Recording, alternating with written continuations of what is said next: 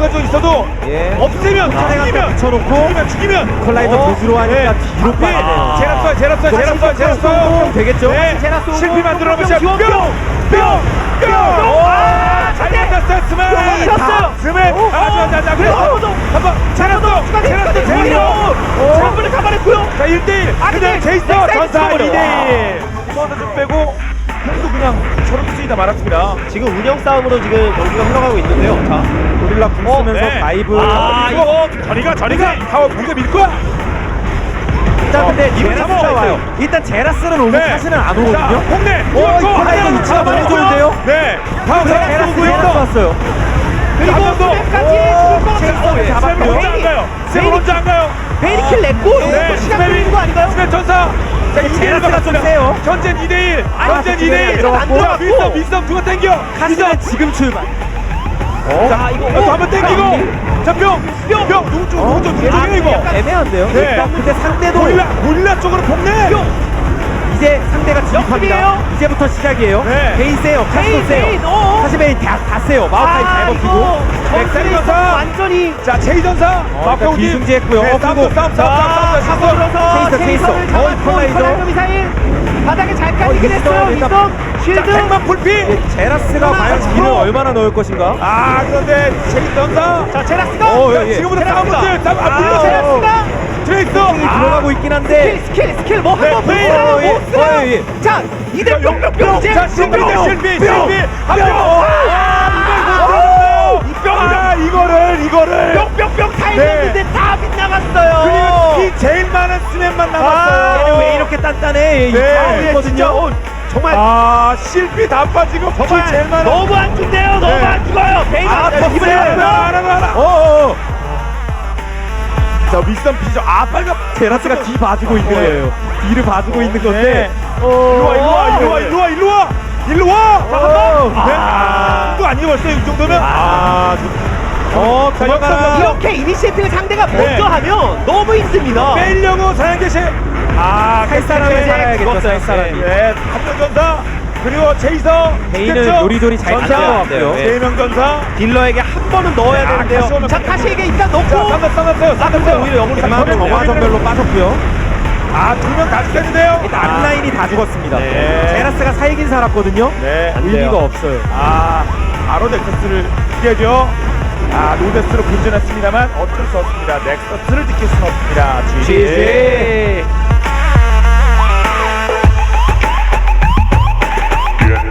Get low when the whistle go.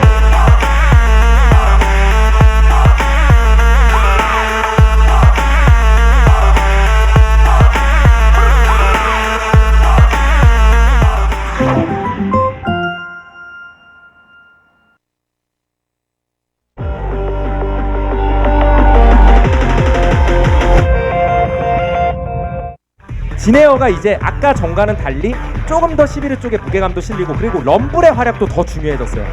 지금 데미지 밸런스가 아까처럼 뭐 럼블에 애매해지고 룰루도 애매해지다 보면 아예 데미지가 없어질 수도 있거든요.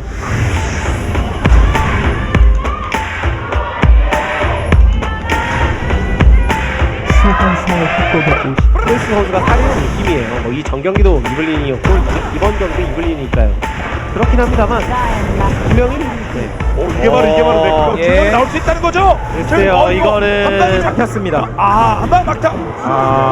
너무 아쉬운 실수인데요. 지금 네. 저 여기서 넥사이가 오는데 노려보나요? 넥사이가 커버가 넥사이가 빠르게 왔으면 왔네요. 잡아야죠. 네, 이거는 잡았네요. 네, 넥사이라도 진짜 위험했어요. 넥사이는 혼자 오거든요. 순간이 여기까지 와요. 다음에 살 사람만 살아야 될 것 같아요. 죽고요. 살 사람만 살아야죠. 그냥 엑사이가 마우카이 그렇죠. 넥사이가 단단한 것 같습니다. 예봉은 잭이 일부러 낚시하는 건가요? 네. 네, 일단 고릴라. 빠져. 예. 고릴라 위험. 좋았어요. 3명. 하방에서 앞에서 막 때렸어요. 막 네. 때렸어요. 자, 플레이. 때렸어요. 네. 자, 옆구리 굴어왔어. 이거 너무 많이. 캡틴잭. 캡틴 전사. 몇 명이나 살아갈 것인가? 제이. 일단 2단 접근. 제이 전사. 프레이가 살짝 상대편을 놓쳤어요. 그쵸, 내양 타워 쪽으로 한번 갑니까? 자, 또 스턴. 하나 더 뛰었으면 불질. 자, 죽었어요. 동성 따라가기 어려운데 상대 딜러 라인도 잘 컸는데 이런 얘기가 그러니까 나올 수밖에 한타 없어요. 지금 네. 지금 위험하죠. 뒤에 마오카이 있어요. 뒤에 마오카이. 자, 누굴 물어요? 예. 갱만 갱맘이 여기서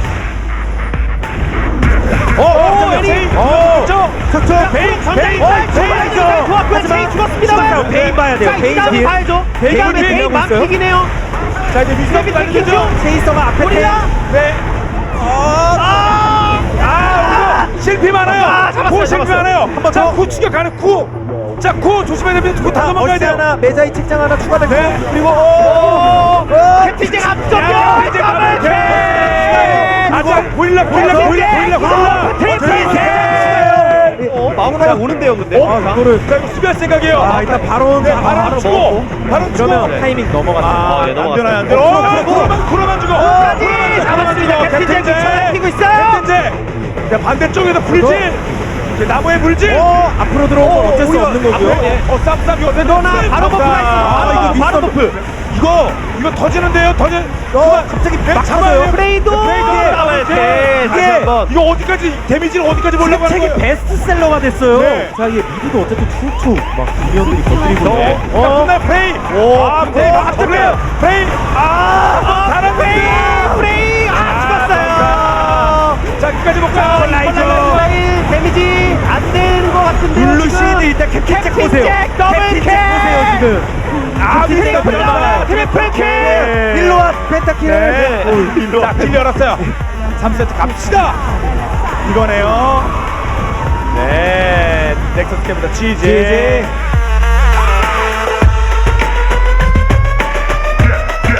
Know when the whistle go.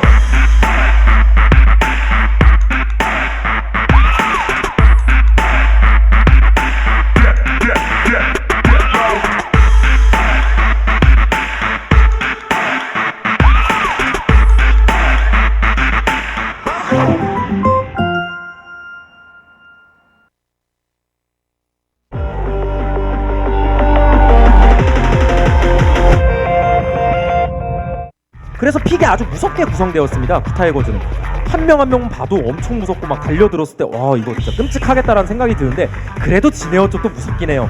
럼블 르블랑 막 있고 이쪽도 막 코르키 대치구도 해서 빵빵 쏘면서 노틸러스가 여차하면 강제 이니시 애니랑 비슷한 역할이 가능하기 때문에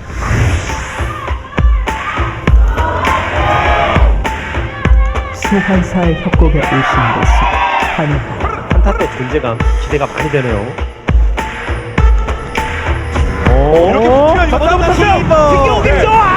먼저 체이가 후가 먼저 쳤어요. 체이가 안 살아갔어요. 죽었어요. 입체 기동 잘 빠졌고 네, 그러나 체이가 결국 죽긴 할 텐데 리븐 합류.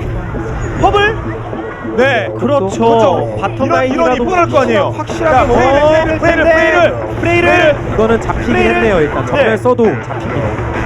자, 땡기고. 그래도 데려가 데려갔어요. 네. 프레이.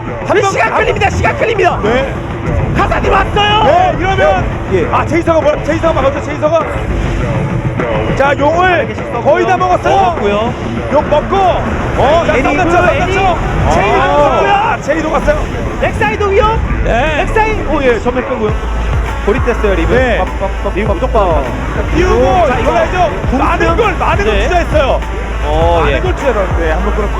자, 스캔. 자 빼야겠죠. 컬라이저 떨어지면 진짜 아파요. 이거라도 떨어졌는데요. 떨어졌는데요.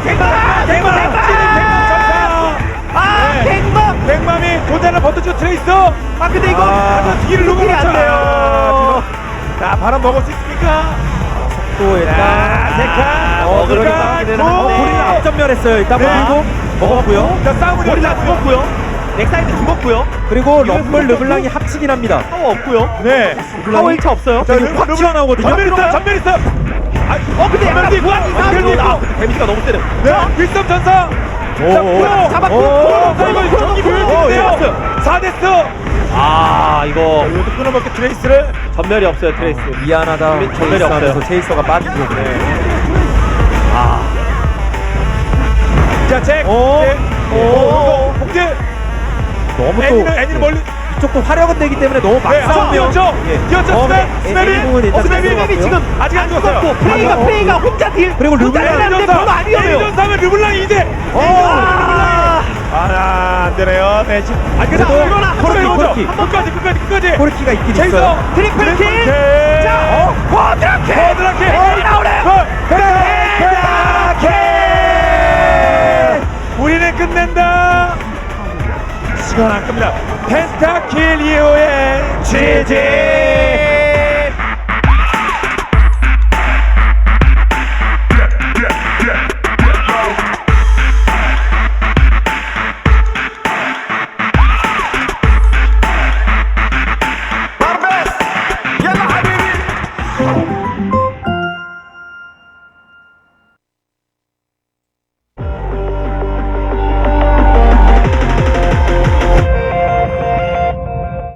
트페가 바루스하고의 라인전이 그렇게 나쁜 게 아니고 또 갱킹 호응력도 확정 스턴을 가지고 있는 만큼 렉사에게 판을 만들어줄 가능성도 높거든요. 그래서 아나키에게 라인전 단계에서 좀 위협을 많이 넣겠다 이런 생각인 것으로 보이고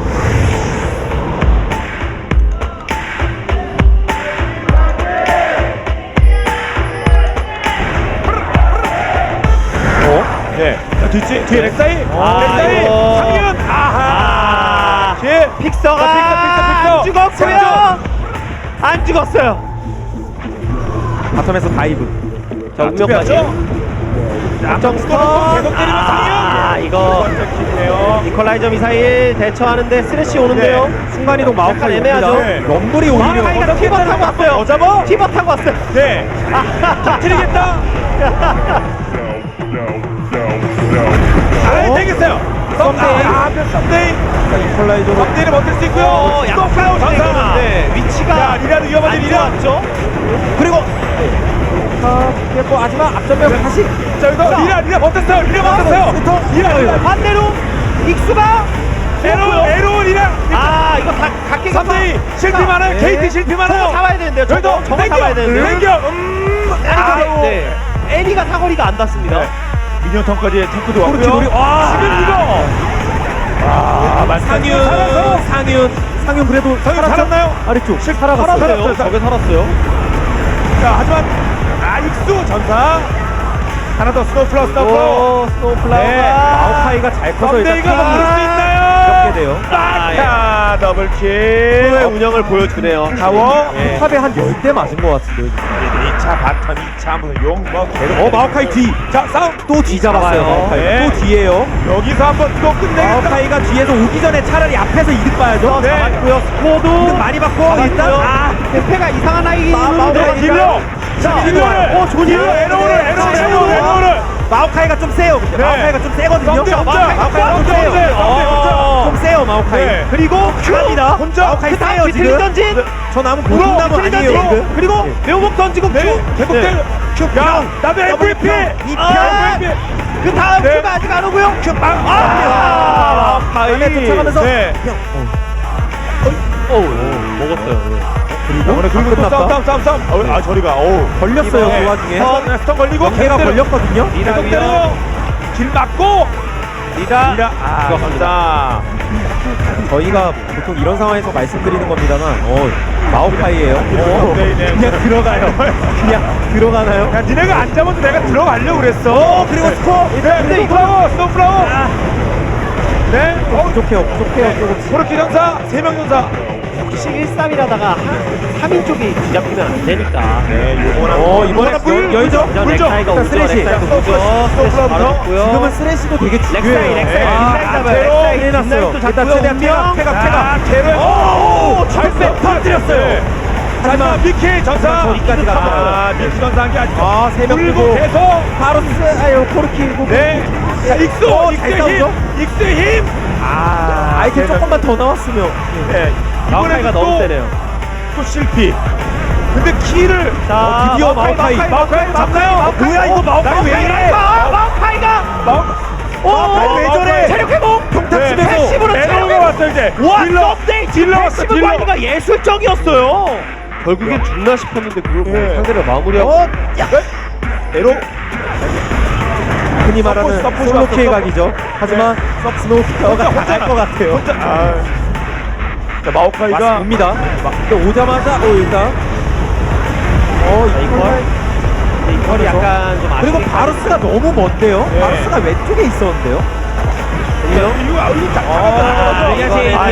끝내버리자. 이번에는 체면 네, 상현. 하겠다. 자, 트리플킬. 트리플킬. 저 트리플킬. 들어가죠. 있어. 빨리 와. 빨리 와. 지나서 세레모니 죽어도 돼요. 괜찮아요, 수고. 썰에 나왔어요. GG. Get low when the whistle go.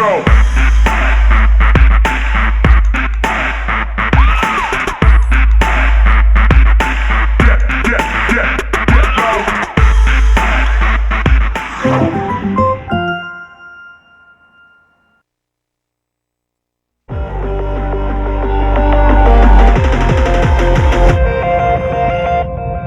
KT 로스터는 그동안 보여줬었던 여러 가지 수를 딱딱딱 꺼내 들었어요. 그리고 가장 좋다라는 챔프도 지금 활용하고 있는 모습 보이고 있고요. 무난하게 반반만 가자. 그러면 우리가 조합상 확실히 시너지는 난다. 이런 생각을 하고 있을 겁니다. 나의 협곡에 오신 것을 환영합니다.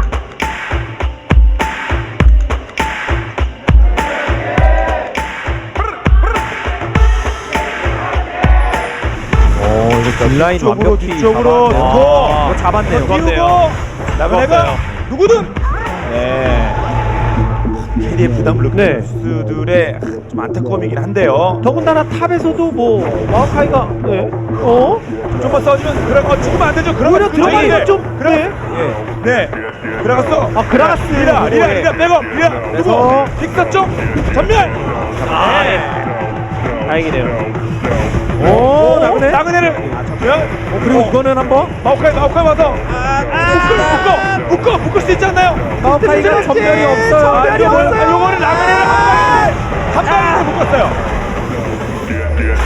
3대2 하나 남았어요. 자, 아직 남았다. 빅서까지. 좋아요. 전사 잡았어요. 이거 아리가 내려간 게 연기예요 지금. 자. 저를 호출한 다음에 그라가스 위에 대기시켜놨었거든요. 딜. 이런 게 바로 네. 도발하는 느낌. 네, 뭐 한번 나 잡아보고 싶지 않아 뭐 이런 느낌. 말꼬리를 살랑하는. 네. 헤카리 치고요. 헤카리 봐요. 여기다. 헤카림이 파고드는데. 그림자 점프를 많이 쓰는데. 드디어 헤카림이 갈지. 보고 있어요. 여기서 아리 생존. 하지만 아무도 못 잡았어요. 한 번 더. 다시 한번. 또 걔네는 되나요? 걔네는 전멸 있습니다만. 있는데. 이리 와. 꺼내주고. 들어갔어요. 끝까지. 캐넨 너랑 끝까지. 살아 캐넨. 캐넨 내놔. 자, 이제 딜러들 오기 전에 빨리 도망가야 돼. 아나케. 알리스타 파고듭니다. 와. 빅토르. 그래도 나그네.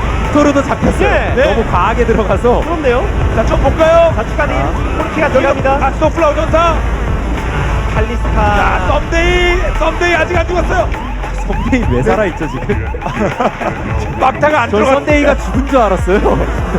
참 아나키가 잘 싸워서 뭔가 그림이 한 번씩 나올 만하다는 생각이 드는 것 같긴 해요. 자, 이 미끼 떴어요. 미끼. 빠져. 헤카림이 추격 네. 하지 않고요. 전멸도 빠졌어요. 아예. 그렇죠. 전멸과 큰일 났네요. 둘 다 빠졌어요. 이러면 그냥 퇴각이에요. 네. 추격 그림. 퇴각이에요. 그거 하나 일단. 뜨면 자 추격 그림 네. 이속 범프 말이 안 돼요. 빅토르 저런 면이. 썸데이가 그거 아끼고 있거든요. 캐넨 쫓겨갔고 들어갔어요 일단. 캐넨이 그리고 들어갔고. 헤카림이 들어가서 익스 전사. 어그로 끌고요. 아 헤카림 얘는 뭐 네, 타워 쪽으로. 타워는 무서워요. 레이저 잡았어요. 잡았어요. 네. 다소 무리하게 이렇게 전공법으로 들어가려고 하는 판단 때문에 그래요. 너무 대놓고 가서 막 엄청 얻어맞다가 싸우고 너무 대놓고 이니시를 건다든가 그렇죠, 예. 포탑적으로 그냥 막 대놓고 밀라 그런다든가 이런 것도 안 맞아도 되는 체력이거든요. 물려요. 썸데이. 자, 생존으로 일단 이러고 싸움이 열리면 일단 에로. 예. 에로 죽었어요. 자 이거 갑자기 이러면 헤카림 도움이 안 알리스타 되거든요. 주고 도망가야죠. 알리스타 헤카림 주고 지나갔다가 최대한 피 채우고 순간이동. 그 전에 나그네까지 헤카림 보기 전에. 오. 헤카림 보기 전에. 오 예. 헤카림 와도 이제 안 돼요. 대기 중. 제 불고인 때문에 바론한테 맞았어요. 일단 한번 들어갔죠. 픽서가. 자 이니시가 근데 픽서가 네. 픽서가 딜러가 픽서의 억울한 기분 이라? 같은데요? 예. 먼저 죽었고요. 예, 약간 이거 자 마우카이 파고들었고요. 자 에로 못상에서 죽었습니다. 자 빅토르 위험하네요, 해야죠. 이러면 위험하고요. 빅토르. 네. 다 도망가야죠. 이제 빅토르가? 하나 더 스코어까지만. 스코어까지만. 오. 스코어 잡았어요. 살았어요. 그리고 아리가. 네. 전원 생존. 자, 빨리. 칼리스타라서 빨리. 폭발력은 있는데 네. 얘네 너무 옆인데요. 너무 옆인데요. 어쩔 수 없는 너무 거예요. 어쩔 수 대놓고 없는 옆인데요. 거예요. 그건 어쩔 수 있는데요. 네. 그냥 치나요 바로는 안 되죠. 아니, 이건 안 되는데요. 네, 나와야죠 일단. 네. 구덩이에서 나와야죠. 에러오 전사. 그 다음에 스코어가 아직 살아있죠. 나그네가 잘 싸우고 있어요. 나그네가 나그네 죽었어요. 키로 와중에 죽었어요. 잘 싸우고 자, 있어요. 여기서 잘 싸우고 있습니다. 와, 아나키. 진짜 대단합니다. 대단해요. 금성의 아나키. CJ. CJ.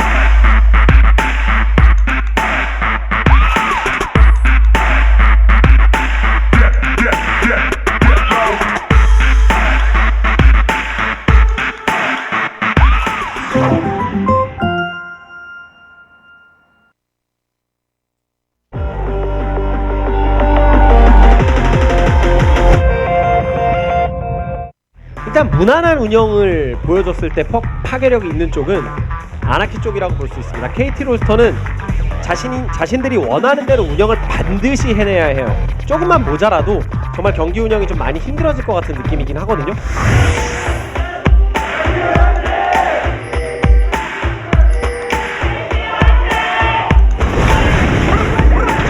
랭가. 그래도 웃겼어요. 진짜. 먼저 강하게 밀고 당할 하겠는데요, 수도 있죠. 이러면. 네. 네. 집에 갑니까? 자, 알리스타가 간 줄 알았어요. 네. 집에 갔어요. 하나계신 집에 이거는 격공이 안 되고요. 무조건 죽었죠, 전멸차. 자, 이거 한 번 더. 가야 되는 거 아닌가요? 가죠. 한 방. 가능하죠. 한 방. 이국진가? 예. 순간 이동이니까. 네. 싸움을 뺐어요. 자, 미라. 테라가. 마지막 불길이 남아 있었죠. 네. 탑에 두 개이고. 랭가 뜁니다. 뛰었어요. 미콜라이저 미사일. 미키 바로 죽었습니다. 이러면 일단 한타. 스노플라워. 일단 한타가 스노플라워 끝났어요. 바로 놓고요. 얼마나 헤카림이 조금씩 키를 먹었습니다만 추격할지. 네. 럼블. 베인까지 추격도 자, 잡아내고요. 익수까지 잡아줘야죠. 익수까지는 안 되나요? 리라. 정말 위에 카사딘이 오네요. 막타주가 카사딘. 근데 저런 체스가 한번 잘 들어가서 충분히 아무리 데미지 데딩할 시간만 벌어준다면요. 오 예. 네. 한번 쌍났어요. 미키. 헤카리 럼블. 가오죠. 자, 이퀄라이저 있어요. 어느 쪽으로 누구 쪽으로 보악 한번 하고. 에로우가 앞전면까지 하면서 제대로. 네. 랭가 또 한 번. 이대가 또 한 번. 오겠지. 자, 물어. 랭가가 뜁니다. 자, 리로 돌아간다. 뛰었어요. 예. 자, 리레부터 물렸어요. 상윤이라도 살아야죠. 자, 오히려 역공. 자, 케이트를 끌어놨죠. 모냐가 있긴 하거든요. 어우 너무 아파요. 서울이 플라워, 다 녹여. 불쇼. 한 번에 뭔가 다른 선수도 뭔가 이런 생각이 드는 플레이도 없었죠. 다른 선수지만 에로우가 굉장히 여기가 앞에서. 일단 자, 여기 옆구리. 그림자명이 자, 입구 들어왔죠. 나그네가 앞으로 들어가서. 자, 거의 깔끔하네요. 끝내네요. 네. 픽서가 탱킹 신나게 하다가 이제 네. 기본 30초. 11이 그런 거 같아, 진짜. 미키. 그림 같은 아름답게 이퀄라이저. 스톱 폭발은 나오지만 그 전에 데미지를 너무 많이 입었어요. 네. 자, 저는 생존 KT. 야 에이스 나오겠는데요. 네. 트리플 킬. 자, 그 전에 네. 너도 와서 죽어. 네. 이 정도는 그래야 KT 고생하셨습니다. 넥서스 깨세요. 네. 이번에 완패입니다. 지지.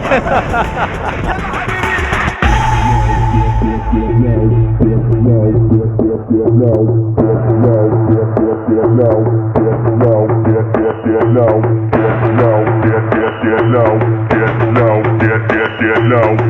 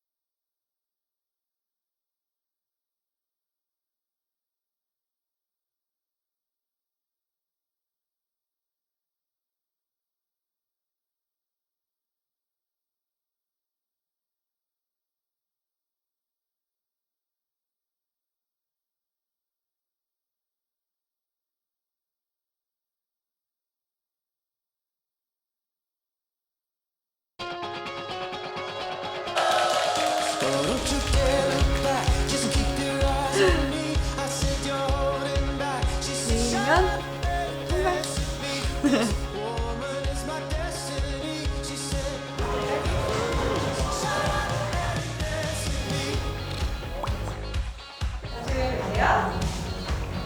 자 인터뷰 리허설 중인데요. 과연 이따가 어떤 선수가 저와 인터뷰를 하게 될지 기대됩니다. 여러분 끝까지 함께해 주시고요. 시험 기간 요즘 대학생들 시험 기간이잖아요. 저랑 같이 파이팅 하시죠. 파이팅! 이따 봐요. Today's matchup. Jin Air Green Wings. CJ Entis. Spenu Sonic Boom. Two Tigers. 2015 Spenu League of Legends Champions Korea Summer.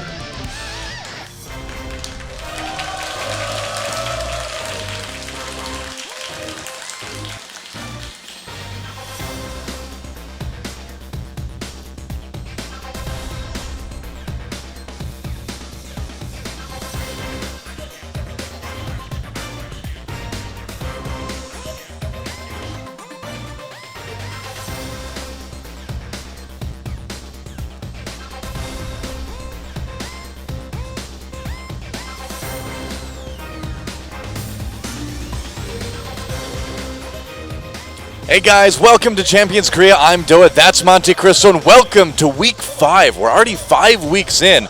It's hard to believe. It feels like the season just started, didn't it? Yeah, I mean, we're Yeah. almost through the first round robin. We've got one more week to go, so Yeah. should be some exciting matches, especially our first one tonight is going to be quite interesting. Oh, definitely. CJ versus Jin Air, and then our second match as well, Spenu versus the Ku Tigers. But yeah, CJ versus Jin Air, very interesting match. I mean, CJ right up there on top of the league along with SK Telecom, just underneath them in second place.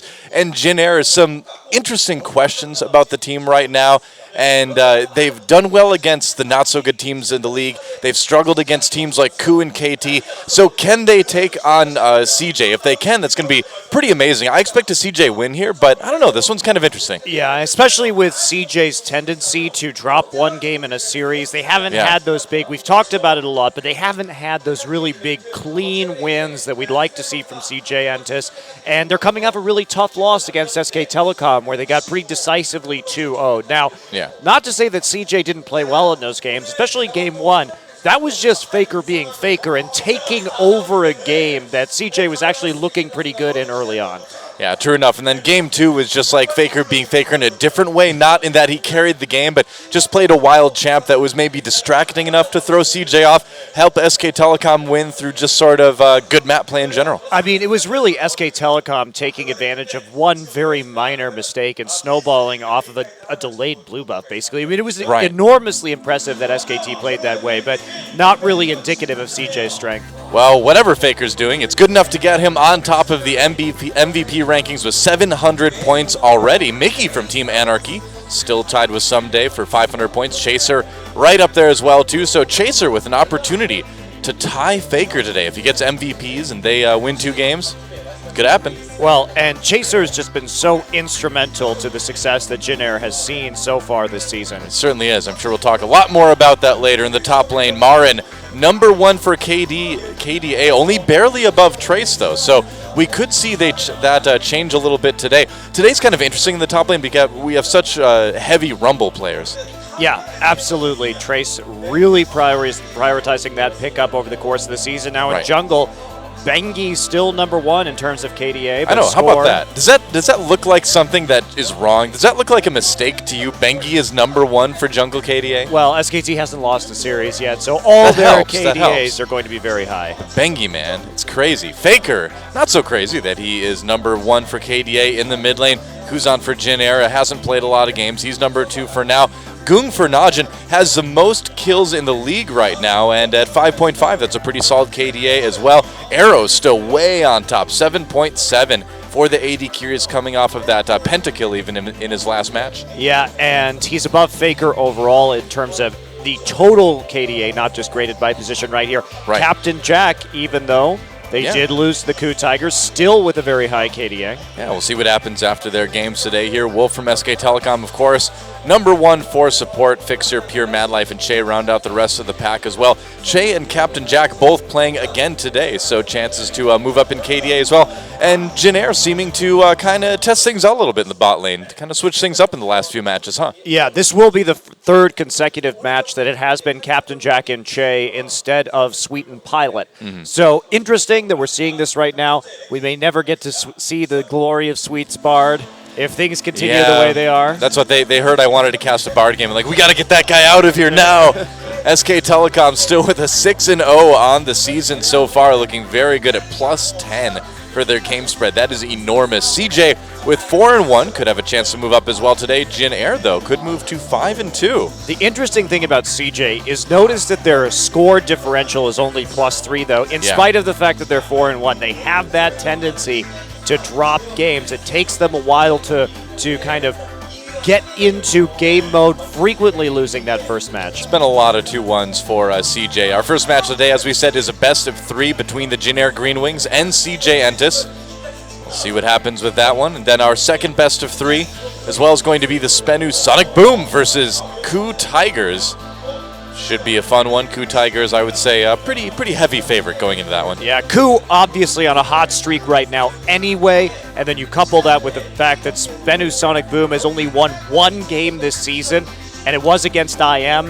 Yeah. And you have all of the nice ingredients for a stomp. That's how you bake a stomp, Doa. You do. Put in one team on a hot streak, one team that can't win games, put them together, and then stomps happen. That's a stomp, yeah. You put some frosting called a pentakill on that stomp. That is a delicious stomp. But first, we're going to check out some teams that probably will not be involved in the stomp here in our first match. There are the Jin Air Green Wings, of course, Captain Jack and Che down in the bot lane.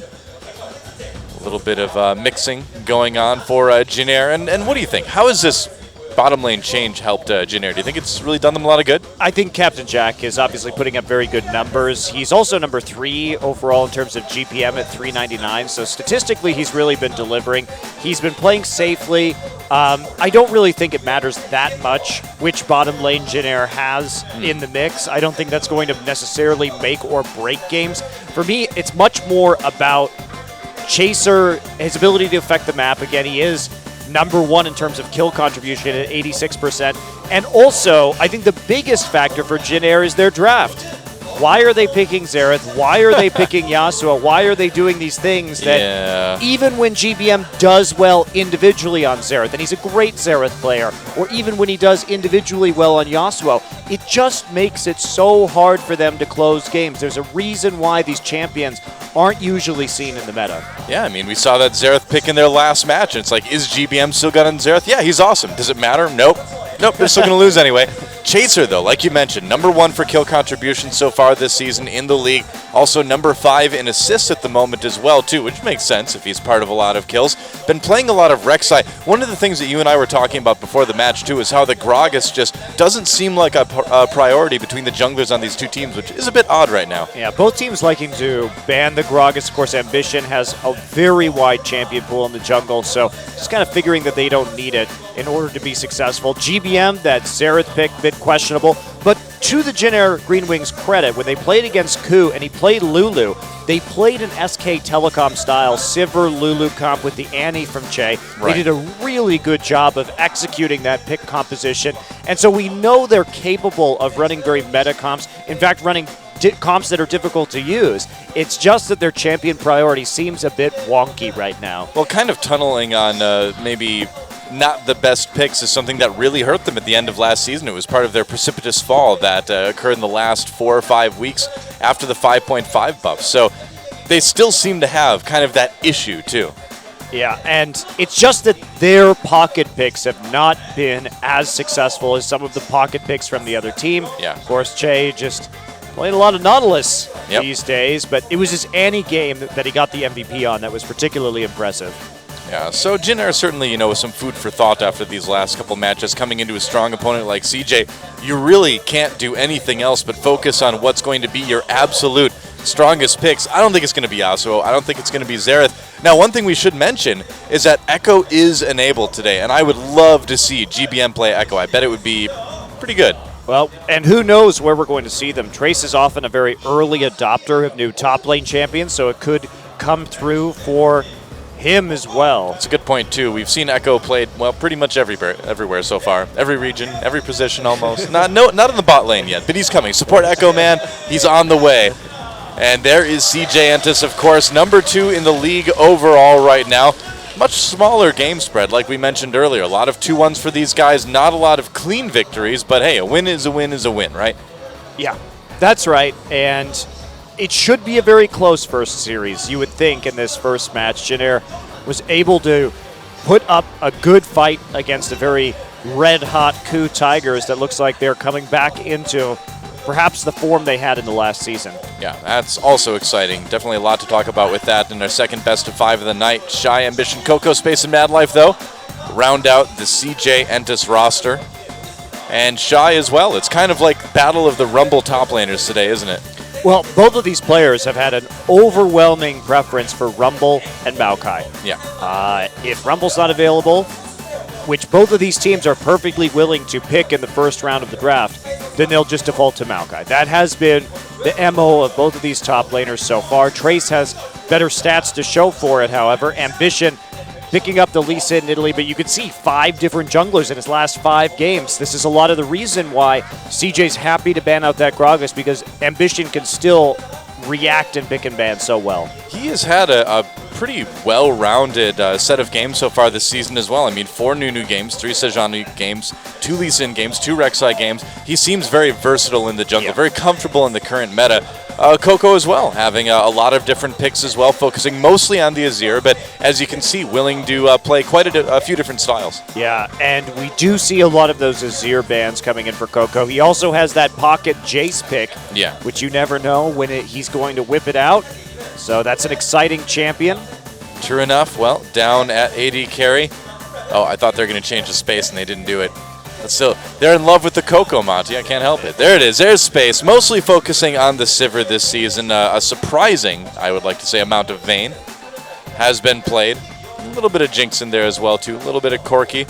But I feel like we're going to see a lot more of the Sivir here on out. Yeah, Sivir is just such a strong champion. It's been increasing in priority in the draft overall. Some teams, like CJ or like the KOO Tigers, do still really like the Corki. So I'm not sure exactly which way CJ Entus is going to go today, but it's pretty convincing that they've been looking at that Sivir pretty much entirely in the last several games. And Mad Life, speaking of things that have kind of popped up more consistently in the last few games, moving from that Thresh seemingly into a lot more focus on Alistar, huh?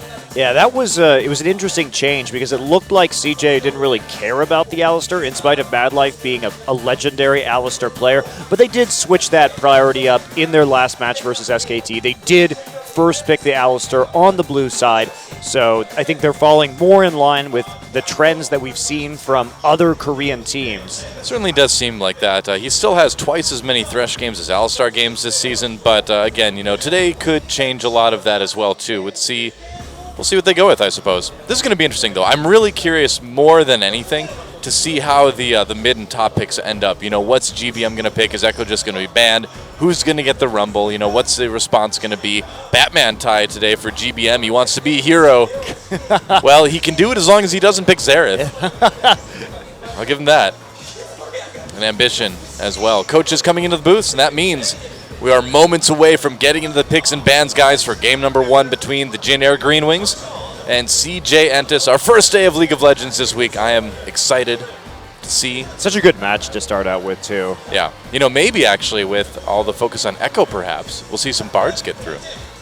Maybe we will, but maybe that's just wishful thinking. Who is a Bard player here? Is it Che? Is it Mad Life? We don't really know. I'm one. I'm a Bard player, but well, get the hell in the booth, Della. Okay, I'm going right now. Oh, I can't. This microphone's attached to my head. Here we go. Picks and bans. Jin Air versus CJ. There's a LeBlanc ban first off, so Jin Air not wanting to first pick that for GBM. He did play it once in their last series, but not going to do it in game 1. There's a Rumble ban. Okay, so nobody gets Rumble. Fine. Shy's like, all right, fine, nobody gets it. Well, Shy always has that Shyvana to fall back on as well, which is a champion that is perfectly fine in the current meta. Not a lot of people playing it, but that pocket pick, a danger that you have to consider when you're playing against CJ. Rek'Sai, Chaser's jungle of choice. will be removed from the pool as well. And there's the Gragas ban. Yeah, what do you think about that? I mean, Gragas is strong, no doubt about that. But would either one of these jungles really pick it? I don't know. I'm not so sure. Chaser, they both played it, so if it's Yeah. available, you can pick it. You do have some early presence on the map. I am surprised that Jin Air banned it because Ambition has other options for early jungler. He can play that Nidalee. He can play that Lee Sin with a warrior enchant. So in a way, since Jin Air has first pick, it's kind of taking a tool that they might have to match Ambition's early game All right, well, away from them. Now, where are they going to go with this? Echo is open. Echo, you know, if any region isn't going to pick up a champion right away after its release, it's going to be Korea. So it is possible that we just won't see the Echo today. I think that's very unlikely. We'll see. I hope I'm wrong. I hope I'm wrong. But if there's any region that's not going to do it, it's going to be Korea. So, Sivir will be the first pick. Yeah. Obviously, they've seen CJ grabbing that in their last 3 games, and Captain Jack, of course, very good with that Sivir as well, and instrumental in some of Jin Air's recent victories also. It's just such a good pick right now, and both teams have shown that priority, so they're going to test the waters, giving CJ a couple of picks over on that red side. We've seen a little bit of Karma pop back up again to kind of combat the speed boost that Sivir gives your team. Do you think we'll have a chance to see that out of CJ? I don't know if Mad Life is going to pick it up today. I don't know if he will either, and the only player who's played Karma is Gorilla. Yeah. So I'm kind of waiting. I think it's a good pick. I'm kind of waiting for other players to try it out, but instead they may go for Mad Life's Annie, a champion that he's had a lot of success and a lot of bans on, actually. Yeah, and certainly a champion that can stop a heavy engage cold with that Tibbers stun too. So we'll see how that works out. Victor, still available, slipping through the bans, and be a pretty solid pick for GBM. We'll see what he goes with. There's the Echo. Is he going to go with it? I want to see this, man. I want to see GBM play Echo. Brand I would be okay with too, but I think it's probably going to be the Victor. Yep, locks it in. Has that good mobility with the Sivir, so pretty standard composition that Jin Air is setting up so far. They've taken the Maokai away from Shy, so now Shy is actually going to have to play a champion that's not Rumble or Maokai. And he could play the Ryze. I mean, Shy has had like hundreds of games on Ryze. It was one of his primary champions for a long time. That's a really good point. Ryze falling shockingly far down the draft right here. Apparently, Jin Air very confident that they're going to be able to contain Shy's Ryze. I would not be so confident in that fact. We'll see. Could be that Hecarim pick as well. Corki pretty solid too. The Hecarim pick is better against Victor than the Ryze will be. That's true. Because when you have Annie, Evelynn, Hecarim, you have a million tools to get onto the Victor who has no movement ability. I mean, that Victor can just die instantly right now, so they're going to lock it in. Yeah, a little bit of poke from that Corki, but man, the engage coming in from CJ should make GBM a little bit worried. So how do you combat that? Do you just go ahead and grab a Thresh or something like that? Jay is a great Thresh player. I would honestly try Janna here. Oh, okay. I would go for Janna. You need something. You have your engage already with the Sivir and the Maokai. You have great setup. If you really want to go maximum engage and have GBM just throw his body into the enemy team, you could go for the Leona, but His mechanical body is ready. I think that Janna is a much safer choice in this circumstance. And then for the jungler, ooh. I mean, Sejuani still available? Yeah. Yeah. Yeah, it wouldn't be bad. Another thing that stops the engage, and Nautilus can help as well a little bit. I kind of like the Thresh better than Nautilus, but you like the Janna. I mean, Chase play a lot of Nautilus, so the Nidalee would be a bit of a surprise, and it looks like that's what it's going to be. Wow. Well, they have a lot of potential to actually damage CJ early on, especially their bottom lane's going to be pretty squishy right there. And Nidalee going to be picked up for Chaser, a champion he played earlier this season. Oh, there it is. Echo. Echo for Coco. And so our first Echo of Korea. Wow, you're right. Very first game. Nobody wasting time. I wonder if that has ever happened before. That a champion, the first game it was available in Korea was picked. I don't think that's ever happened to the new champion before. Yeah, it's definitely a rarity. Yeah. Here in this scene. Yeah, I mean, usually Korea's always the one that waits a month or something before anyone picks it. But Echo just too strong right now to avoid. And Coco's going to try it out against GBM's Victor. And Echo has been a bit of a mixed bag as players get used to him and teams get used to playing around him. And I'm very curious because CJ is a team that has a very strong identity as team fighters, but this is going to be a great pick. He's going to be able to easily get into the back line with that phase dive, get on top of Victor. And one of Nidalee's flaws is if you are playing an engaged team with a Nidalee, it doesn't really fit into Jin Air's composition because you want Nidalee to poke over time, but Nidalee is pretty useless in hard engaged team fights like the one CJ's bringing to the table. She pretty much just has to run around in circles and try not to die. Man, CJ has a great potential to chain some serious CC as well between all the ults and then parallel convergence from Echo. Yeah, it's pretty massive. So if CJ catches you, you're basically not going to go anywhere. You're going to die. I really like CJ's draft this game. Well, let's see if it pays off. Game 1, Jin Air versus CJ. It's go time.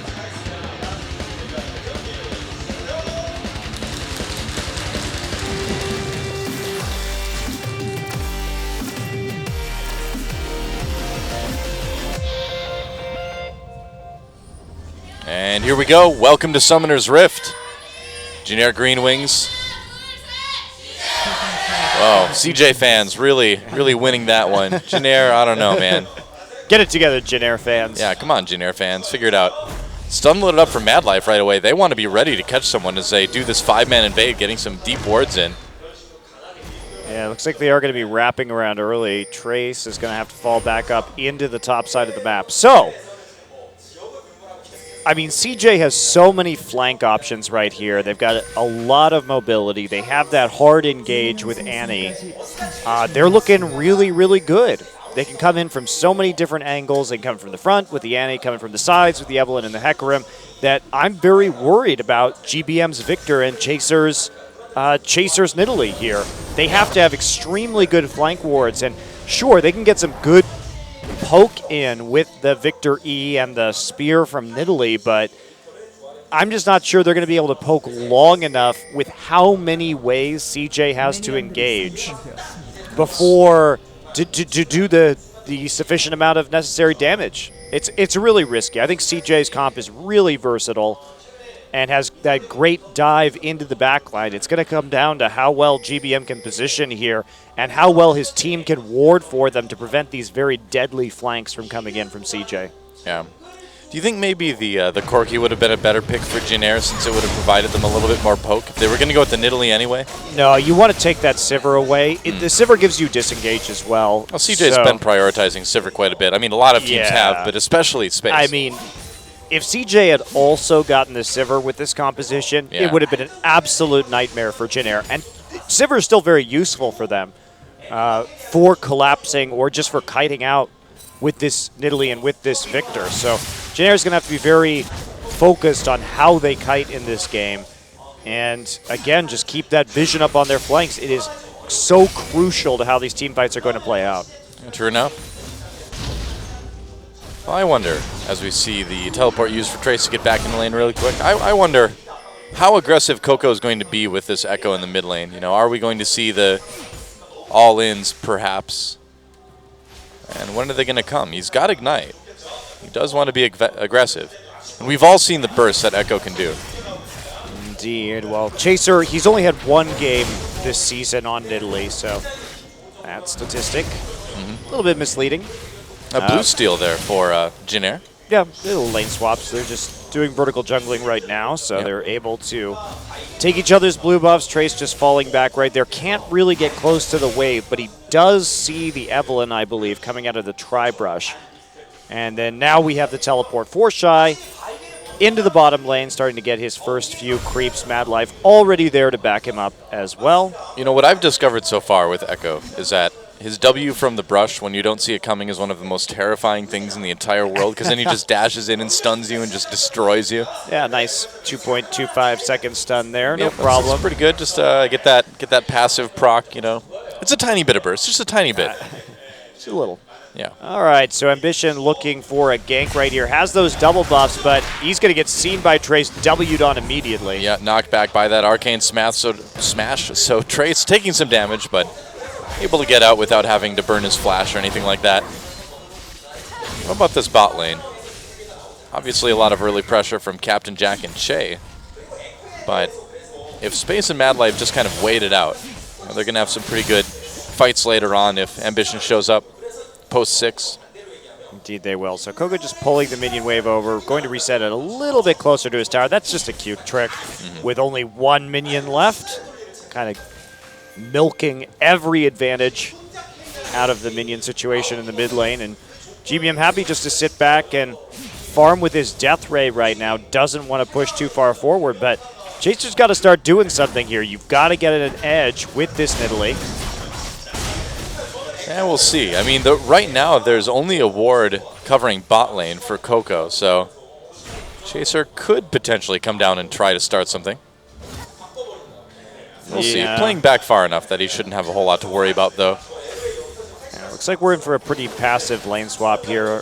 Both sides just freezing a little bit. Trey's getting a small CS advantage, but nothing really to write home about, and he's going to probably lose it as he has to walk back into his lane at the moment after his first buy. I think anyone would write home about a CS advantage. Be like, dear mother, today I maintained a 7 CS advantage in top lane for 15 minutes. Well, the pro players certainly should tell their parents what they're up to. So that's true, yes, I suppose. Yeah, I be think proud. they would. Be proud of that CS advantage. That's in a real whatever lane you're in. accomplishment as a professional LoL player. That's true. Be like, today was a wonderful day. I hit the flame horizon. That's what they like to write. Like, yeah. Dear Mom, I hit the flame horizon today in my game, and I won MVP. I'm the greatest. And send it as a handwritten letter through the mail, so you know, so they know you care. You know, just shows more effort. Well, Ambition may find Chaser here in the jungle. He will, doing a little bit of damage. Chaser has that flash if he needs to get out. He can always hop too. Flash over the wall. Madlife comes in, and first blood taken by Ambition. Nice response by Madlife to get up there, flash over the wall with that stun available. Great play from CJ. Yeah, Chaser really didn't think that Madlife was going to commit for the flash like that. But you don't know Madlife if you don't think he's going to commit for kills. It's very true. Yeah. It's very true. Good play by Madlife. Chaser, though, playing a bit risky. He thought that he was going to be okay because he had pushed up that lane. But the fact is that they had a ward on that Gromp earlier on. So they were going to know whether this Evelynn was there or not. And instead of playing it safe, in fact, instead of even doing something like hopping over the blue wall, actually choosing to go to the river gave Madlife that angle. So kind of lazy decision-making there by Chaser, actually. Yeah, well, like you said, I just don't think he thought Madlife was going to go all in on that one. But hey, a flash for a first blood and an assist, that's not bad. Not bad at all. And Madlife is starting to roam a little bit more with that Annie now that Shy is going back into the jungle for a little bit more farming. He's got time to move around. And this is where that Annie gets really dangerous on Madlife. It's his ability to just kind of pop out and stun you. Yeah, we saw so many bans of Madlife's Annie last season. He really did justify the pickup in a lot of ways. And now he's back again. Well, W used by Koko. Couldn't quite catch GBM. It's a tough one to land, man. It takes like 3 seconds to get there, so it's a challenge. It is. Yeah. But its range is pretty ridiculous, so yeah. I actually think that its range is part of the problem with it because it's like you have no way to know that it's coming because of how far off screen you can actually cast it and have it be relevant within a team fight. Well, that's definitely true. Yeah, like I mentioned earlier, man, that W from Echo is terrifying if you don't see it coming. Suddenly it's just there, and then you're not. Oh no, you're there. You're just frozen. Frozen in time. You're there, but you can't control your character. Your screen is all gray, and you've got this like counter going on. You can buy stuff, but that's about it. It's much less fun. That's just the shopping mode that every character has. That's right. It's the activate, shopping passive. You activate the shopping passive. Able to shop while dead. Wow, what a great passive.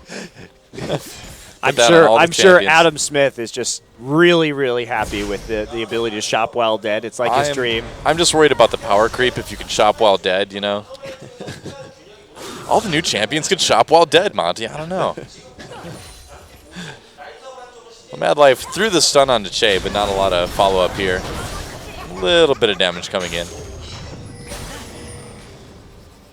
Yep. And did they get that blue buff over to Koko, or is that already gone? I didn't catch it. Yeah, they got it over to Koko, I believe. And now Chaser and GBM going to sneak their way in. They want to take out the Eve. They think she's actually on the Wolves right now, but trying to set up a gank at the bottom lane instead. So it looks like Che will provide some protection while Chaser counter jungles. CJ may be catching people. Coco, though, out of position, though. Yeah, and so Jin Air is able to kind of just set up in the CJ jungle for now. Take the Swift Scuttler as well.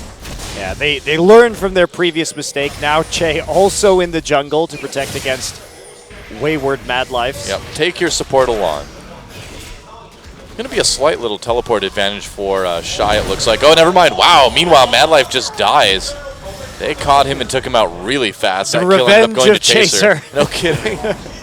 He flashed for it, too. He's like, fine. Multiple flashes used, actually, but it looks like they're going to be able to claim a dragon off of it as well, too. So Jin Air, yeah, coming back, getting the kill, going and grabbing the first dragon of the game as well. Yep, so they actually are able to transition a kill into an objective. So very close early game that we have right now as they finally are able to discover that Evelynn. So Mad Life is there recalling. Mad Life is going to be grabbed and destroyed. And that is the burst that you get from that Evelynn in the mix. Maybe a little bit of an overcommittal right there. Captain Jack probably didn't have to flash and ult for that one. That was interesting. Yeah, I mean, between the damage coming in from Chaser, well, Chaser's spear hit like max range, so they didn't really need Sivir there at all. At least he got the assist, you know? It's all about the assist. I guess. That is, I suppose that's a point you could make, is that at least he got the assist. Could have done that with just his ult without actually flashing, though. It's a silver lining, man. I don't know if there is a silver lining to your flash being down. You got the assist. See, silver lining isn't like a great thing about a bad but situation. It's like an okay thing. He could have gotten the assist just with using his ult but not flashing. I suppose. But since it was a bad situation, that's what makes there be a silver lining to begin with. You can't have a silver lining in a good situation. Oh, Jay, not a good situation for him as well. Stun from W doesn't hit, but it doesn't matter. Coco claims his first kill with a little bit of help. Shy also in the bottom side right here now, just pushing up, starting to proxy farm. They want to get this kill onto Captain Jack. Chaser is coming, but he's not there yet. Yeah, they're going to knock him right back in the W. They get the stun, and Captain Jack gets taken out. Another kill for Coco. Shy, though, going to go down. Yep, Chaser able to grab one there, but now he's just going to get dove. I don't know if that was the best idea. It looks like they're going to leave him. No, you got to kill that. Yeah, there we go. All right, Ambition grabs one. Chaser's like, I want to die too. Okay. But he killed Shy, so worth. Worth. All caps. Type it out. Worth. Yeah, they're going to lose the tower as well. So Jin Air just kind of filing in one by one to their doom. It was a good play from CJ. Go in on the map right there, get the deep wards in, and they laid a nice trap that caught Che out, and then that just snowballed into the Sivir being alone on the bottom side. So a good continuation of events for CJ, and then they kept collapsing even after Shy met his end at the end of a Nidalee Spear. Yep. Met his end, literally. Maybe not quite literally. You know what I mean? It was like a spear pun. It didn't really work. I don't know. Forget about that. Let's talk about Coco's items. He's got the Marilla Namicon now and a Blasting Wand, so a little bit extra damage there. He's quite a bit more powerful than GBM at the moment. Yeah. Has GBM been back to buy though? I don't think he has. He's upgraded his Void Core. Oh, you're right. Or his Hextech Core, whatever it's called. Hextech Core? If Kassadin had an item, it would be the Void Core. Look, I mean, they just invent words. And then well, that's what you do in a fantasy universe. You have to invent words. You can't have like extraordinary things in a fantasy universe and call them normal names. I like Victor Scepter. Victor Scepter? Yep. That's boring. I'm glad you're not naming things in League of Legends, Monte Cristo. Captain Jack manages to take the bot lane turret. The middle lane is very, very low as well. GBM is going to be able to knock that down fairly soon. Oh, tried to land that. Hey, at least Scepter is somewhat creative. I could have just called it Victor Stick. Victor Stick. That's even. I like that one better, actually. The Victor Stick. It's not magical. It's not a magic stick, but it is the technology stick. Who the hell knows? I don't know. Tech staff. That sounds cool. That's probably already used in the game, though. I would imagine. All right. Well, it looks like Jin Air is actually starting to group right now. Oh, and right as I say that, they're going to recall. They don't have a lot of HP left. One of the advantages that Jin Air did get off of that those ganks in the bottom lane was that GBM put a ton of chip damage onto the mid turret, and it is almost down already. True. So as long as they can keep pushing up right there, keep getting that advantage, maybe they can turn something out. Meanwhile, Trace has gotten a nice little CS lead on the top side, but Captain Jack has fallen a bit behind in lane after dying under that turret and being denied a bunch of CS. I mean, the other thing, too, is that with, looks like they might take out mid lane here, with Shy having that smite, you know, having that skirmisher saver, a lot of his CS is worth more, too. Because he did get a little bit of time to farm in the jungle in the bottom side of the map and stuff. So, yeah, as we can see, the gold really about 500 behind. Okay, so that's not quite as close as I thought it was going to be, but yeah. So never mind. Well, there you go. But in spite of the kill differential, we still do see that near parity in terms of gold. Yeah. And what's going to happen with this next dragon? Jack is feverishly pushing up the bottom side. Jin Air, it would be fantastic if they were able to take out that mid turret before this next dragon came up. It'd help a lot, and CJ knows that. You know, they've got Space and Mad Life in the mid lane now to try to push things back a bit. Coco rotating down to bot, and he's almost done with that Abyssal Scepter, too. Yeah, GBM has to go back right now. He's got a lot of money in his pocket, going to grab a needlessly large rod. So a bit different than some of the other Victor builds that we've been seeing, actually. Well, I think with the dragon fight coming up, he just wants as much power as he can right now, you know? Yeah, but not a lot of mana for sustained poke here, which is a bit worrisome because that's kind of what they want to rely on with Chaser's Nidalee as well.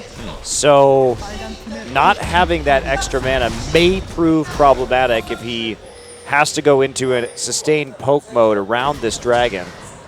Still no Infinity Edge either for Captain Jack, so this isn't a great fight, I think, for Jin Air, just in terms of itemization.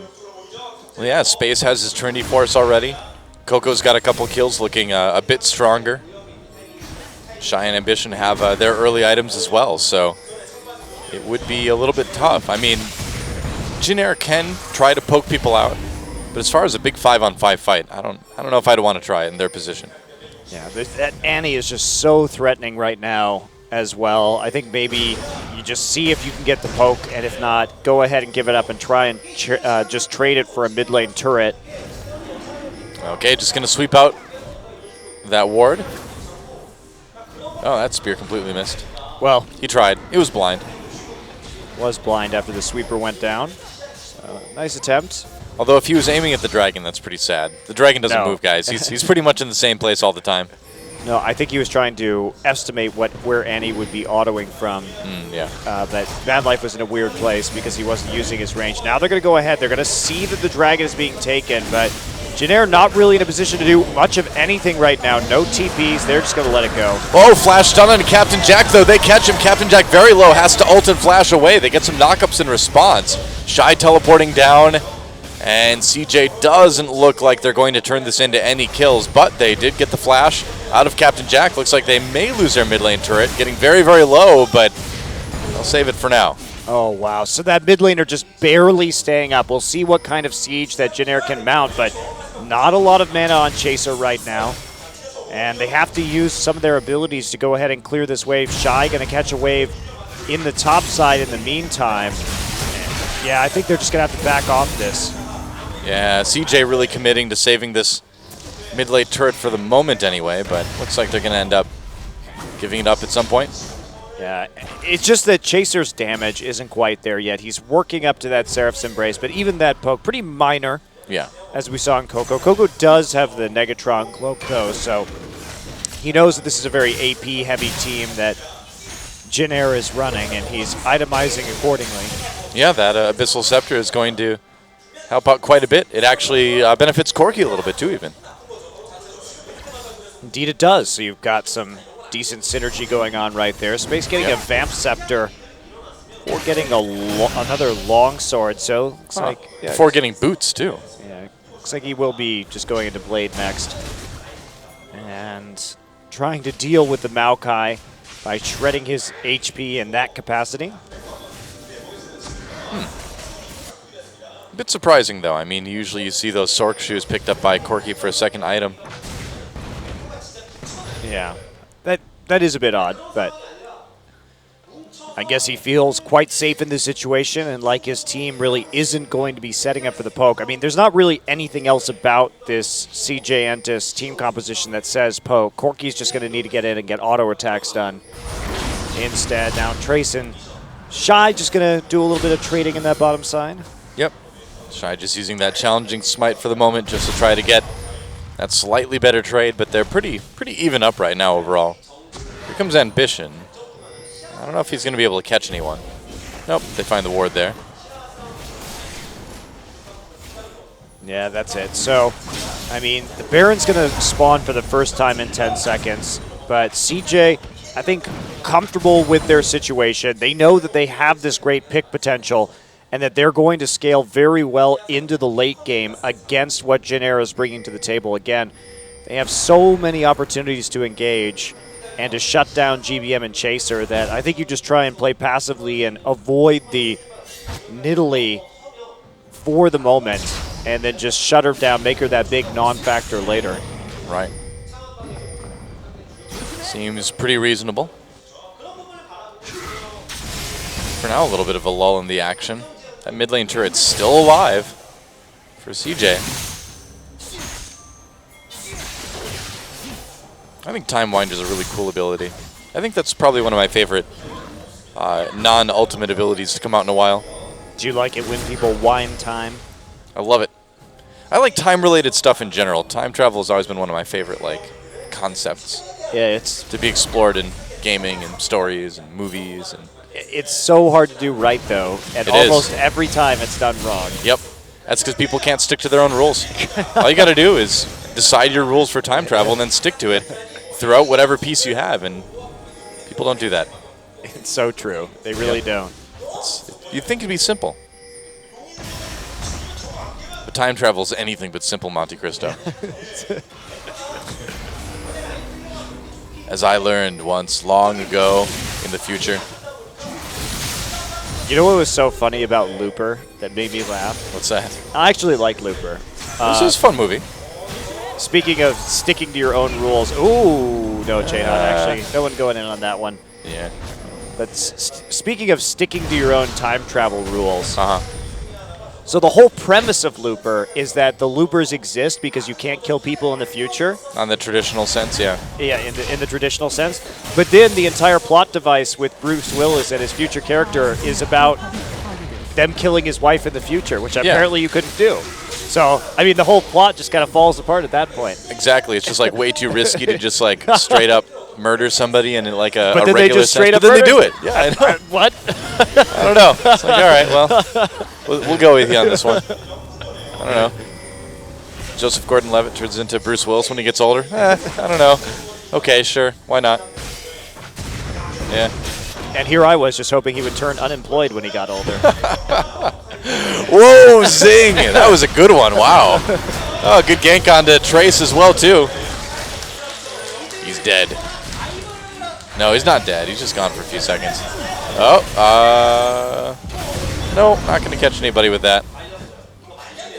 Just a lot of wave pushing and sieging right now, Doa. Don't get too excited. I mean, Trace I'll died, try not but to. it was on the bottom side of the map, and they're not really able to take any advantages out of this. They have that wave clear already in the mid lane with Victor and Sivir, so not a really good way for CJ to push in. Mm-hmm. You know what my favorite time travel movie is? Time Monte Cristo? Bandits? That's the only possible answer. That's totally incorrect. Time Bandits is a great movie, but the best one ever was Bill and Ted's Excellent Adventure. Oh, damn, you got me. Okay. That was a great movie. Because they stuck to their time travel rules. They did. Their time travel rules were very free and made no sense, but they stuck to them. Yeah. It was great. It is a great movie, I have to admit. He needs his dad's car keys, so he just imagines himself leaving them there in the past.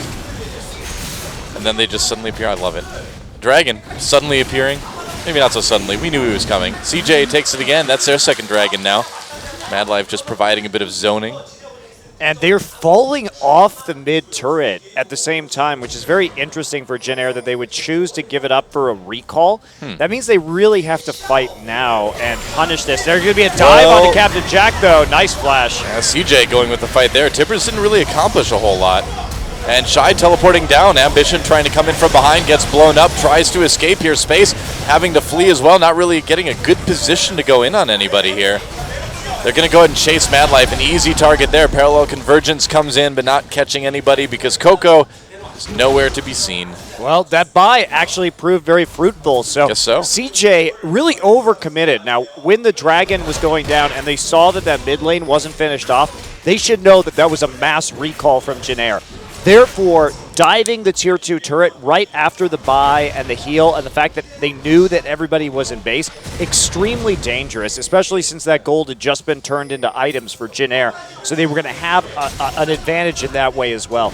Right. Really big overcommitment right there. Coco had to burn his ult just to get out of that situation, and then there really wasn't any follow-up. And now Jin Air is finally going to get that tier 1 in the mid lane, put themselves up at a 3-2 turret advantage and a slight gold edge as well. It's a pretty close game, but Jin Air's been able to slowly but surely just chip away the map control that CJ's had. And I mean, CJ, this Echo pick is cool, but it does look like they're a little bit, understandably inexperienced as far as like making it work in team fights. It is a tough champion to make work in team fights, but CJ just needs to commit to the flank engages right there. They're playing like they're more ahead than they actually are. What they need is just that good setup right now, that ability to make picks and not to overcommit on kills that they're not really going to be able to follow up on, especially when they don't know where everyone on Jin Air is. Yeah. So I wonder, I mean, how does CJ sort of dig themselves out of this little hole that they've found themselves in? Just make picks? What? No, they can team fight later on. They should just farm up right now, see if they can get this mid lane turret down. If not, what CJ needs to do is play for flanks around Baron and Dragon. Just get that big teleport with the Hecarim, get the angle with Evelynn, and they'll be able to follow up on that with a really good Annie ult, and that's just going to be the end of Jin Air if they do that. There's not really a way for Victor to deal with that as a champion. So they should be in pretty good position as long as their setup is good. But you want to fight around the Dragon and the Baron. They just don't have enough siege right now with all these melee champions to really put down any kind of meaningful siege with the wave clear that Jin Air has on the Sivir and on the Victor. One thing we're really seeing too is that this W for Echo is so hard to hit against good players. Yeah, Chaser actually had to get a QSS this early on just because of how afraid of the hard CC he is, especially from Annie. He knows that he could be bursted down instantly in a team fight, and that is a major, major danger. But this is one of those reasons why Nidalee just isn't that good in the current meta. If you can hit that power spike, you look amazing, but it's so small. And against the amount of hard engage in the current meta, it's more difficult to play poking or kiting champions. And Nidalee's just so squishy, especially when she comes out of the jungle, that her small amount of poke damage doesn't justify the danger of the fact that she just has to be in Cougar form in teamfights, running away constantly, or else she just gets one-shot. Yep. Nobody wants that. Nope, nobody wants to be one-shot. That is true. Except the one-shotter, perhaps. The one-shot E? No, the one-shot E definitely doesn't want to be one-shot. That's right. Well, they don't have much of a choice if it's already happened. It's too late. They only have that gray screen again. They get the buying buff at that point. Buy anywhere. Yeah, freezes time so you can buy. You don't have to worry about your character. Nice. The shopping buff. They'll get back to base eventually. It's not a problem. CJ coming into the river here. Rift Scuttler does go over to Jin Air, though. Yeah, just trying to keep vision on that objective right now, and that means that CJ has one less way that they can actually get these flanks. They can't bait that Baron very efficiently any longer. Coco just still trying to split push right now. No sign of a Lich Bane yet, surprisingly. That's one of the better items on Echo, and he delayed that Zhonya's as well. I think Zhonya's Lich Bane is really pretty core to how Echo operates, but the decided to go for that Abyssal instead. And I think under these circumstances where he knows that CJ should know and Coco should know that the only way that they probably lose late game team fights is to being poked out first, well, why not just get that MR and take that little bit of a win condition away. Echo's such an interesting champion too, because you can't really engage in a sort of a traditional way with him. As CJ, oh, they nearly take that mid lane turret, but you can't use his ult to sort of move forward towards people unless you've already been there, right?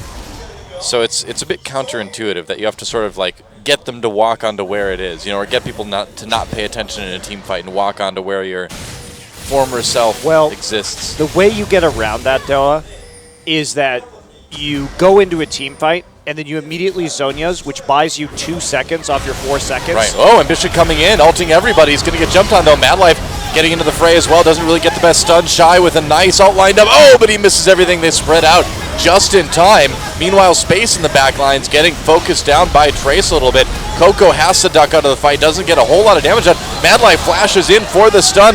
Lands it, but no real follow-up. CJ getting taken apart here. Madlife down. Space going to get jumped on. Valkyrie's away here. Coco still in the fight for now, but he can't really engage right now. They're going to chase Ambition, and that's a nice snipe. GBM catching Coco there. Spear barely misses Madlife, and CJ on the run now. That did not work at all. Jin Air did a great job of kiting that fight. Well, CJ's not setting up any flanks. That's the big problem right now, is they're trying to really engage head on.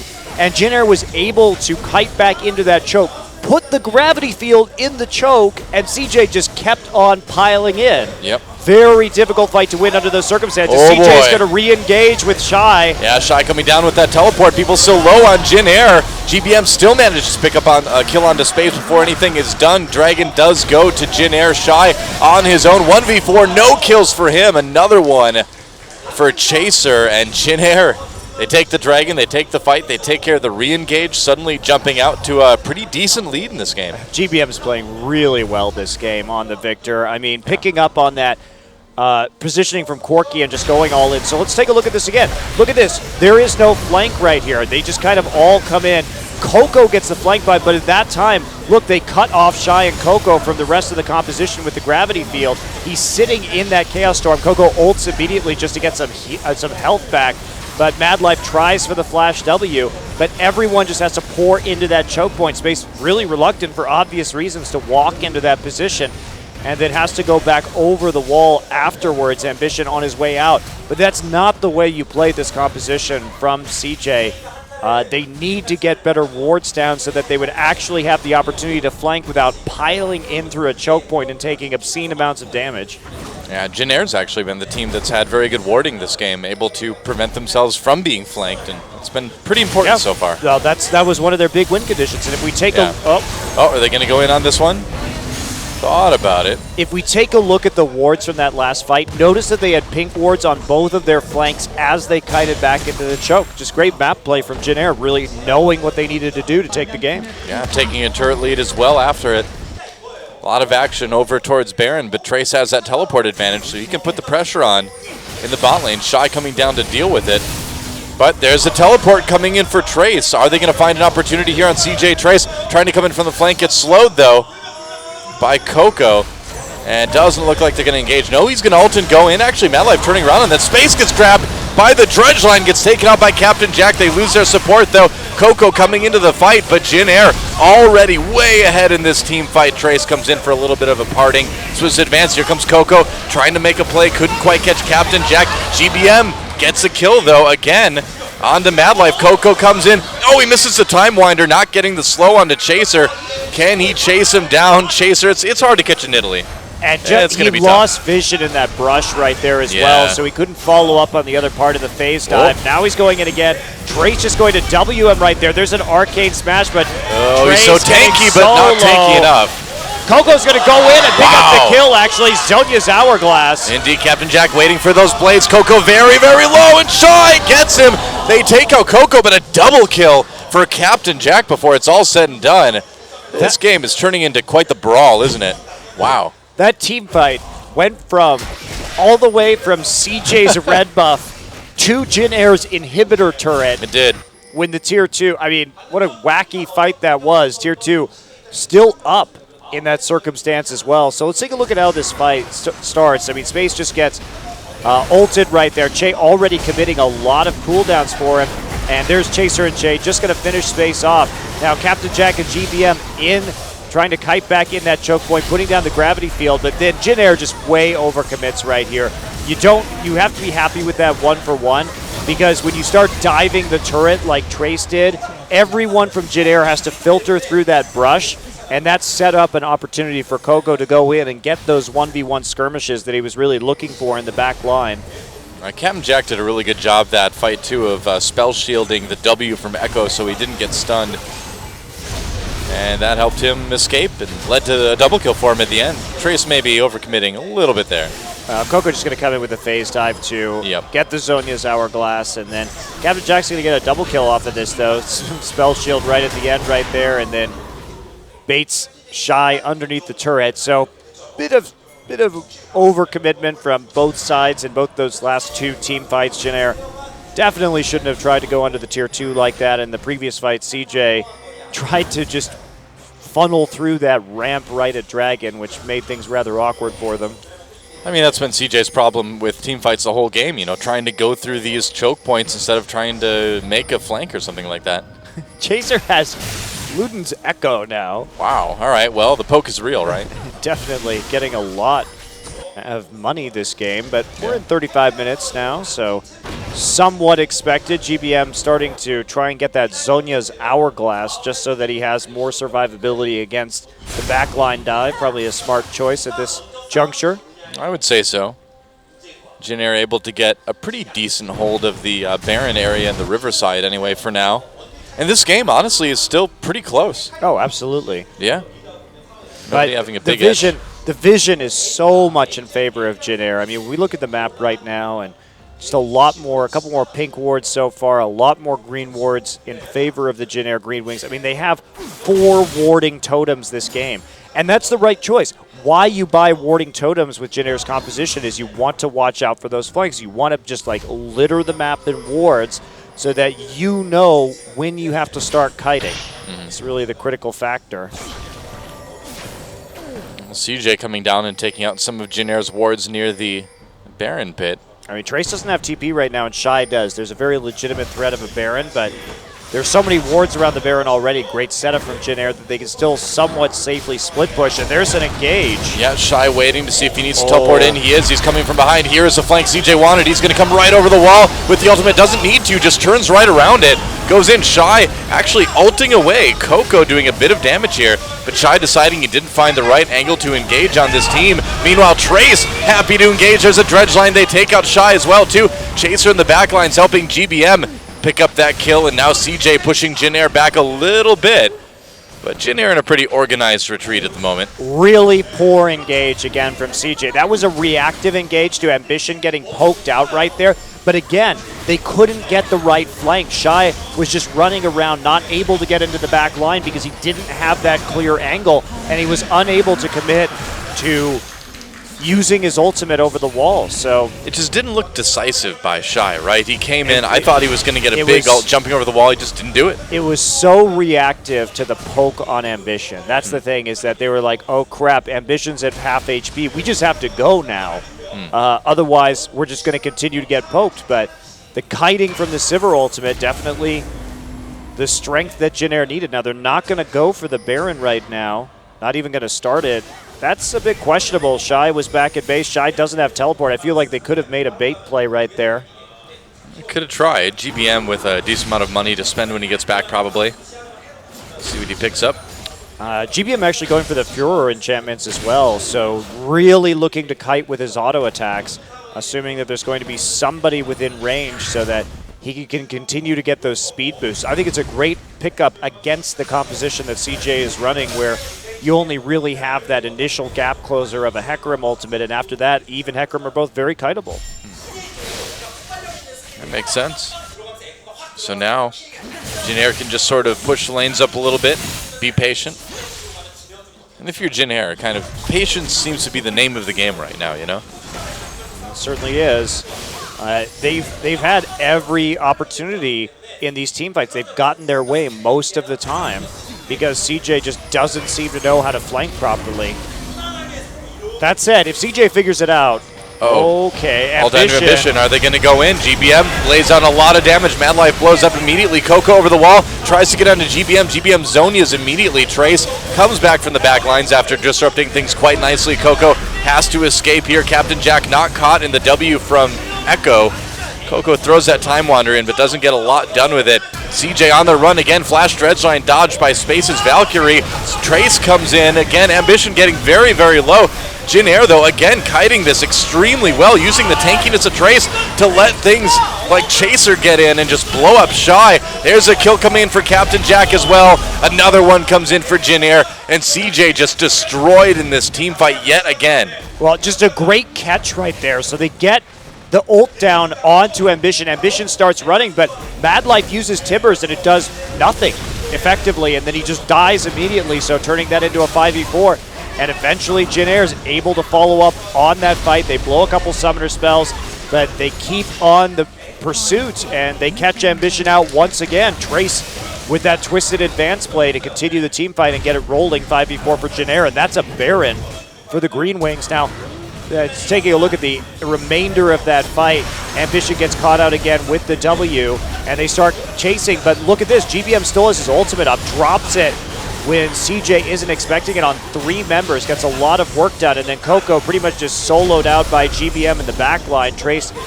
with the late root to help out. Yep, and I feel like we're kind of seeing more of the same from CJ in general. You know, they're on their way to losing yet another game 1.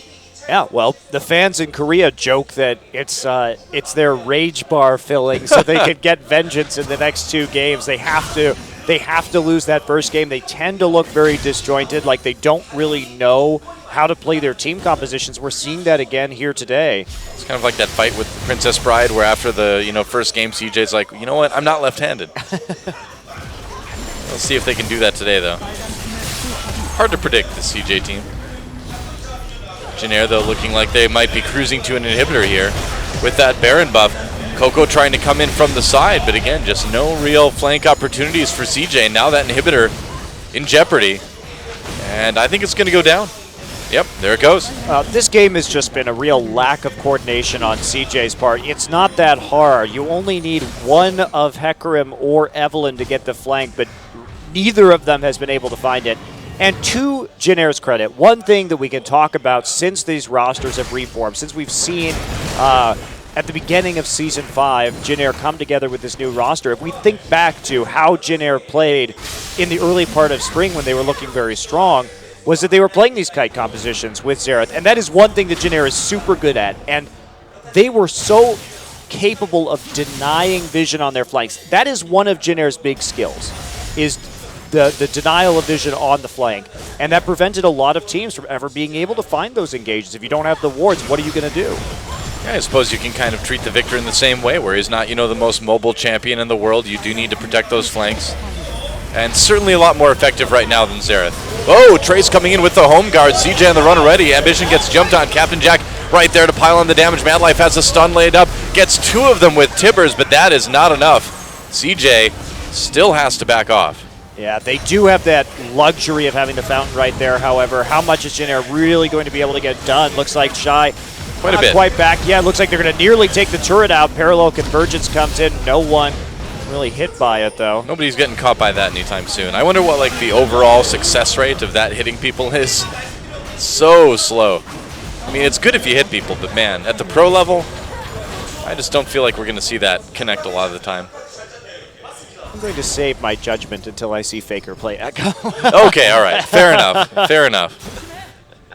But still, you need to kind of come in from a place they're not expecting. You can't just lob it at them. True. If you see Echo in front of you and you see him start his W, and if you don't dodge that, there's something wrong. That is true. So 2 inhibitors down now. Jin Air looking very good in this first game, doing a beautiful job of kiting out the composition from CJ. CJ wants this 3rd dragon. Looks like they will get it here. Meanwhile, Jin Air wants to engage. They get the ult onto Ambition yet again. A lot of knockups coming out of that, actually. Coco looking for an opportunity to come back in. He could teleport back. Not desperate enough to do it, though. Shy already on the run, and Coco in a lot of trouble here. Ults to get back up. Goes on to Chaser. A little bit of damage there. Really nice escape. Yeah, Coco able to use that utility from Echo to at least get out of the fight. Yeah, planned his escape very well. Did have to pop his ultimate. Space and Ambition now in the turret. But one thing I love that Che has been doing every time this game is he instantly ults Ambition. As soon as he sees Ambition, Ambition gets ulted. And that means that Ambition has to run out, which absolutely ruins CJ's engage. Yeah. I mean, it also leads to CJ having a couple members get knocked up as well, too, from that ult, because Ambition just kind of ducks behind people. Methodical closure here from Jin Air. Very. Solid game from them. Yeah, not really anything remaining except for the Nexus turrets right now on the CJ side. I really liked also that Jin Air was very patient when it came for Dragons. Looks like we got some action. Bit of a fight, last-ditch effort by CJ. They get a nice ult from Shy. Captain Jack getting jumped on. Coco has to pop that Zonius right away. Still below half health. Gonna get out with his ultimate, but still too low to really come back in. Actually, he's okay. Jin Air, though, man, they can just kite these fights all day. Wow, Che comes in with another great Q. Gets a little bit low, though, and CJ might be able to just barely hold on. GBM doing everything he can to stop that from happening. Gets a double kill. Looks like he's going to be successful. There go the Nexus turrets, and Jin Air, despite the low health, despite Hecarim being up, are going to take game one. GG. Yeah, very impressive individual performance from GBM as well on that Victor, ending the game 9-1-6, but a lot of that was just the coordination of de-warding their flanks and setting up for the nice kite. Yeah, CJ's really got to get it together this next game and actually play their composition properly, because even though it was hard to do that against how well Jin Air was controlling Vision, you still have to be able to find those flanks. Yeah, it was a combination of just not having an angle to come in on, and then also Coco just never really found a way to make that Echo work. He cleaned up a couple kills early on. He got rolling well, but he just had no presence in the mid-late game. Yeah, well, Chaser made that Nidalee work as well. He did. Really good game. 6-3 and 10 on that Nidalee. Not bad at all. So, nicely done by Jin Air. So we'll see if CJ's Rage Bar is sufficiently filled so they can go into Vengeance mode. See, here's what needs to happen next game, is we need the reverse matchup in mid lane. We need GBM on Echo, and we need Coco on Victor. I want to see it. I want to see it happen. Could be quite exciting. Well, I like seeing Coco's Victor a lot. So first game of Echo individually played well. I mean, Coco did end that game with a pretty decent stat line, but just couldn't do enough. Yeah. Had a good early game, but seemed to fall off pretty hard. But again, it's CJ. They seem to lose the first game and always come back. So we'll see if they're able to do it in game number 2. Don't go anywhere, guys. We'll be right back.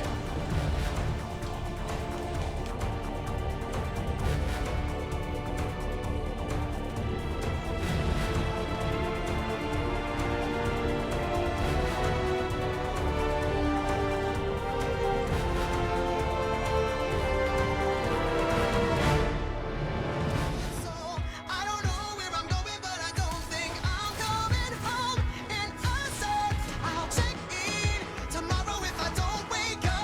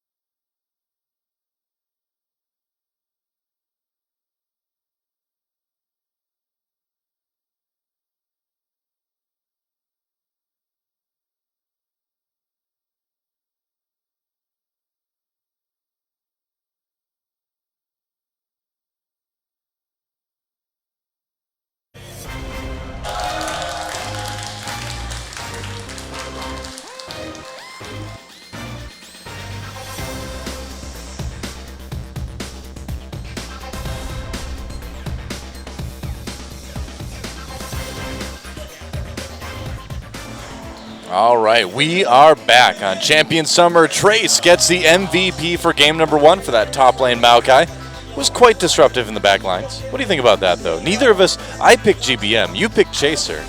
Che. I Che, picked Che. you picked Che, but either way, neither one of us picked Trace. Nope.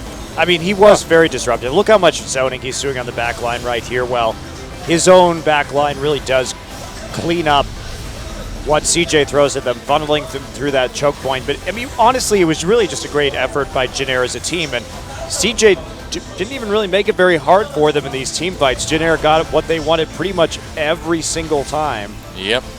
Man, Space just got absolutely destroyed in that fight by the hidden Maokai in the brush. Yeah, the great place to hide right there, Yep. assuming that Hecarim with that smite was going to be coming back into the fight later on. Look how much damage GBM does as well.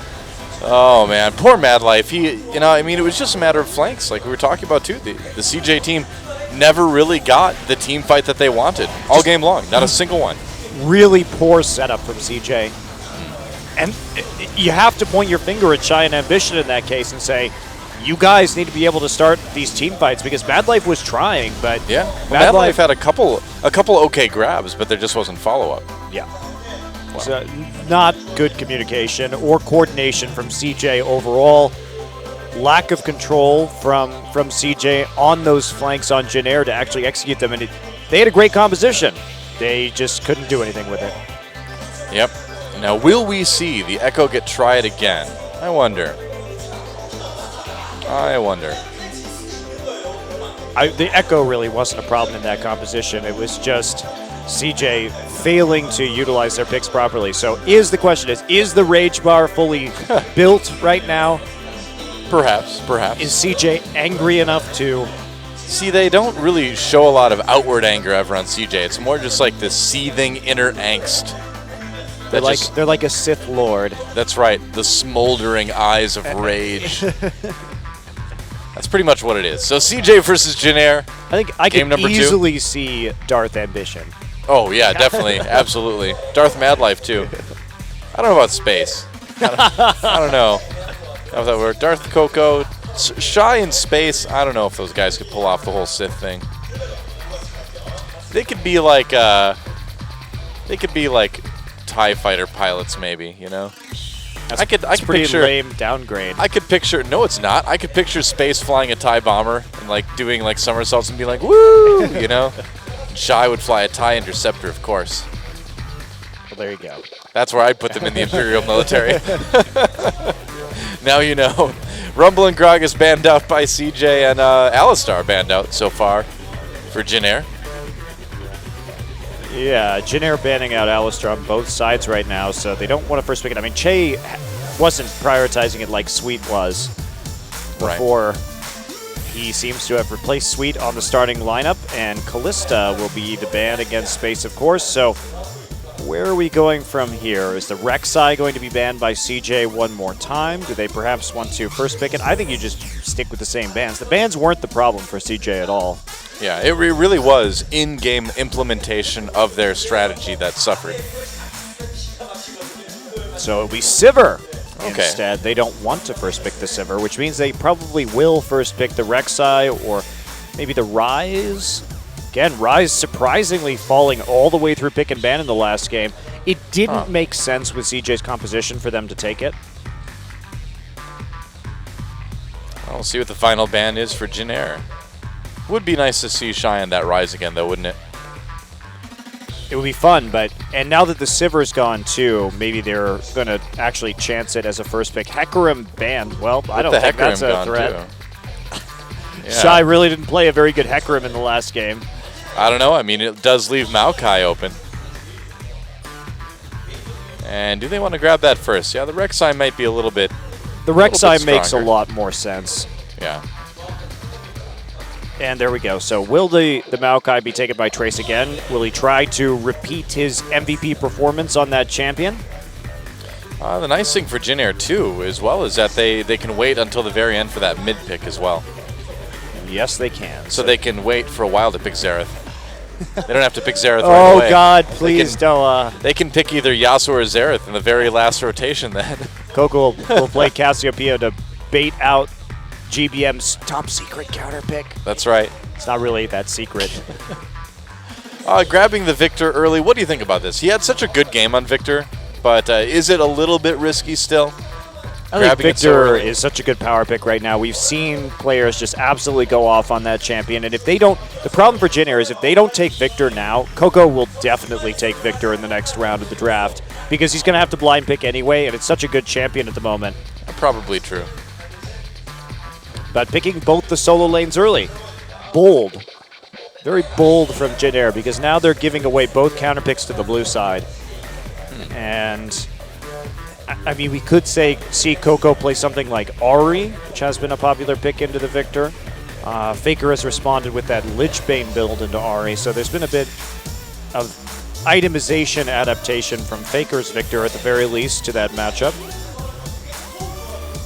Yeah, true enough. Ari would be a little bit more solid of a pick as well with Sivir out of the way, so an AD carry that's not able to just spell shield out of your charm. True. Or before your charm hits, rather. So I wonder, not going to be the Malzahar. Could play Fizz. Yeah. Fizz would work. Still a flex pick too. I would think that the Fizz would go in the mid lane against the Victor. And the Nautilus as well, presumably for Mad Life, although you could go to the top lane. Very unlikely, but They want to put Che on something different. Now, Che may just respond by playing Annie here. That's definitely a big possibility. We could see Chaser play Echo in the jungle yeah. also, so that's certainly up for grabs. I like the fact that Mad Life's a good Nautilus player, and they're forcing Che out of his comfort zone a little bit because he just has been spamming Nautilus nonstop. I would think you can just pick Thresh here, though. Is it really that uncomfortable? Che is a very notably good Thresh player. Well, we'll see what he does. I think that with the current composition, they may just take Annie. Could be. For the big engage with Maokai. They would have two Glories then, as well as the possibility of comboing a nice Tibber straight into a Chaos Storm. I definitely wouldn't mind seeing that jungle Echo, but it looks like it might be the Nidalee again, and this time it's going to be the Janna for Captain Jack. All right, so this is what I wanted them to pick last game, was the Janna with the Nidalee Victor combo, and this time they're going to take it. So presumably, I would assume we're going to see perhaps a Corki out of Captain Jack last. But we'll wait, and they may just go heavier into the poke composition. Jin Air did a very good job of playing this kind of composition last game, and CJ didn't seem to have answers, so who can blame them for picking it again? True enough. Now, who do you go with if you're CJ as far as your AD carry goes? Do you go with something really aggressive to try to just overcome the kite, or do you try to pick someone who can poke maybe? Well, they don't really know what's going on yet. I mean, the rest of their composition really isn't built around poking, and they're lacking engage right now, actually. Well, they could just go for some skirmishing, I suppose, with the Vayne LeBlanc. This would definitely turn into a pick comp. After these champions are locked in, they don't really have a lot of power. They don't even have a good 4-1 split with the Vayne, so this is pretty much a pick composition from CJ Entus right here. I'm not too thrilled with what they're showing. Some strong assassins, and we will see Shy on the top lane Fizz. No, I wonder what they're going to pick for Captain Jack here as well, too, because there's not a lot of AD carry left. I think Lucian, probably the most viable option at the moment. Yeah, just go for the bully lane if you're Captain Jack right now. Why not? You still have good poke with the Lucian, and you want to shut down this Vayne in the early game. I mean, the problem here for CJ, well, one among many, is that their wave clear in their side lanes is horrible. So if Jin Air is able to set up and siege early on and get the side lane towers down, it's going to be very difficult for CJ to stay in this. They have to just kind of win these skirmishes, win these duels, and get some picks. Yeah, I'm trying to remember if we've seen Shy play Fizz in the top lane yet. No. I feel like we haven't. No, Yeah, we have not. We have not. Okay, so, yeah, that's true, too. So Shy's Fizz debut up in top lane. We'll see how that one goes as well. It's gonna be interesting. I mean, if Jin Air gets separated, if CJ is able to find those isolated situations, they can certainly skirmish one-on-one. They can certainly get those picks. But Jin Air seemed very, very well prepared vision-wise last game, and if they just kind of follow that same plan, I feel like a lot of the danger from CJ is eliminated already. Yeah, and if they get into standard lanes here, I just don't know how CJ is going to keep their turrets up. No, that too, yeah. The Fizz has to use, the problem with Fizz is that he has to use his Playful Trickster to wave clear, and if he does that, you can dive him really easily. So it comes with some risk, and then there's Vayne. So lots of pressure in the lanes early for Jin Air. They could just take over this game with global gold from turrets. Well, it would be a pretty surprising 2-0 of CJ if Jin Air was able to pull it off here, but compositionally it's looking like a possibility. We'll see if they can handle it. CJ looking, of course, to tie things up, and there is precedent here. They've lost so many game ones this season, come back and won the last 2 games. Will they do it again here today against the Jin Air Green Wings? The game is all loaded up, guys. It is time to get on the Rift and see who takes it, CJ versus Jin Air. Let's get in the game and find out.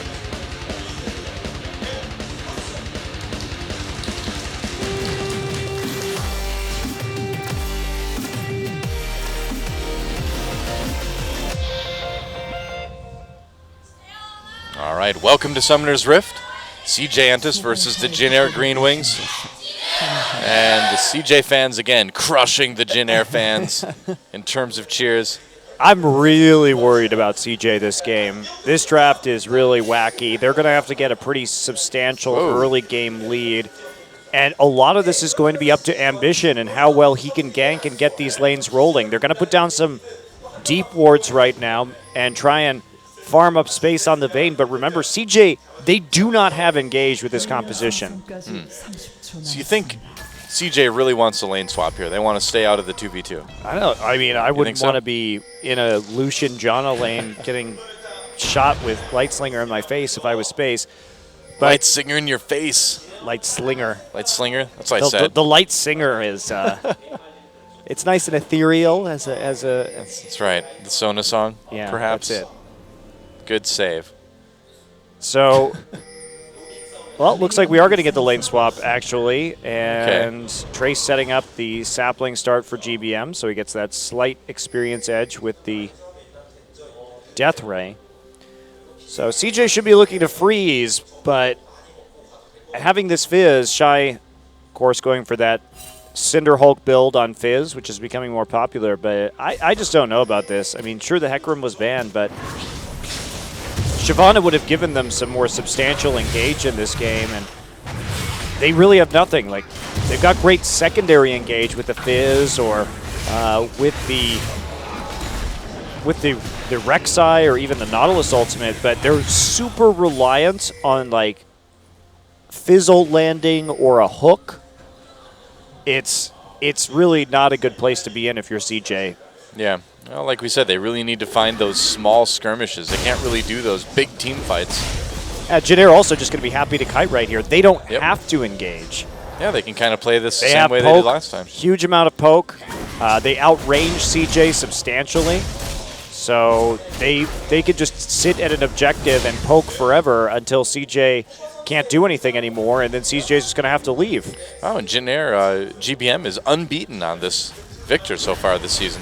So far in general. Yeah, interesting. He played a couple of games with it earlier. Let me pull up that stat, actually, to see what's going on with him and the Victor. I'm a little bit surprised, too, that Coco's LeBlanc win rate is so low, man. It was like 36%. It's not a normal LeBlanc win rate. He's had it banned against him so many times, though, also, to remember. Well, with his win rate, you got to wonder why. Well, just because he hasn't been winning on it doesn't mean that he's not a threat on that champion. We don't know what a lot of the environments look like in terms of scrims, so let me... Hey, man, this isn't solo queue until next match. I'm just kidding. Next match should be pretty good, too. Maybe a bit one-sided, but it'll be good. It'll be good.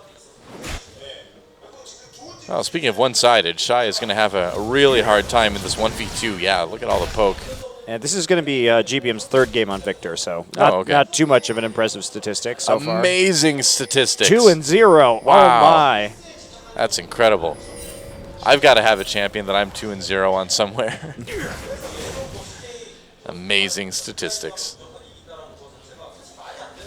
Okay, well, Looks like the lane swap going okay so far. Mad Life's still in the top side, actually. Ambition maybe wanting to make a play. They just want to get the Vayne fed, apparently, so that they can win that lane. Yeah, Trace. going in now. Trace knows something's up as Mad Life walks forward. And are they going to get the knock-up dredge line? Yeah, they get in onto him. Trace forced to flash, so they get the summoner at least.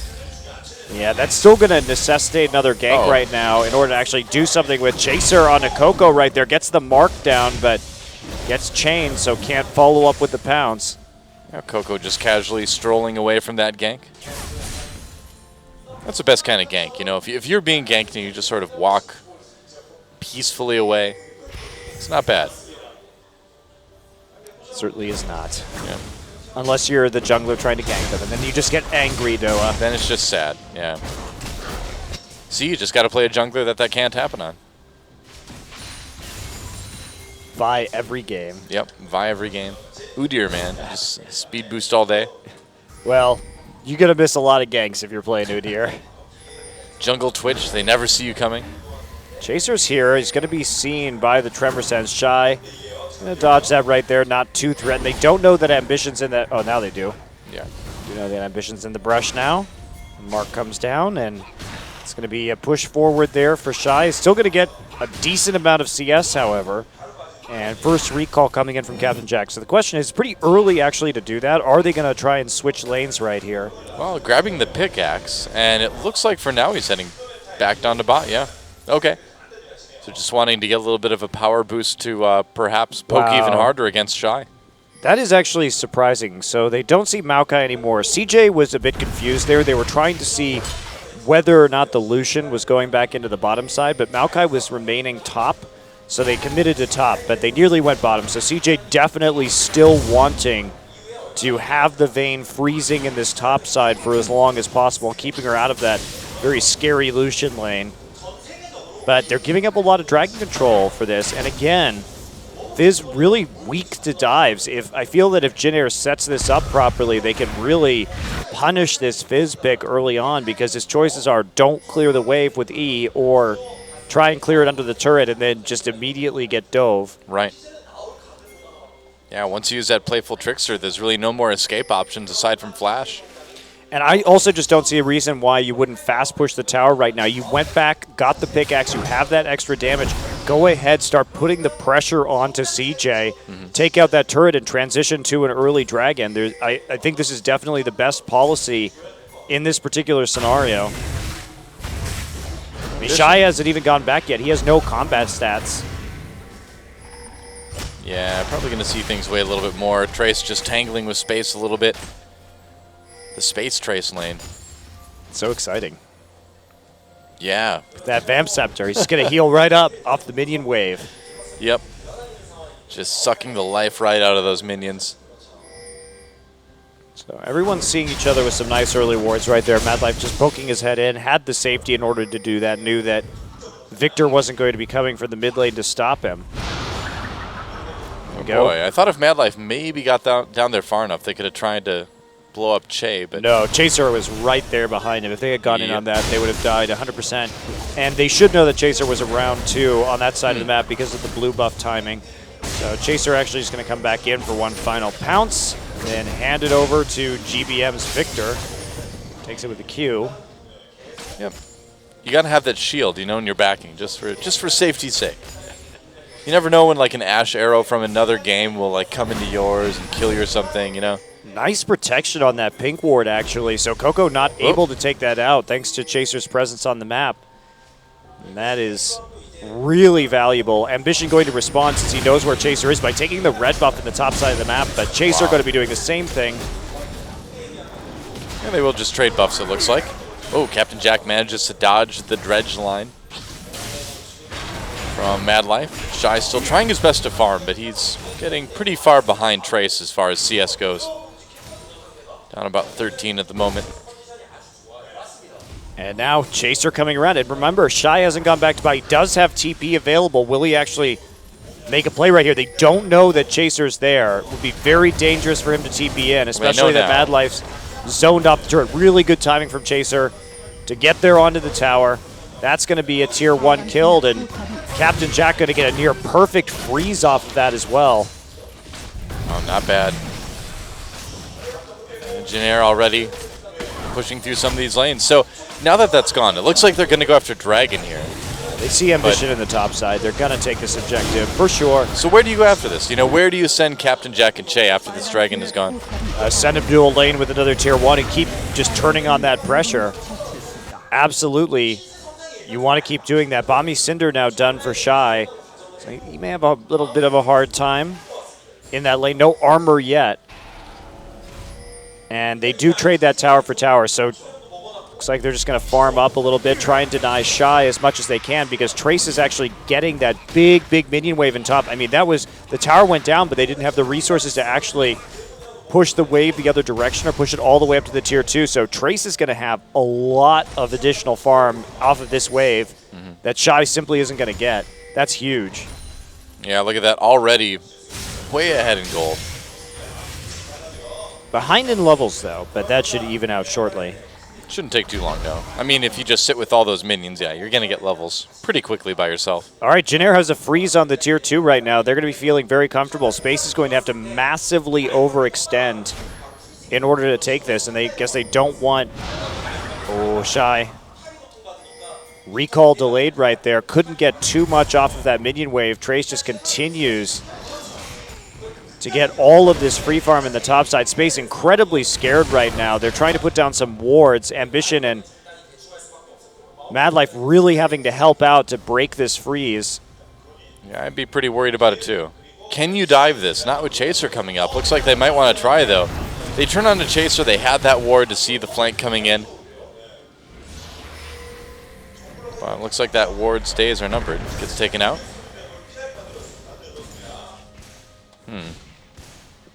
Well, CJ at least able to put a little bit of pressure on. You know, despite getting that Maokai nice and fed, they were able to take one turret anyway. Yeah, it's still a pretty bad situation for them because their composition just has so many troubles. Oh, Coco, speaking of troubles, goes back to the W. GBM right there, flashes out of the gravity field. Coco forced to use that summoner to make it out. That's extremely helpful for GBM in that mid lane. Yeah. One less tool that Coco's going to be able to use to try and take him down in the 1v1. Oh man, the all-in potential, even though GBM doesn't have Ignite, seems to have just jumped quite a bit. Yeah, it's... I don't know how CJ wins with this composition. They just have to individually outplay people with these skirmish-based champions. I just don't see it actually occurring. It's such a long shot. Space goes Super Saiyan, becomes Super Space, level 3, and 1v5s over and over again.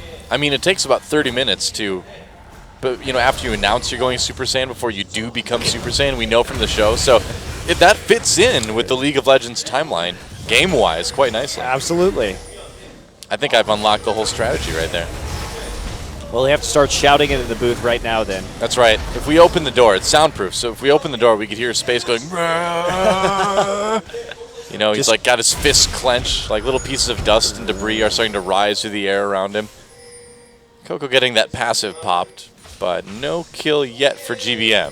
GBM looking really comfortable in this matchup and very comfortable on Victor overall. And GBM's just a player that's had such a large champion pool this year, going from a guy who could play very few champions and a lot of them were really out of meta to somebody who has such a breadth. And that makes his Xerath picks even more confusing because you know he doesn't have to pick Xerath. I don't know, man. I mean, he's got such a great champion pool, and he's got so many of these meta picks, but he's still, there's something not quite right upstairs, you know, for GBM. He's like, I need to play this Xerath. I need to play this Yasuo. So he knows, he learns the good champions. He just doesn't play them. I don't know. Something's a little bit off there. Well, that's one of the weird things about Janair, right, is that we know they're a good team, but sometimes they make it so incredibly difficult for them to win just based off of their perception of strategy that, I mean, I don't understand why they keep falling into these traps because from the outside, it really looks pretty obvious. Yeah. I mean, they're like me when I want to like play one of the new popular single-player games, and I set it to like the hardest difficulty right away. I'm like, I'm going to conquer this. And then like 15 minutes in, I'm like, no, I should probably just go back to normal. That's how GBM is, you know. He wants to play it on the hardest difficulty, but you got to accept that sometimes it's more important to win. Ambition coming up. They're trying to save this mid lane turret. And still taking a lot of damage. Ambition getting a bit locked up. Gets very low. They're not able to hit him with the Chaos Storm. Wow, Trace comes in. First blood goes to Chaser anyway. Yeah, Trace right there locking up Coco. Yeah. And then they were able to really easily just kind of Run, Trace. bounce Coco in with the Arcane Smash straight into a Nidalee Spear. Well played. Yeah. Nice to get that first blood gold onto Chaser as well, too, and get this Nidalee a little bit more jump-started as far as damage goes. And not a lot of wave clear, like you mentioned earlier, so Jin Air able to take this mid lane turret pretty smoothly. When Coco's dead, there is no way for CJ to defend turrets. Literally none. They have Vayne Fizz. This composition is just so bad from CJ that now they're just going to lose the entire map, basically, unless they can make some sort of crazy outplay or crazy picks. And given the quality of Jin Air's vision control tonight, that seems really unlikely. See, this is why we just need to stop talking about how we think matches are going to go. You know, we were like, oh, it's going to be close. So inevitably, it's a 2-0. We need to just be like, at the start of every broadcast, there's some matches today. We have no idea what's going to happen. Like, champions will be picked, games will be played, kills will be made, ganks will happen. It's about all you can expect, reasonably. I don't know. It's just odd because CJ in the first game, I think, had a very good comp and then played it really poorly. And in this game, they just lost in draft. And okay, you got the red buff. They're going to try and trade it for a tier 2 in the top side. I mean, this is a good call considering that they need to get something done. Trace in trouble. Oh boy, caught under turret, tries to twist advance away. Nice arcane smash, takes the damage. There's the ultimate from the Nautilus in space, able to pick up that kill. Nice turret aggro juggling as well, too. Nobody really taking a lot of damage aside from Ambition. Yeah, but trading a dragon for a kill is nothing for Jin Air right now. It's a much better trade for Jin Air in the long run. They couldn't even get the tier 2 tower, but CJ just so desperate to make any kind of play at the moment that they just all pile onto the top side. I mean, they got the kill onto space, but they're going to need a lot more than that to make this Vayne, you know, hard carry. Well, this Vayne can't auto anybody because she's short range and Jin Air will kite them and they have no engage. So in a 5v5 teamfight space, actually getting in range to auto someone who's not Maokai is really unlikely. What if they made an item that made, like, auto attacks pierce? You know, go through and to hit everything max range. Wouldn't that be awesome? So you would get in melee range and then shoot the back line? Yeah. That's right. I see limited do, usefulness to more that damage. item. It's exciting, man. It's an exciting idea. In my mind. The problem with that is that if you actually wanted to get use out of that, you would have to play in melee range of their front line. You know, it's too bad Annie didn't have her range that she used to. You could just go AD Annie and have, like, super long auto range. AD Lulu would be back in a big way. Oh, jeez. Well, thank God. Well, that'd be awesome. CJ just trying to avoid Jin Air right now and play where they actually have more people on the map. So they're basically just attempting to trade objectives while they continue to farm, but Space Chaser's right behind right there. Oh, Captain Jack unloading a full culling onto Space, with Space flashes ahead, wins the duel, gets that kill. Chaser's right there. Chaser, oh, condemned away. Space, can he get the 1v2? Oh, so close. But Chaser able to finish him off. I mean, was nearly a great play from Space. That's basically what CJ has to do to win this game. Space isn't wrong to do that right there. You might as well just try and straight up outplay people because that's what Vayne and LeBlanc and Fizz are going to allow you to do. And that's the only advantage that they have. It was a nice try, Space. A+ for effort there. He got like 1 in 95% kills. This would be a pretty rough loss for CJ as well. If they lose this game, they've won their last two, or they've lost their last two 0-2 each time. You know, conversely, a very big win for Jin Air as well, who has been traditionally struggling with the better teams in this league. So there we go. And there's just the tumble. I mean, it's pretty straightforward. Does take the culling, flashes after Captain Jack, and just use that Vayne dueling power to win the game. And this one right there, there's a condemn. You see Space just trying to stay right on the edge of that Cougar range. Really close. So close, man. Wow. You got to wonder if there weren't all those, if the minions had helped out a little bit more. I blame the minions. Do you? I do. So you don't rage at your teammates, you rage at minions when you play solo queue? Doesn't get me banned as often. Well, Captain Jack having to flee the bot lane as the flank comes in, perhaps for CJ. Looks like they might get this turret. They want to get the blue buff too. I think that might be a little bit ambitious, and Chaser just going to leap in and help GBM take that with a smite. Really good transfer, actually. GBM picking up the buff. Yeah, very smooth. Chaser has been very good on this Nidalee today. Yeah, surprisingly. Yeah. I'm just not a big fan of the pick, but Chaser's been playing it so well that he's been making it work. It's interesting. I mean, after Cinderhulk was nerfed a bit, it opened up the possibility of some of these junglers that were popular before the patch to come back, and we have seen a bit of Lee Sin, and now we're seeing a little bit of Nidalee. It's only a matter of time until Jarvan appears, Monty. What's weird is that Chaser didn't play Nidalee pre-Cinderhulk. That is a bit odd. He only picked up Nidalee this season. You know, kind of strange, but on the other hand, that is a very Jin-Air thing to do, to be like, you know what, we're not going to play these meta champions. We're going to come at you with Nidalee. yeah, they really struggled in Cinderhulk as well, and but they're a team like the Ku Tigers that looks to have finally found their footing again after being hit hard by the patch. And of course, I say that, and they still are playing Xerath. So Coco actually going to get hit by the Twisted Advance. Yeah, I think he's in big trouble. Passive pop. Shay comes in to try to chase him down. There's a nice whirlwind. Oh, dodges it with the distortion, but GBM gets the kill with the auto attack anyway. Nice comeback on that, and Jin Air just playing a very measured game. Yeah, they look very calm, very methodical today. Yeah, I mean, in both of these games, it was a little bit closer in game number 1, but Jin Air never really seemed to be frantic at any point. Indeed, they have not been, and now they're just going to use that poke advantage. Well, like you said, with Coco dead, it's No, hard there's no to wave defend this clear. turret. There's nothing they can do. Yep. So much damage. CJ has given themselves an opportunity to play this game with zero counterplay to what Jin Air is forcing on them at the moment. Hard mode. Ultra hard mode. Ultra hard mode indeed. Nightmare mode. Well, Coco's back up now, so maybe they can save the tower. And yeah, that's going to prompt Jin Air just to go back, but taking a lot of damage on that turret. There's the dragon up in 15. I was going to say, they can just grab this dragon on the way out, clearing some wards along the way, and CJ, you know, again, still not in a position where they can really fight this. Ooh, nice damage there. Wow, Do that they not ward, see that ward? Nope, it was on the edge of the scanner range. I guess so.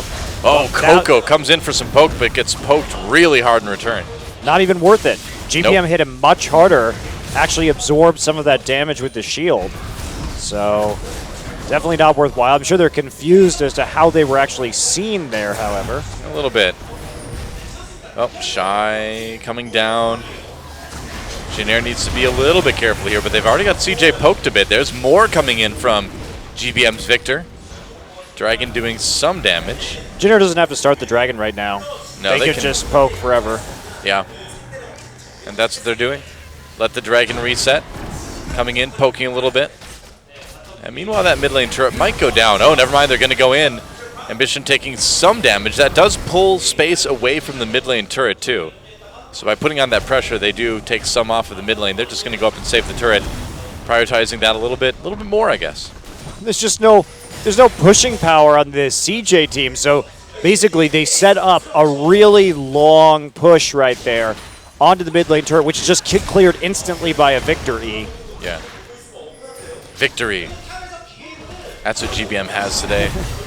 Well, he's got one so far. Let's see if he can go for the double victory. And there we go. GBM gets jumped on. Yeah, he does. Doesn't take a lot of damage because of that shield, though. Now starting to get a little bit low, though. Got to be careful. Culling comes in. A lot of damage done by Captain Jack. Coco very low as well, trying to escape here. A kill for Ambition, but a double kill, conversely, for the jungler on CJ. Chaser picks up a couple. Flash from Ambition to dodge that spear. Shy's so low, you can't really do much about this. Space still decent health, but again, how do you get close enough to do damage with this Vayne? You can't. Can't. Yeah. So I didn't even need you to answer that one. I knew the answer to that one myself. You can't. There goes Dragon number 3 in favor of the Jin Air Green Wings. Yeah, Ambition now just pushing the top lane, doing all they can to take something for this. They realize that they've had pretty good side wave control this game. Try and push that into the turret. Trace back up right now, though, and Victor already running to the tier 2. So it's just they get a small amount of damage now onto a tier 2 turret. Ambition going to come away with a red buff as well, but that's about it. And CJ Entus is playing much better this game. I mean, the fact that they've been able to stay relatively even so far and actually put pressure on cross-map objectives, because it's the only thing their composition can do, is impressive. But at the same time, it's just they're so far behind just after the draft. You just know there's going to be a point, though, where Jin Air is going to be like, all right, we're going to take Baron now. They're going to group up. They're going to poke out CJ. They're going to take it. And then, unless a miracle happens, Holy the cow. objectives are going to go down. Chaser is so rich as well. He had 2,200 gold right there. He's going to start working into a Luden's Echo, Yep. just like last game. And the poke damage is absolutely insane. And there's not even a sign so far, not even a little hint, an inkling of an Aegis on the side of CJ. Rumors on the wind of an Aegis. Have been greatly exaggerated. No one's picking one up. And against the magic damage coming in from Jin Air, that's going to be a pretty necessary item that is nowhere near completion. Yep. And Trace getting understandably tanky as well, with everything he's been able to acquire so far this game. Yomu was picked up by Captain Jack as well, too. I'm not sure quite how long he's had that, but it's a big item to get on Lucian. Yeah, and course. it's just magnifying his poke damage. Yep. Absolutely perfect item to get with this team composition that they're running right now. Oh boy, so Shy actually going to be going Cinder Hulk into Trinity Force, but this is such an expensive item build on Shiv, or on Fizz rather, that you're on Shiv. I was looking at the static Shiv on Space right there, but on Fizz that it's going to be forever until he finishes it. Shy going to smite away the Gromp, but gets chased out anyway by Trace. Yeah, I mean, you gotta wonder by the time Shy is able to really do anything on this Fizz, if it's already going to be too late. Oh, Jin Air too. Look at this. They already have 3 dragons. I mean, the clock is ticking on that objective as well. And CJ, that means CJ has to engage them at the dragon, but they can't engage. So they can't really do anything. They need some sort of massive individual outplay. Just colossal carrying from somebody to come back in this. I mean, at least they've got champions that are capable of doing that. You know, Vayne, LeBlanc, Fizz, all champions capable of making those big, amazing plays. Yeah, if they have items. That does generally help, yeah, that's true. Really need a lot more items in order to be able to do that. Captain Jack just going to sit there with heals from Chaser, so he's able to walk forward and clear that wave. Jin Air just playing very, very patiently right now. Defending their turrets, making sure they can keep those up, and then they can transition later on into just winning the game off of Dragon. No need to be hasty, no need to overcommit, just sit there. Yep. Oh, Shy going in onto Trace, but Chase is right there as well. He's going to turn on ult onto Trace. There's a little bit of damage here. Shy is still in a lot of trouble, gets taken out pretty easily. One last playful Trickster, and there's a kill for Chaser. Make that 5-0-0 for this Nidalee now. Got 5 of his team's 6 kills. Now that is a problem. Yeah, oh boy. Captain Jack knocked up, but Che right there to help him out. Turret will go down, but the 2v3 chase is on. GBM trying to get there as well. He's just going to start that recall as Coco comes in. Captain Jack in a little bit of trouble. Oh, GBM cancels that recall, forces the distortion back from Coco. It was a good play from CJ. They responded with 4 people when they knew that there were 2 on the bottom side, so a maximum of 3 on the top side of the map right there to finally chip down the last tower. But that was a lot of time for a tower that had like 1/6 the HP left. Yeah, they were able to really get a lot out of that. Chaser is so rich. Holy cow. I wonder if he can pick up that Ludens when he backs here. I think he must be really close. 1400, Nope. it's a little ways off yet, yeah. He's trying to get a needlessly large rod before the next team fight, so that's why he's sprinting through the jungle right now. He really would like to pick that up. Well, it's only 1500, right? Or 1600? 1600. 1600, yeah. So he could probably pick that up within a second or two. If he had any camps that hadn't been cleaned out by Ambition, he would be able to. He's going to have to go for the top wave instead, but that's not going to be quite so good for him. Trace and Captain Jack going after Shy right now. Shy has to Playful Trickster and ult to make sure that he doesn't Whoa. get nailed. Coco going after GBM, doing a little bit of damage there, but it looks like Shy getting caught yet again, taking out Captain Jack with a kill there. Yeah, Trace flashed for that one, and after the Playful Trickster's down on this Fizz, he's running Smite, so doesn't have any more movement summoners. That's it. Pretty much. And now it's time for the Baron. With Shy out of the way, yeah, they find a ward there, but there's not a whole lot that CJ can do about this. They're going to try to put some pressure on. Jin Air can kind of bait this all day when it's a 5v4, though.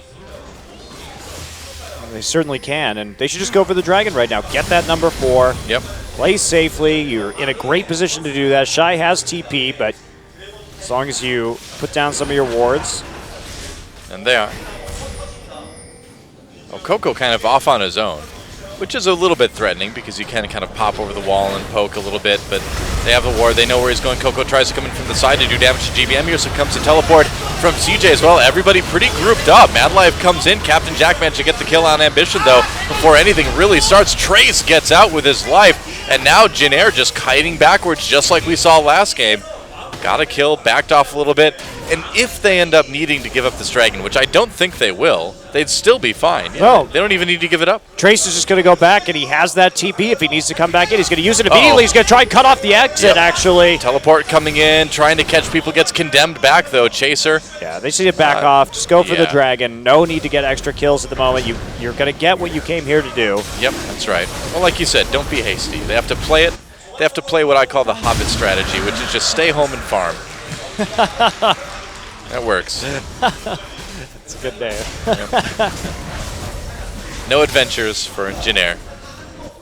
Well, they're going to have to take some sort of monster slaying adventure, like any good Hobbit will at some point, though. They're going to need to kill that Dragon one more time.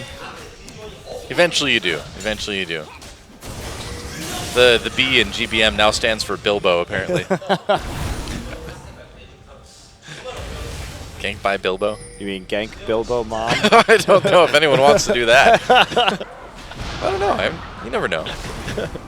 I won't judge. Either way, farming. That's the key. Farming and drinking elixirs, if you know what I mean. Sure. Anyway. I'm talking about beer. Well, Gragas isn't Ale. in this game. Well, he drinks like wine usually, though. I think it depends on what skin he's wearing, actually. Yeah, that's Champagne. true. Sometimes it can be a keg. Yep. The, Keg of- the biker Gragas definitely has a keg of beer. Definitely doesn't carry on. Might maybe box wine, but not not a barrel of wine. Oh, Chaser gets grabbed by that dredge line, knocked up, a lot of damage. He's gonna get taken out. A kill comes in for Coco. CJ got their pick. Can they get anything more? Coco comes in on a Captain J, able to poke a Captain J. Cappy J. Captain J. I don't even know what's going on anymore. I give up. I used it all up on that Hobbit thing. All right, they're going to start the Baron. I mean, they have to Wow. do this. This is the one thing that they've got going for them, besides this great side wave control. And they're going to go in on it. They're not going to try to allow this. They take out Mad Life really quickly. Ambition knocked up. Coco trying to find some damage. Trace getting a bit low, but Ambition lower himself now. Space. Oh, gets very low. Taken out by Trace. And Jin Air able to win that fight. Baron not really a big threat there. Getting a couple more kills. And now they can kind of do whatever they want. They can probably take out this tier 2 in mid if they'd like. I think this has to be the worst team composition we've seen this season, Dilla.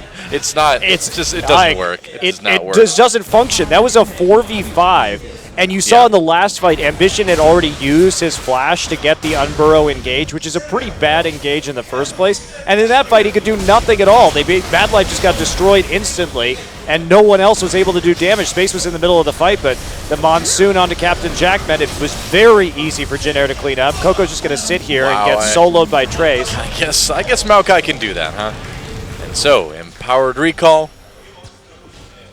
A total recall, if you will.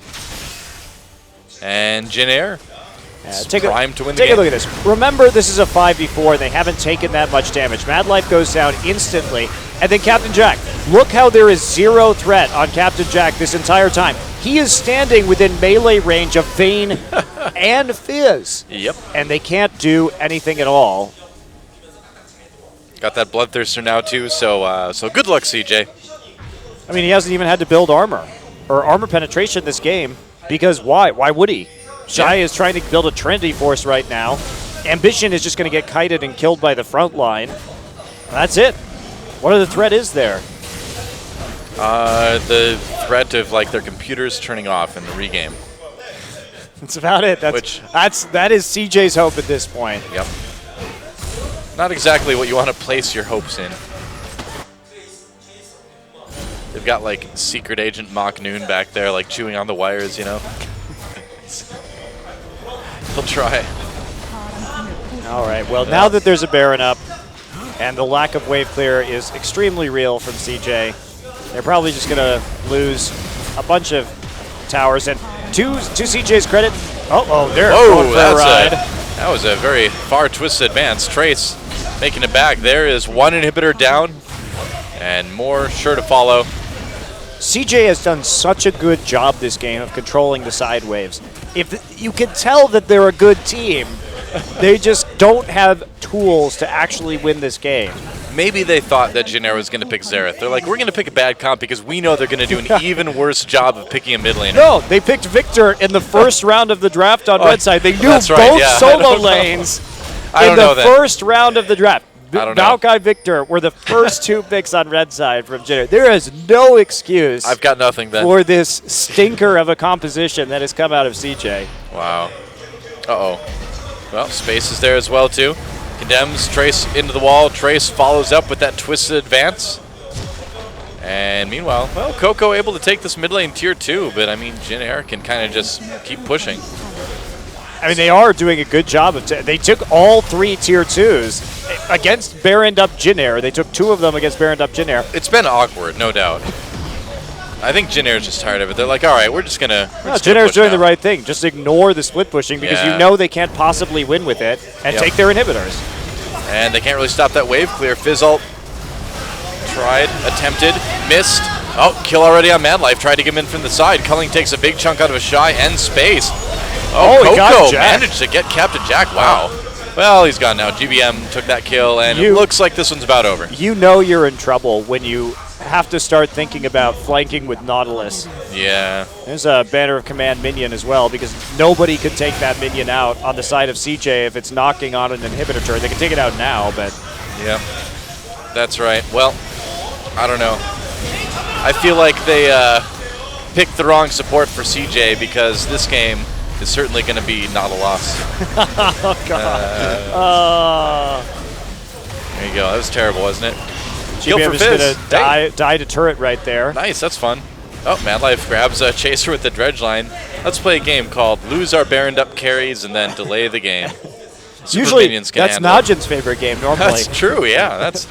They've been studying at the OQ dojo of late game throwing, I guess. Wow, and now they may actually lose this dragon as well, depending on how fast Captain Jack can hoof it. Coco's still in the base, though. Space not up, so it looks like they will get dragon number 5. Oh, yep. Captain Jack should be able to get back in time. This is a very puzzling series from CJ tonight. It's getting a bit sad.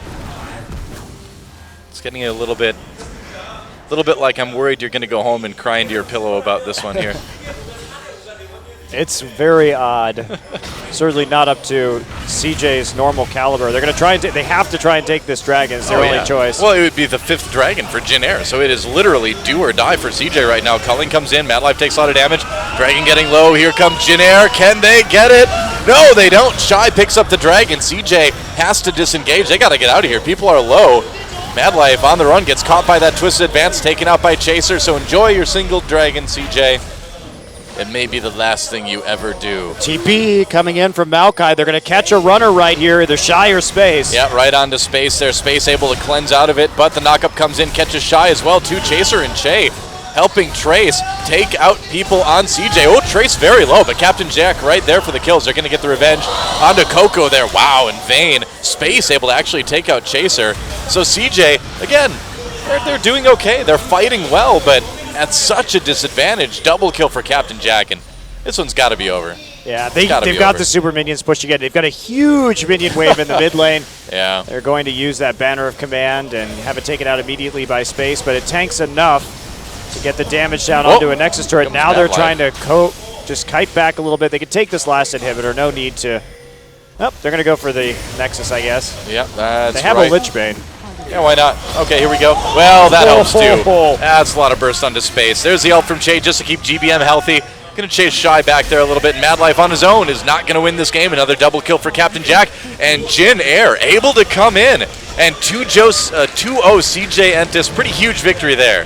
Yeah, GG. very nice for them. And this does answer a lot of questions. They got convincingly 2-0'd by KT earlier in the season. And while they did well against the lower tier teams, they lost just by a hair to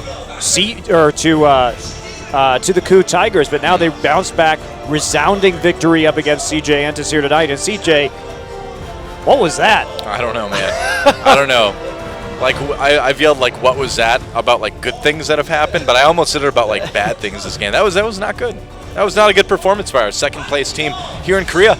And the thing to keep in mind is that, yeah, CJ is in second place, but again, we saw their game match, or their game score at the beginning of it. They were only +3, despite being in second place. They're not in second place anymore. Not anymore, no. Yeah. But coming into it even, they didn't have a good record game-wise. They were winning matches, but it was always 2-1s. Finally, this is starting to kind of come back to haunt them a little bit, and CJ with a little bit of work to do. GBM, outstanding night from that guy on the mid lane Victor as well. And Yeah. this is the Jin Air that works.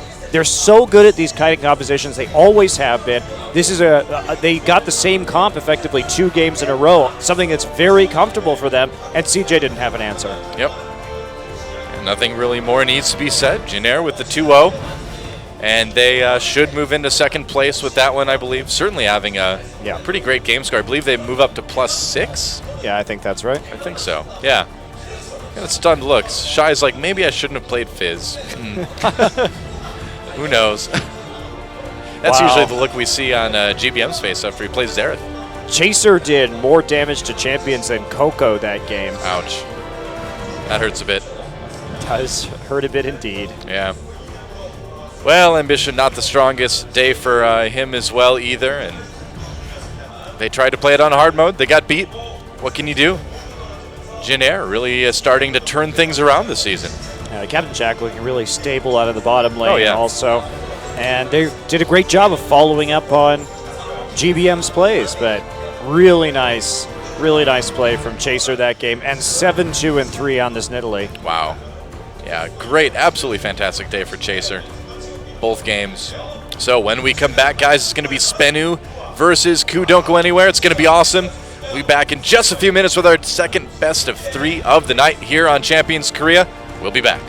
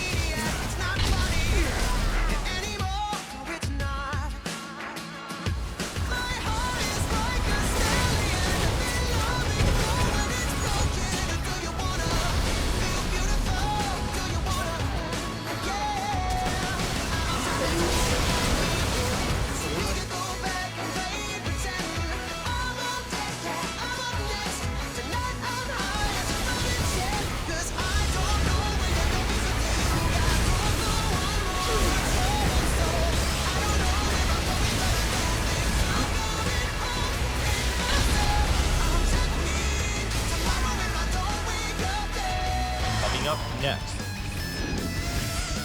Spenu Sonic Boom, KOO Tigers. 2015 Spenu League of Legends Champions Korea Summer.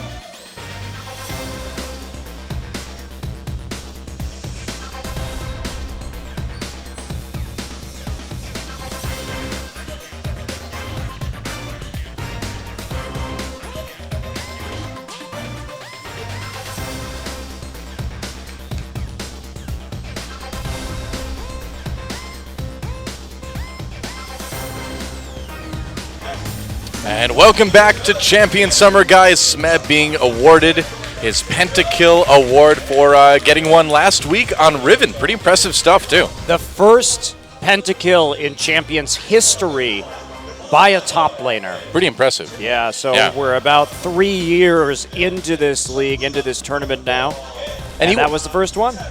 In that game, too, he got it when he wasn't like massively ahead or anything like that, too. It was just a fairly normal point in the game. It's just a great play. Well, that Riven is really the ace up his sleeve right now. He's used it to close out all 3 of their last match wins, playing it in the final game. So 3-0 on it this season, and gets that very well-deserved award from Corsair. Yeah, not bad at all. So now it's time to find out who our Game 2 MVP is going to be. It's going to be Chaser with that Jungle Nidalee again. You know, you just can't say enough good stuff about this guy today. He played 2 great Jungle Nidalee games.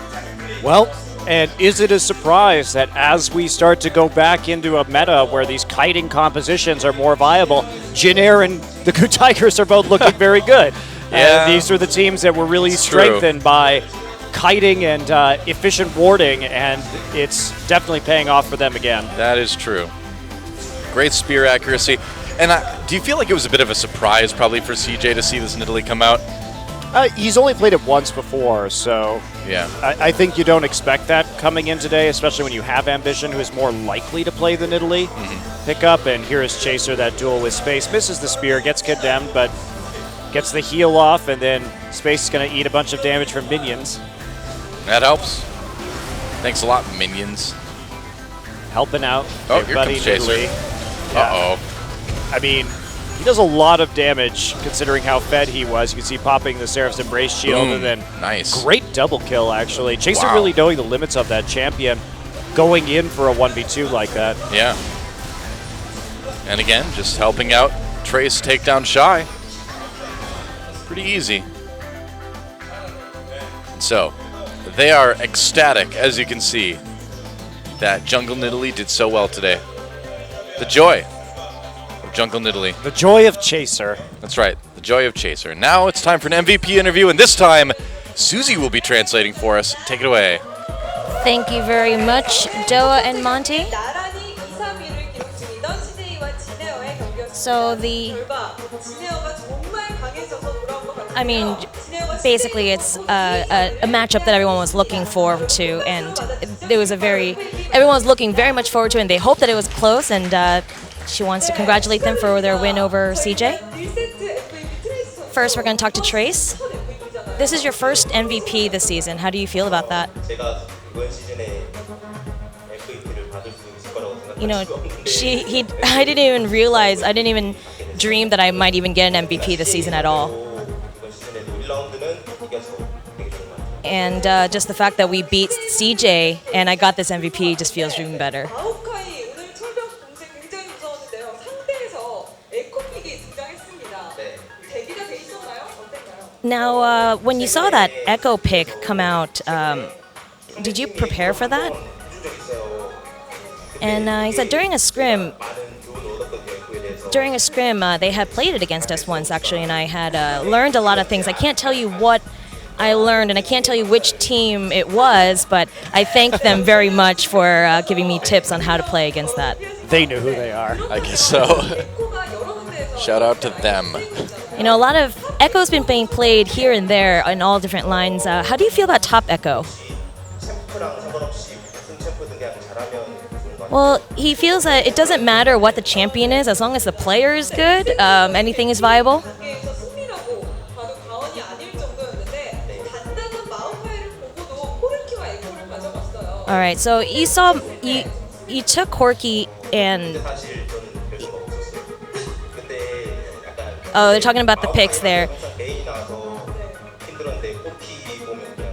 You know, whenever I see Maokai, I think it's going to be a difficult time, but I saw Corki and was just like, you know, this is doable. You know, when I see Vayne, I kind of get a little bit upset too, but this one was not too bad for me. And also, it seemed that you were focusing a lot on Annie during that first game. Why was that?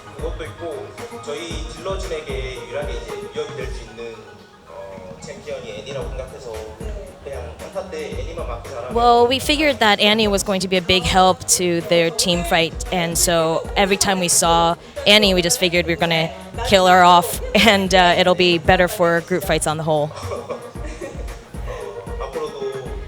So, word to the fans, I mean, we were able to beat out CJ today, and I'm hoping that with this win, we're going to continue to keep beating our opponents and make it up the ranks. Now we're going to meet Chaser. Hello, Chaser. Now, Chaser, you're at 100% on Nidalee. How do you feel about that? You know, I really like Nidalee a lot, and so the fact that I'm able to play so well on her, it makes me feel really good. Now, Eunjung's asking about the MVP points. He's up there with Faker, and he's wondering how it feels for him. And he said, if I win 2 more MVPs,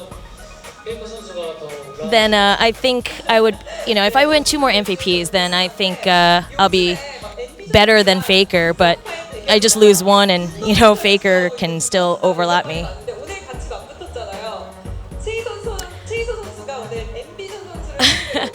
So there's this thing in Korea where they say Chaser and Ambition are the 2 angry players because they're always got this scowl on this face. And today was the battle of the scowl faces. And she's asking, how was your anger level basically today? And he was just like, well, no, it was normal. It just, I was really concentrating and I wanted to really beat Ambition.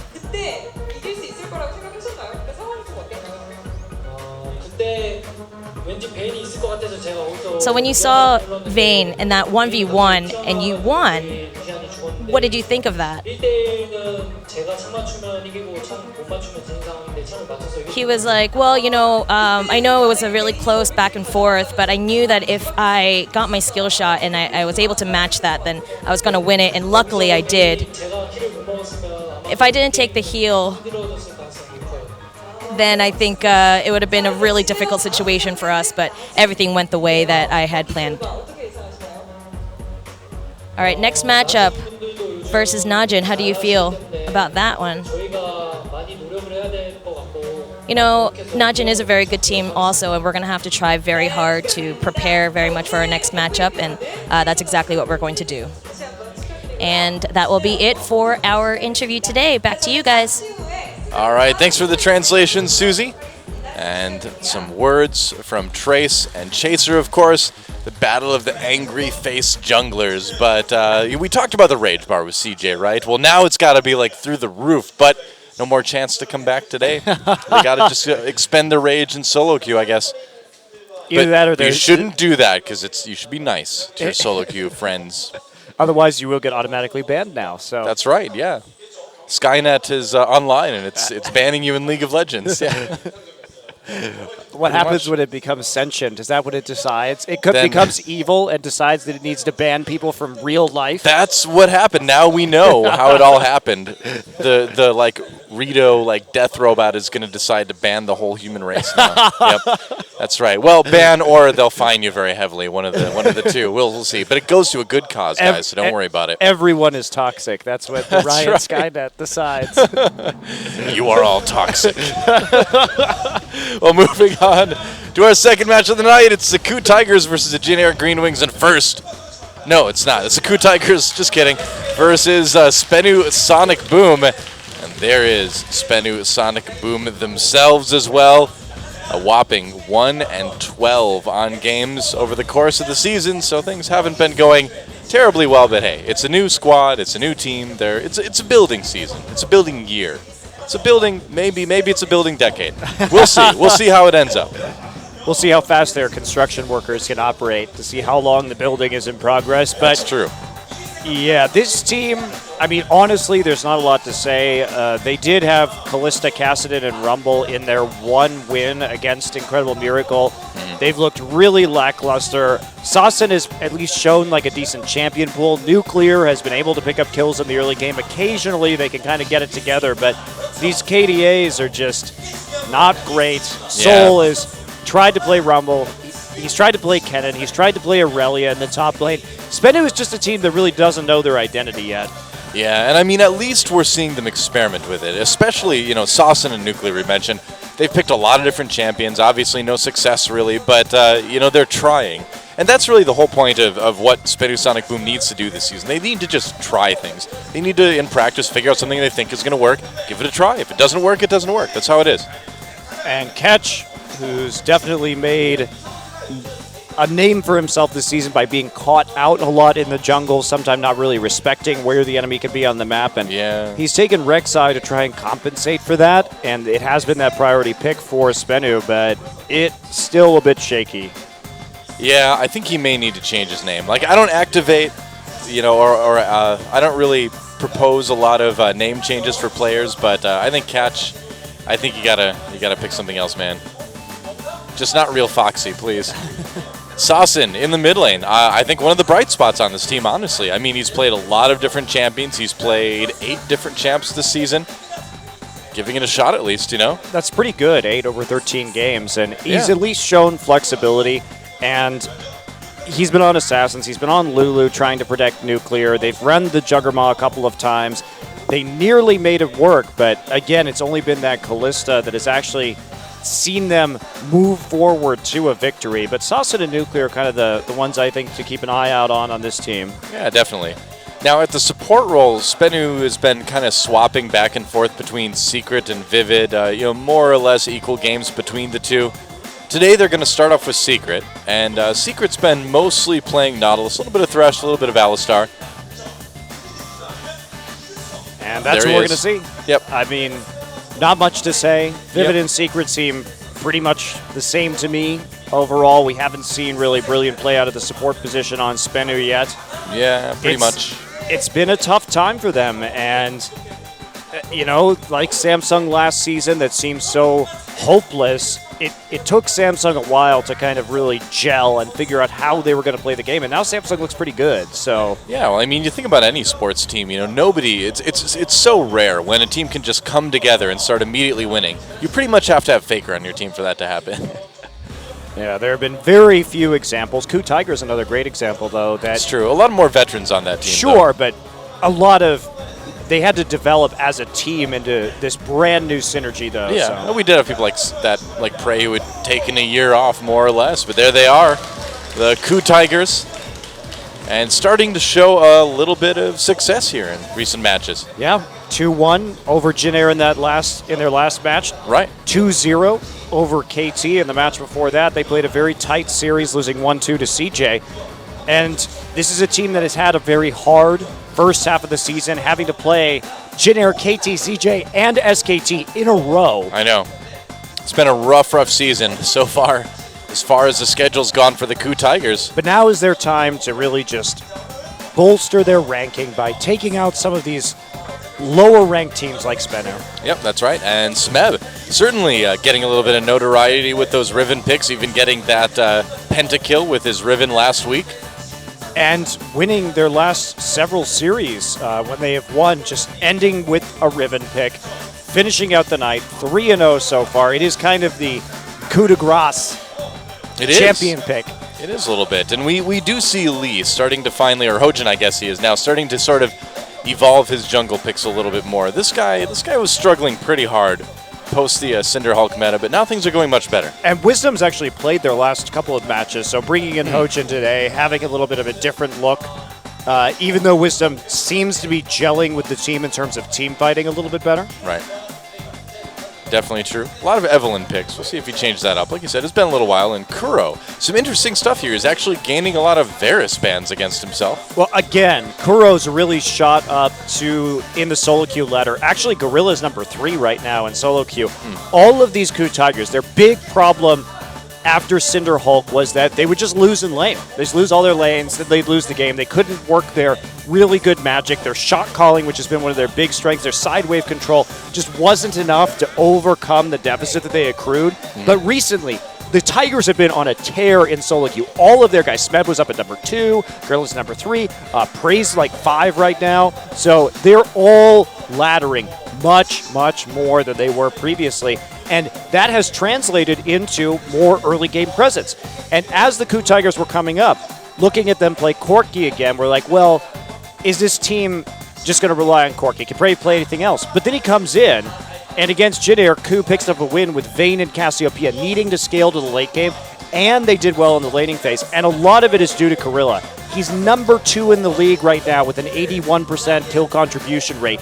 And his presence on the map, being unpredictable, swapping into different lanes, getting that 100% career win rate, Alistair, all over the map has made a massive difference in the early game for the Tigers. You know, part of it too for the Tigers is they're finally expanding that champion pool a little bit more too. You know, we've seen Prey add on the Vayne, we see the Varus, the Kassadin for Kuro, and we see the Karma now coming in for Gorilla too. So yeah, another kind of benefit of solo queue, I feel, is you get a lot of practice with a lot of different champions. And the Coup Tigers, the only team really to be playing this Karma after those changes. I think it's quite a good pickup on support. Gorilla's really shown off some neat games with that champion so far. It helps you keep up in speed with Sivir on the other side pretty nicely, and that's what it's been mostly used for. We'll see if it pops up today. Wonder what Spenu has in mind. So, Hojin in the booth. Cracking a smile before the game's right there. Everybody looks very comfortable on the side of the Coup Tigers. I would think they're pretty comfortable, coming into this one against the 1-12 Spenu Sonic Boom. Nofe, though, all business, except for the dog pin on his shirt. That's not very businessy at all, Nofe. No. Oh well, I tried. All business, except when it's not. They've been much, they've had their uniforms this year too. They haven't been quite as flamboyant with the costume choices, which is a little bit disappointing. Well, that's because Kespa limited them to 2 uniforms. That is a tragedy. Oh well, here we go. Picks and bans for game number 1, Spenu Sonic Boom versus the Coup Tigers. Here we go, and there's that Victor ban. Of course, Kuro, kind of the original Victor here in Korea. Yeah. Every game, Kuro, they ban his Victor out, and we haven't seen it in such a long time, but there's an Alistair, not going to let Spenu have that one up first. Yep. And so I'm really wondering, are we going to see that Varus ban against Kuro again, too? Now I really want to see his Varus. I think you have to ban it because Ku's on red side, and they'll just last pick it if you don't have a solution for it. So that's true. Annie actually take it away from Gorilla. I mean, well, he had a really good game with it against Jin Air in game 3, I guess, but it's not like a huge consistent pick for him. No, it definitely isn't. That is a little bit confusing. Yeah. Well, the Rise ban, not too surprising. Just a generally strong pick right now, and Soul's been struggling on pretty much everything he's tried to play lately, so why not just limit him to those champions that he hasn't done well on? Which is all of them. Yeah. Almost everything. So Kalista will not be played by Spenu, in spite of the fact that they did actually manage to pull out a win against IM with that champion, and their sole win of the season. They don't want to first pick it. Huh. So what are they going to first pick here? Grogga's still available. One would assume that would be first pick worthy. Coup Tigers could really open up this draft, and they're going to ban Vayne. Oh, okay. Interesting. Huh. Vayne is a champion that Nuclear's only played once. But not a big worry, and easy first pick Gragas. If they think that Spenu's going to first pick Gragas, they could deny the Gragas-Vayne synergy that is so strong. And that's a good point. We'll see if there's another reason for denying the Vayne pickup right here. Well, I would love to see Kuro play Echo, and we may just see him pick it straight off. I don't know. Do you think it's worth picking right away? Smeb might play Echo. I mean, honestly, that would be a very good champion for Smeb, taking that Sivir. And they're just going to go with the Nautilus at support early on, not revealing anything at all. I do like the idea of Smeb playing Echo, though. It does really fit his playstyle well. Absolutely. Yep. Riven player would be strong on that champion. Yep. Yeah, fits it better than Kuro's playstyle, honestly. Yes, it does. Vel'Koz Garen, let's make it happen, Spenu. Come on. Or not. Oh, well. Well, the Rumble Force Soul would not be a surprise at all. It's been pretty much what he's played in nearly all of the games. Yeah. Almost certainly just going to go for that champion right there. And then how are they going to round it out from that point forward? I mean, occasionally we've seen Nuclear on a champion like Jinx. They did very well in the early game against CJ with that champion. And the Thresh seems pretty reasonable. Just a good solid pickup in general. Ooh, maybe the Tristana for Nuclear, actually. Huh. So picking that now, not giving away any more than they need to. Yeah, Yeah, you're definitely going to take the AD in support in that round of the draft, and they're going to grab the Tristana. So we've seen that be very successful in terms of fast pushing compositions, not only in Korea, China as well. LGD actually doing a really good job with Imp on the fast push Tristana. Very interesting game to see. Well, we could certainly see that as Zir for Kuro. Maybe the Yasuo, I guess, but last time Kuro played Yasuo, things did not go well for the Tigers, so I like to switch over to the Evelynn for Hojin.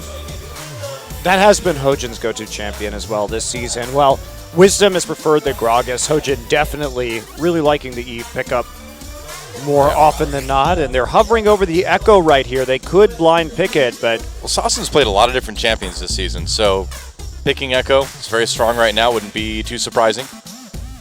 Yeah, pretty safe champion as well in the laning phase, so yeah, not too much of a risk to blind pick it, but the response could be quite interesting. Blind picking that would be suicide against Kuro's Vayne.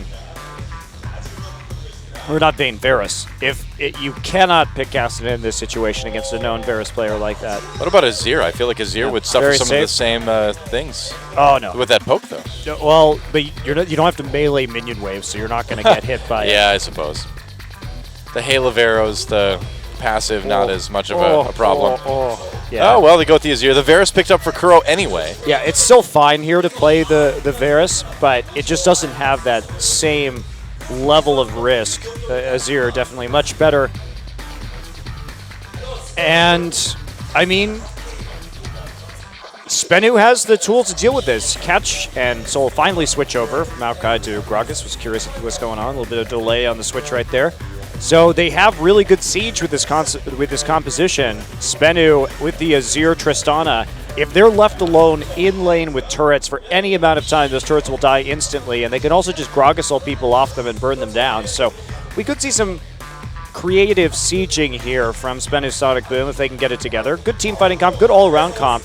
And Ku, man, they are powered up for the mid-game. They're really going to be hitting that power spike hard with the Rumble, Varus, and the Sivir, but they will be at a disadvantage late. Seems like that's what you want to do against a team like Spenu Sonic Boom, though, is just get in there, hit them early, and then just close it out easily. Well, they certainly have everything they need to accomplish those goals in this game. Yep. We'll see if dive they can, potential as well. Yeah, we'll see if they can pull it off. Spenu Sonic Boom looking for not just a match win, but just a win in general. Their second game win would be nice at this point. Ku Tigers, though, looking for an easy way to hop up the rankings a bit. We'll see if they can do it. Time to get in the game and find out.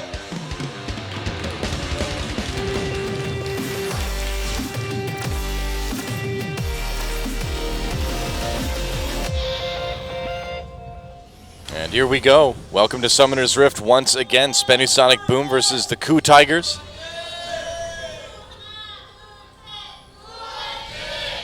Ah, yes, and Heartseeker Varus for Kuro. Showing his love for Spenu Sonic Boom. He's going to send them lots of gifts. Unfortunately, these gifts are elongated and sharp, and generally not something you want coming at you really fast. Yeah, this is pretty much classic Ku Tigers right here. Just go for that big mid-game power spike. Try and close out the game. Play well around when you're strong. Understand your team compositions well. So that boy, that's a Hail of Arrows. That's a slow. Secret flays people away. Flash is used. Gorilla actually flashed in for the stun there. Well, and they got the flash. So support flash for support flash, I guess. Yeah, just trading the flashes. It happened early enough that it's not really going to be that big of a hit on the laning phase. Yeah. Especially since Gorilla did start with his E anyway, so that's not too big of a deal. Yep. They just caught them out right there at that brush. You have to be careful. That tri-brush on the bottom side, on blue side, is one of the scariest parts of the game at level 1, because you never know when they're just waiting around the corner right there, because the red side can get to that point on the map before you can really do much of anything. And also, there's a huge danger of like a thresh hook coming in through that brush. That is one of the least pleasant places to stand as a pro player. It is true. I think the ultimate least pleasant place to stand, though, is in your opponent's fountain. You don't last very long there. It's dangerous stuff. Yeah, you get eliminated pretty quickly. Yeah. Well, we have the 2v2, so standard lanes in game number 1 here. Smeb still jungle following a little bit, though. Looks like they are going to be sharing XP on these first couple of camps, and then Smeb will just teleport into lane. Maokai. Wow, Kerr already doing a lot of damage to Sassen. I mean, the nice thing, at least with the Azir, is you have some range, which gives you more time to dodge. But yeah, this is... I mean, the Varus is strong in the early and mid game. There's no doubt about that. They do have the tools to get onto him, however. Of course, with Gragas, you can really disrupt him with that ultimate. They have the Maokai also, so they can definitely deal with Kuro. Yep. Yeah, Hojin just waltzing by on his way to the bottom jungle. That said, Kuro has been pretty spectacular on this Varus in his first couple of games. Yep, well, there's a reason why I was banned against him every game against Jin Air. Yeah, against KT he did just a tremendous amount of work on that champion. Yep. And Hojin just grabbing his blue buff. And we'll see what the path is going to be. Ignoring the Scuttle Crab coming all the way down, he may have a chance here. It's an early gank. Yeah, there's no vision from Spenu. This could be rough. They're starting to kind of wonder. I mean, they see Gorilla standing in the ward. I mean, they want to get Secret because he doesn't have a flash. That's the idea. But Secret is appropriately playing back, and it looks like Hojin just giving up on that one for now. I feel like he maybe could have tried something. No, you don't show for that. There's no way that gank is going to be successful. So don't show on the map. Don't let them know where you are. Keep Ketch guessing, because right now Ketch would be playing more aggressively if he had any idea where Hojin was. And so Hojin going to check the Raptors right now. He'll know that Gragas is probably somewhere on the top side of the map. Yep, taking the Krugs. Catch is grabbing those Krugs. Do you think there's any chance of a dive here against Smeb? Well, you're not going to dive. They were trying to wait to see if he would push out, but Smeb playing very conservatively right now. Ketch, ooh, this is such an interesting little battle between junglers right now. Yeah, they're managing to avoid each other pretty effectively so far. Ketch actually stealing a lot of his opponent's jungle right now. Hojin hasn't farmed a camp in quite a long time at the moment. Yeah, still level 3. Yeah, so he actually goes up to the Krugs, finds out that no one's up there. Now he's going to get scared, and he's going to have to cover Rumble because Rumble's pushing forward. Yep. That Gragas could be there. Oh, that's not good. He does need to wait. That's a little bit sloppy, I think, because if you see that those Krugs are stolen now, he didn't see Gragas in the tri-brush right there, so he probably did assume that he went back down, but there's a possibility that Gragas is like down doing his own Gromp after that, and that this Rumble pushing forward could put him in real danger. That's true. At least they do have the pink ward in the river just to keep him safe, so Smeb, would be aware of if Gragas like bounced into river or something like that over the wall.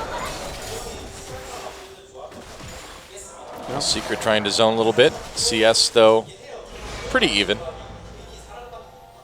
across lanes. And it looks like we're, unless the junglers find some opportunities, we're going to have a pretty passive early game. These junglers are really looking for ganks, though, is the thing. How's you going to pop in there? Prey just going to go ahead and...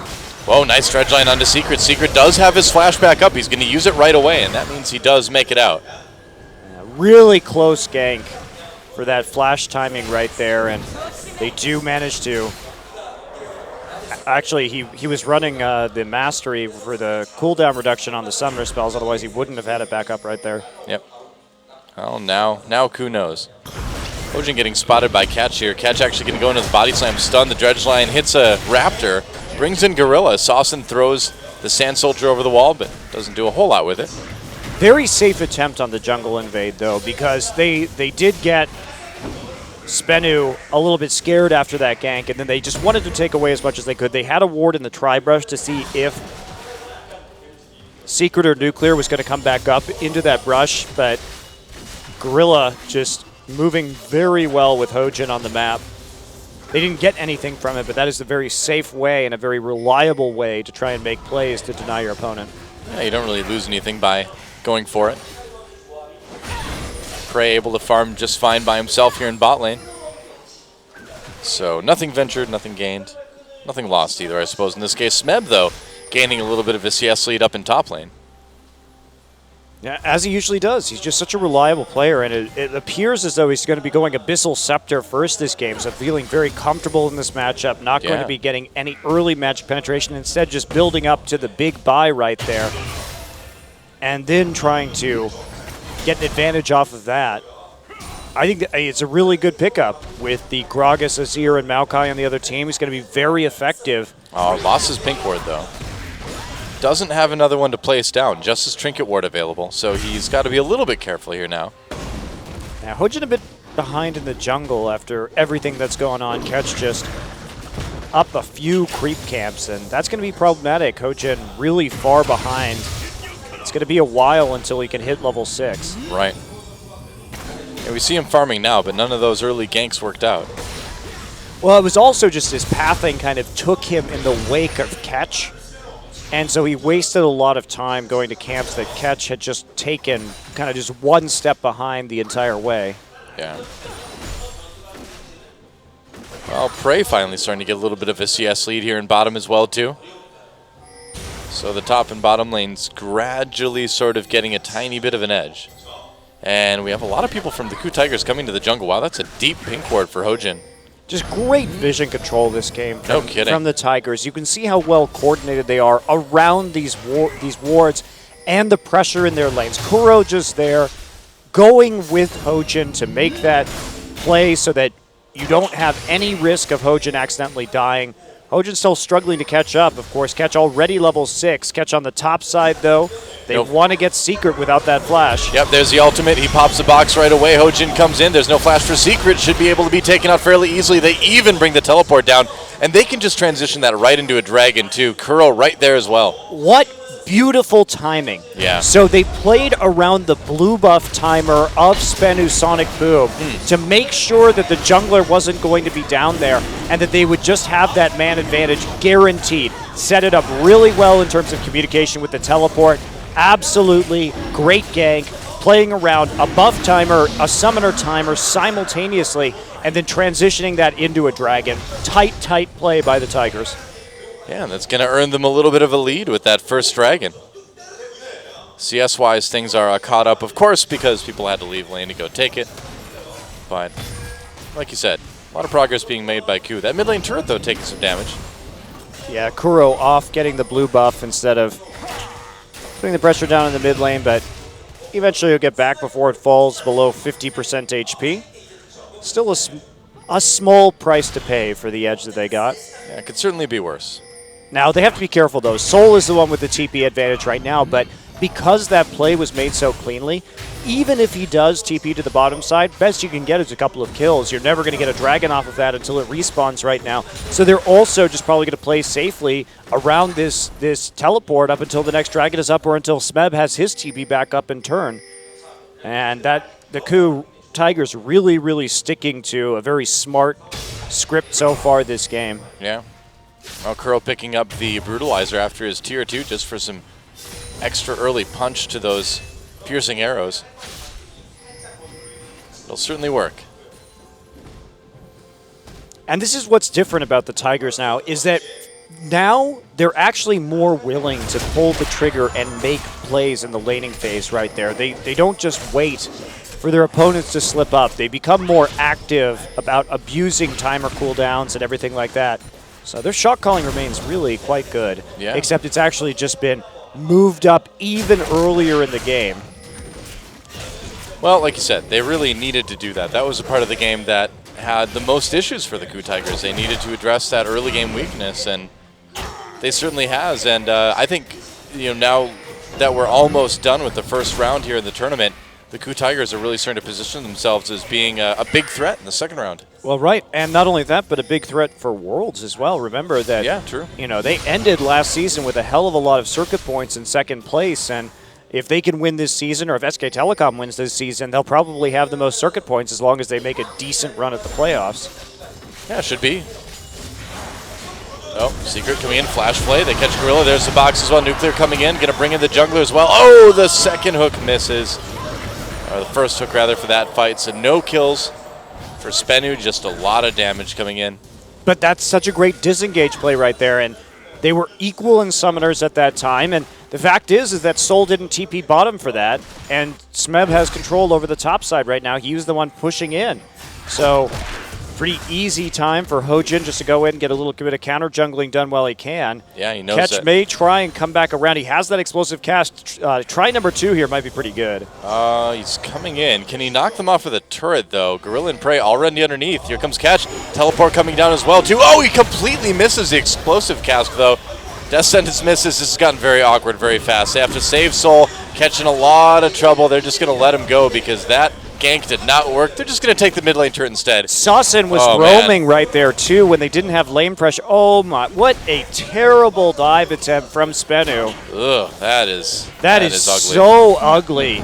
I mean, losing man. at least a tower for that with no benefit whatsoever, and you burned your TP. Are they going to lose tier 1 and top also? Holy That one cow. I feel ill after seeing that. Looks like they're not going to get the tier 1 in the top side. Well, Catch just completely missing his ultimate in a way that we seldom see at the pro level. I mean, he knew Gorilla's flash was down. I don't even understand why he threw it there. Yeah, that's a very good question. Well, that is a big bonus for the Tigers, especially when this next Dragon's going to be coming up and the mid lane turret is already down in their favor. Yeah.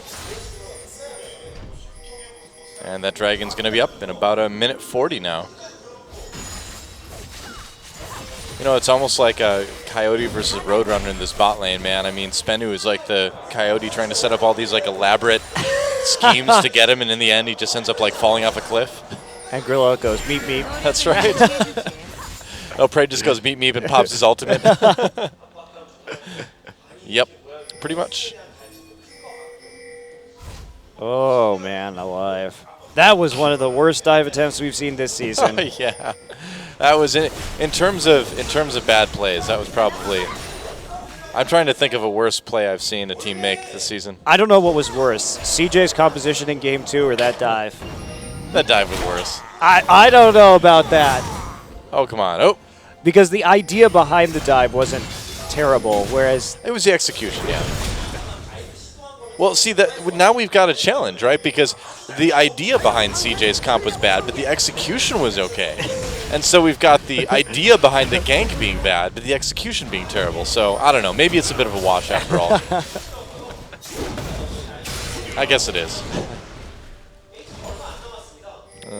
all right, well, Hojin coming around, big wraparound right here. 30 seconds before this dragon spawns. They can make another play right now. They have TP advantage. Smeb's just sitting there waiting to kill them. They're going to dive this. Yep, no flash, still on Here comes Secret. Varus. Oh, this will be fun. Should be. Catch is going to be there, but it's going to be too late. Oh, big ult hits both of them. And Nuclear backs off, but an easy kill onto Secret. They're going to take the bot lane turret, then they're just going to go take Dragon, and then They didn't even have to TP for it. Nope. I mean, Smeb was set up right there just in case he was needed, but beyond that, again, just playing around Secret's flash. Oh, boy. This is getting a bit painful. To be fair, the Tigers, to be fair to Spenu, the Tigers are playing this game super well. Yeah. It is incredibly crisp League of Legends that we're seeing here. This is how you play a very low-risk style and successively accumulate advantages based on what you know. Oh, and then nice you get, steal. Then you get Dragon stolen. Catch might get caught himself, though, on the way out. That's a kill for Kuro. But by stealing that Dragon, that actually helps out quite a bit. It does, because Yeah. Ku is very focused on the mid game with this composition. They're the ones who should be winning those fights. Yeah. Instead, they let Catch sneak in there and It's a bit sloppy, maybe. pick up the Dragon. Kuro burns his ult onto Saucin. Saucin has to cleanse out of it, right? Yeah, I mean, that was a pretty good trade. That's a fairly short cooldown ultimate for Varus and a fairly long cooldown summoner spell for Saucin. Okay, this Tristan is still an issue, though, as everyone backed out of that bottom lane. You can't leave Trist in a lane. And look at the build that Nuclear has. Fast Berserker's Greaves here, so he's doing even more damage to the turrets. And they really want to get these turrets down so they can make some sort of run in terms of getting even in gold in this game, but they're not going to take down the outer in the bottom side quite yet. Yep. Not yet. Wow, that turret in top lane really low. Smeb could actually have like Rumble get out of his suit and just kick it, and that turret would fall over. Well, and Soul has to go back. Yep. No mana. He went for a Spirit Visage first because he's been so afraid of this laning phase. And only now does he have the sustain from the Catalyst. It was just Doran's Ring Spirit Visage, which in my mind is a pretty big overcommitment to the Spirit Visage early on. And now his turret's down as well. It's going to hurt. It's going to hurt against that double AD for sure. I like the caster minion watching while Smeb was taking out his turret. He was kind of like, hey, stop. I'm going to attack you. Slowly just following him as he walks past. You would think a cannon would hurt more to be shot with, really. I don't know. No, it wasn't a cannon. It was a caster minion. Caster minion, yeah. They're pretty bad sorcerers then. I guess so. They just kind of shoot little magical shots. I don't know. It just looks so lackadaisical, you know?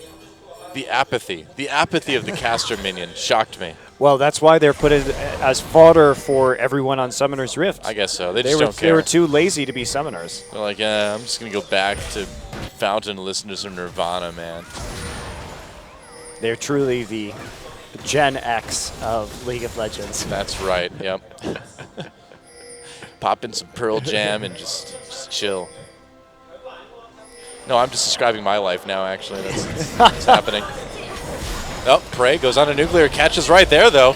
Doesn't have the ability to catch Prey, though. Prey getting a little bit low. The rest of the Ku Tigers are there. Knock up onto Soul as he comes in. Nice play, actually. Flash away for Prey. Prey's still alive, and Hojin picks up a kill. Make that another one now for Smeb. Goodbye, Soul. Kuro taken out there. Catch extremely low. Kuro flashes ahead for another auto. That'll finish him off and get him the double. Going for the triple now. Nope. Prey manages to take the last kill for the ace. And so what do the Ku Tigers want out of this ace? I mean, the Ku Tigers right there just forced a fight in their power spike. Yep. They did everything right to get that play set up. Spenu just took it hook, line, and sinker. And because they were so far forward on the map, so the Tigers knew that there was no tower for them to be protected by right here, and they wanted this turret. So they engage this little team fight. Catch doesn't hit the body slam. And then from this point forward, it's just everybody piling in to the bottom side of the map. I mean, Secret gets a decent play off right there, but look at that equalizer giving Prey so much protection. Kuro just going to stand on it and rain arrows and auto attacks down from the back right there. Very poor Azir ultimate, and that's just a flash forward for Kuro as they start to mop up this team fight, but it couldn't have been more perfect for Ku. Yeah. Again, they bait Spenu out into that long lane without protection. They start a little skirmish that Spenu thinks they may be able to turn around, but they can't do it yet when this Ku Tigers team is at its most powerful point. What surprised me a little bit, too, is that body slam from Catch didn't turn into a flash body slam. He had the summoner available. He definitely should have using flashed it later in the fight. Yeah, if he would have hit Prey with that flash body slam, that probably would have been a kill for them. Yeah, you're absolutely right. And now this is just going to turn into a giant steamroll from Ku. They're going to invade every side of the jungle. They're going to try and get these, just punish Spenu as much as possible. There's an equalizer down. There is Catch on top of an equalizer. Catch got caught. This is your jungler. This is your jungler on an equalizer. Whoa, that's a lot of damage on this Assassin. That's a blue buff taken. Unfortunately, by Rumble got it. It's not very useful. They could just go for Baron right now, honestly. Probably. Will they do it so early? Baron's not even been up for a minute yet. They have 280 carries. They could definitely do it. This is not the sneakiest trap ever set. Didn't somebody check the brush? Nope, oh, and they will my. not. Wow. Oh, wait. Oh, hey. Hey, there's a pink ward in there. Oh. What do you know? So that's why they didn't come over. Oh. Surprise, surprise. Yep. Shocking, really. Well, it gives him a chance now to push up the lanes. 8 kills to 0.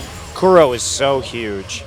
Yes, I mean, look at him. He already has the Whisper and the Brutalizer here to max out. Once he gets that Muramana, he's going to just be insanely strong. Yeah. Oh, Assassin could be in a little bit of trouble here. Oh, Judge Line barely misses. Yeah, a lot of good CC layering opportunities, or chaining opportunities, rather, for the Ku Tigers as well. They can do whatever they want. They pretty much can at this point. Kuro sharing his love with the Scuttle Crab.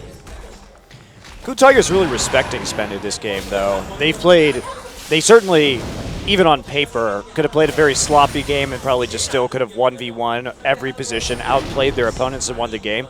But they didn't take any big risks at all. They just played so well.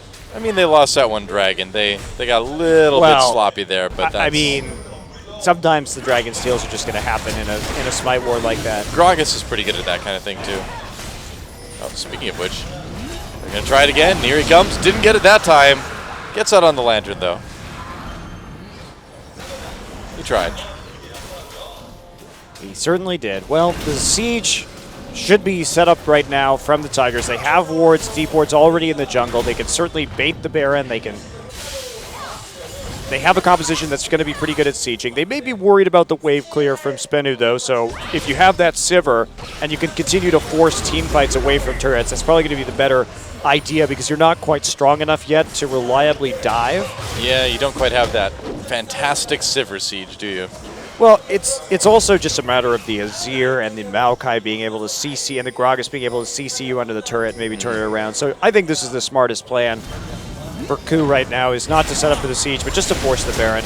All right, well, they can always turn off this if they need to. Baron has started. There is a ward there for Spenu. They know what's going on. Here comes Catch. They're going to dredge line right on a Catch, trying to get away. Nope. Catch got caught. Right back onto the Baron, you know? Yep, why not? It's like, sorry, Baron. Just give us a second. We'll be right back. All right, we're back. Equalizer. Ooh, grab onto Kuro, but Secret spending a lot of time on the Equalizer. Teleport coming in as well. Baron taken. That was a little bit close, but the KOO Tigers got it. Kuro having to flash over the wall. Almost gets taken out, but he lives. Gorilla is okay. Whoa! From downtown. Nice. Oh, he got hooked, though. Oh, it was a nice try. Kuro gets the kill on Sauce and loses the Baron buff, though. Yeah, still worth it if you're the KOO Tigers. You trade 2 for 2, you get the Baron buff in the end. You still have your wave clear available, so you're not going to be punished too hard for this prey. Going to be able to clear that up. They're going to go for it, actually. TP, TP, TP. Yep, that's right. And goodbye, Secret. Uh-oh, Nuclear gets ulted. Big Evelyn ult comes in for Hojin. Can help him take that one out easily. Hojin managing to escape. Soul just trying to do whatever he can, but against the top laner and the AD carry, that is not going to work out, and Prey picks up another double kill. Wow, so Prey just starting to go off this game right now. Yep, he's got 2,600 gold to spend, too. And big shopping trip for Prey. What will he get? He doesn't. Last Whisper just picks it up. No, doesn't really need that. Probably should have gotten Bloodthirster, actually, but that's fine. Failure. Well, there's a lot of wards there, aren't there? Huh. Smeb just on ward clearing duty. Gold for free. Doing some ward farming. Yep, Sawson's like, all right, I'll just put a ward there, I guess. So they got to clean up these side waves right now. KOO Tigers all over that. Evelyn and Rumble will be sent to those positions as the rest of the team maintains the mid wave and picks up the red buff. And from there, they'll start a push in. We'll see where they actually want to go. Spenu at least having a decent amount of pink wards deep in their own jungle to prevent KOO from freely rotating through that top side. Yeah, true enough. Well, now for the top lane. They've got those Baron-powered minions. Smeb pushing that up pretty easily. Looks like they could sort of come around from the side, too. Going for that mid lane tier 2. Prey able to spell shield that hook and take out the turret. And yeah, pretty much methodical play here from the KOO Tigers. There's not a lot that Spenu can do anymore at this point. They're already 10k gold down at 25 minutes. That is about what happens. This is about as textbook a game of League of Legends as you can get from the KOO Tigers. I mean, pretty much. In terms of their play, taking advantage of your opponent's weaknesses early, turning a bottom lane support flash into a giant snowball, fighting during your power spike. KOO Tigers just putting on a clinic right here, and Spenu not having any real way of responding to it. Oh, except for you catching Kuro. All right, that up. Whoa, what an equalizer comes down for Smeb. Kuro giving his life for an easy team fight win for the KOO Tigers. Soul getting a little bit low. Double kill for Hojin throughout all that as well, too. Yeah. Was it worth it, Spenu? Was it worth it? Well, they keep trying to walk through this choke with all the Sand Soldiers. Finally, Prey able to get through that position, but if Spenu can hold on to this turret, it actually might be worth it for them because they'll be able to actually wait out the rest of the Baron buff. That was such a beautifully terrifying equalizer by Smeb, though. Wow. I mean, they certainly were punished for it. But not as hard as they could have been. Banner of Command now for Hojin. Yeah, Hojin and Prey actually with the same scoreline so far, 5-0-9. Isn't that nice? It is. They're KDA buddies. In the good way, too, not in the way where their KDAs are terrible. That's true. They've got a cool 14 KDA between them. Not bad. So now Ku just going to try and set up again. This time Ward's already in place around that dragon. They've got the lane push. They just want their third of the night right now. And the problem is Ku really can't close this game quickly. There's really good wave clear on the side of Spenu. They can't dive them because of the amount of crowd control that Sonic Boom is running, even with this 11k gold lead. So it's going to be a bit of a grind from here on out, but there's really not any way Ku can reliably close the game. I mean, the big thing is that they got that lead that they needed to get in the mid game. You know, I mean, they did what they needed to do to set themselves up for a late game like this. Absolutely. They did a very good job of that indeed. It's just that closing this game is not so easy when these two team comps are interacting, and Ku doesn't want to make that big mistake of diving. Kuro getting caught out. That's right, yet again. Wow, they're going to get Kuro for like the third time now. Whoops. Well, they've been good at catching Kuro at least. Yeah, and Secret has been landing those hooks very reliably. Oh, but the trap comes in. Hojin lands a big ultimate onto Catch. Catch getting very low. Soul able to zone a little bit. Nuclear is ulted. He has to get out of the fight. They're going to take down Soul. Another kill for Prey. Oh, Flash Dredgeline didn't connect anyone, but that is a beautiful equalizer yet again. Coming in for Smeb. Whoa. That blade nearly took out Secret, but looks like Girl's going to get in there for a little bloodthirsty support action. Smeb is so good at holding his equalizers and waiting for that perfect timing, and Ku just crushing that team fight 5v4, or 4v5 rather. That works. I mean, they already, the top lane turret goes down. Yeah, they already set up that cannon with the Banner of Command on the top side, so someone has to go deal with that. Unfortunately, death timer is still so low that Ku are probably not going to be able to get an inhibitor here. So what do you think about Kuro getting caught so much here? I mean, is that just sloppy play by him or just good picks by Spenu? A little bit of both. I do like how Secret is committing to these really hard with flash hooks. He's done it a couple times now. And that shows, I think, good initiative, and his skill shot accuracy is there, so you don't always expect them to flash for that and then for them to hit it. I suppose. But Kuro should not be the one running point on some of these jungle excursions. He should be the one. I mean, they have an Evelyn, for God's sake. Like, just let her be invisible. Yeah. Yeah, it is a bit funny to see the Varus taking the lead there. A little bit odd. Oh, Dragon getting taken out. Can they steal it? Nope, not that time. Another close attempt from Catch, but the Ku Tigers secure their third Dragon. Well, Hojin's 2 levels up, so his smite is going to be more powerful anyway. It's going to be hard, even harder in that instance for Catch to take it, even if he does try and use his explosive cask for the burst. Baron going to be up in 5 seconds as well. Ku should have no problem taking number 2. Yep. 20-4 kills. That's pretty good. Pretty good for the Ku Tigers. Prey having a massive game. 6-0-12 on the Sivir right now. He is certainly doing quite well. With everything that Spenu has tried, it's actually a little bit surprising that he hasn't died yet this game. Very good at escaping. He has been. Well, Ku lining up for this Baron at the moment. I mean, they know you're there. There's like the wolf spirit flying around between everyone. They can see exactly what you're doing. Soul gonna TP in and awkwardly find himself behind Smeb. Yeah, Prey's gonna ult. They're gonna go in onto Soul here, see if they can catch him. Looks like they will. An easy kill for the Ku Tigers there.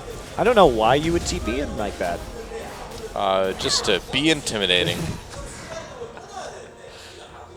Didn't work. And so, another easy Baron for the Ku Tigers. They should be able to get this one. Doesn't even look like Spenu wants to try to stop this. Catch just hanging out in a ward. So, now a Baron buff that Ku Tigers are not going to lose on a couple people. Yeah, immediately hitting the lanes once again as well. Looks like they don't want to go into the bottom side yet. Very interesting choice, considering there is that naked inhibitor in that part of the map. Instead, they're just going to go onto an inhibitor turret that they have the wave to ride forward. Smeb has TP. He can go back and clear out that wave in the bottom anytime he wants. Yeah, it looks like they just want to clear out the top turret instead. Wave clear's still pretty good with that Azir, though.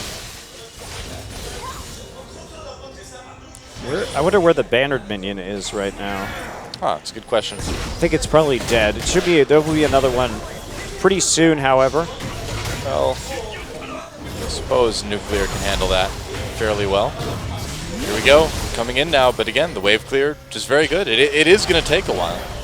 Yeah, Spenu has such a good composition for turtling. Yeah. I'm sure that's part of the plan too, you know, I mean, if you end up getting a bit behind, you can just try to wait it out. But I don't think that's going to work this game.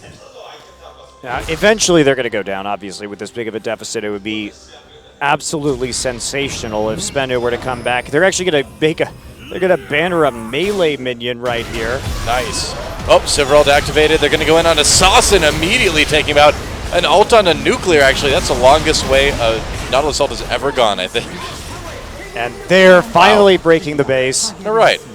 Well, they had already broken it, actually. They're just doing it the hard way without taking that inhibitor. Now they're going to try and just end the game. That is a big melee minion. First Nexus turret goes down. Soul trying to stop. There's an equalizer just to keep everybody else from coming in. Soul on his own. Smeb getting very low. Has Zonius before he dies to the turret, but nice ult from Varus on a Nuclear. Easy kill there. There is the ace cleanly, and a very clean win for the KOO Tigers as well in game one. To be expected, but there it is nonetheless. GG. Wow, big game from Prey too on that Sivir. And one of the things that Prey has struggled with this season has been his positioning on Sivir. On some of these lower range AD carries, he looked a little lost. This is obviously not the biggest opponent for him, but he did very well in terms of his positioning that game against a team with a lot of dangerous crowd control. So that is an encouraging sight for the KOO Tigers fans, I'm sure. Certainly. Well, I think you can't take anything away from that game except for being encouraged by the KOO Tigers. Really playing it well, you know, showing a certain amount of respect to Spenu, but that results in a very good-looking win for them here in game number one. And, you know, you have to expect that we're probably going to see about the same thing next game, too. I mean, it just doesn't look like the Spenu Sonic Boom, again, are on the level to really compete. Just competing against the Tigers these days is becoming increasingly difficult as they really tighten up their game. That too. Solid performance from them. The only thing to complain about, really, like you said, is Kuro getting caught out a little bit, but not the end of the world. Yep, true enough. And so, when we come back, game number two between Spenu Sonic Boom and the KOO Tigers. See if we close out the day with a couple 2-0s, or if we move on to game number three. Don't go anywhere, guys. We'll be back right after this.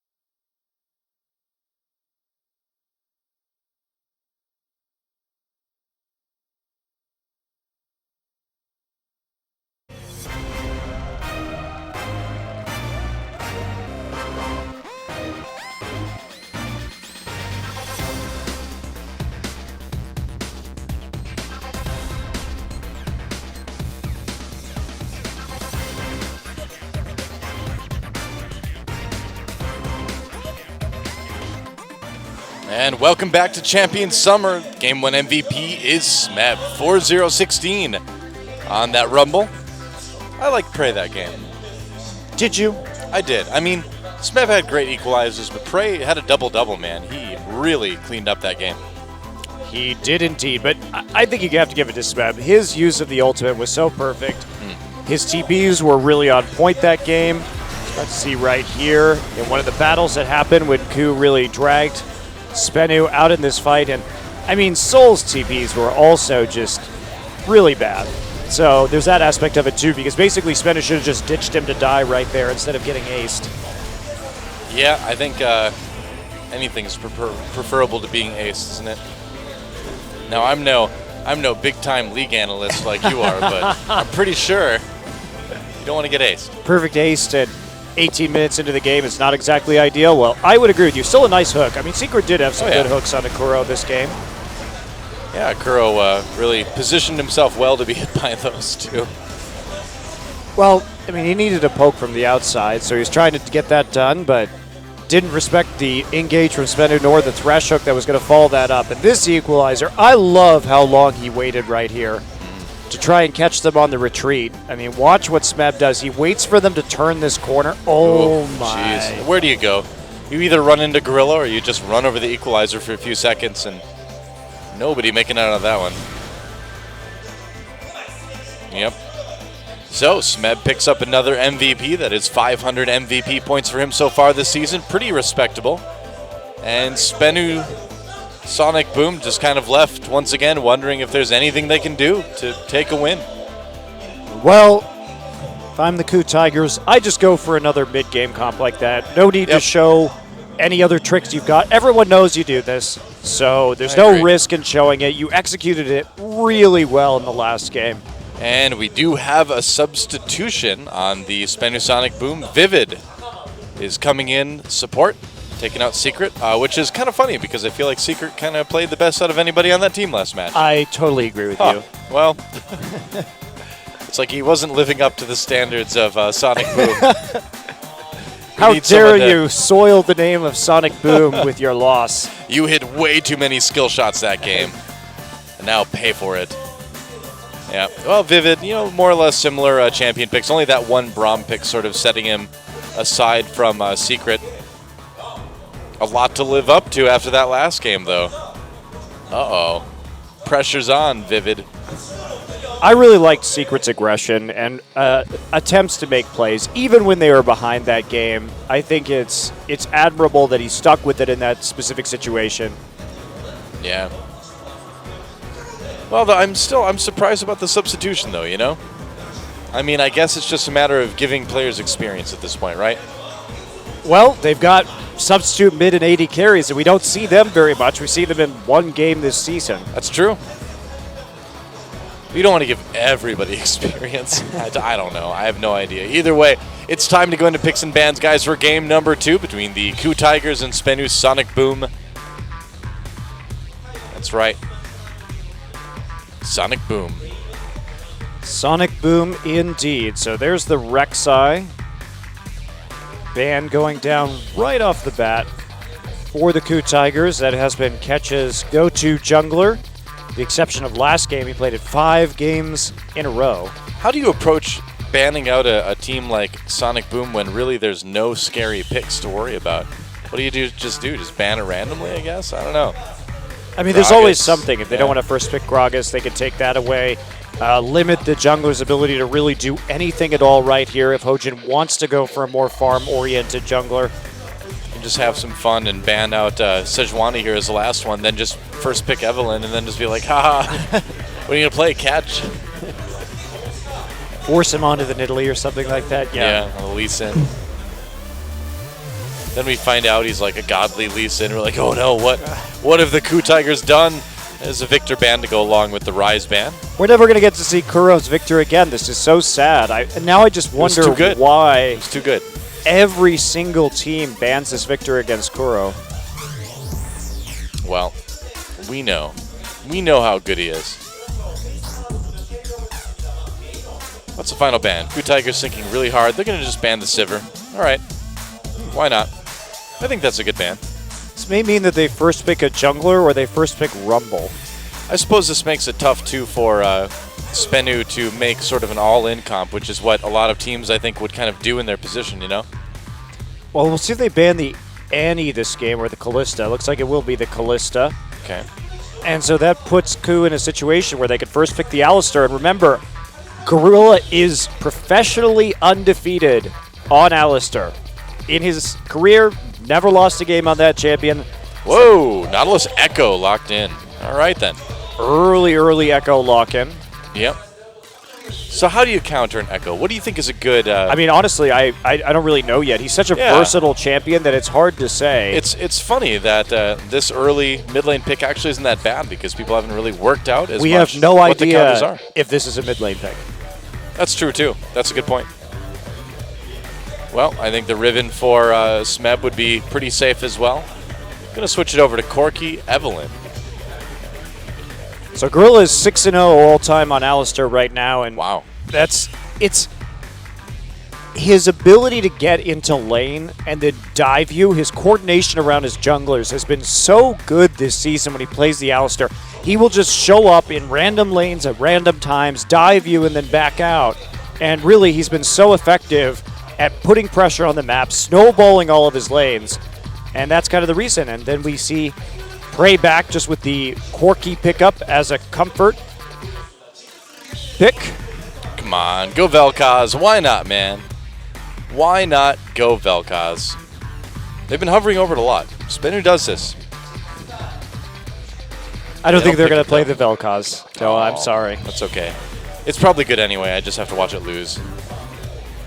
Well, it's because it's not a very good champion. I know. I know, but it's so fun to play though. All right, Maokai and Jinx. So Jinx a bit of a surprise. She doesn't have that early game punch like she used to, and yet she is still as vulnerable as ever. So, all right, Nuclear. I don't know why you would pick the Jinx over the Tristana. Now, they've saved their...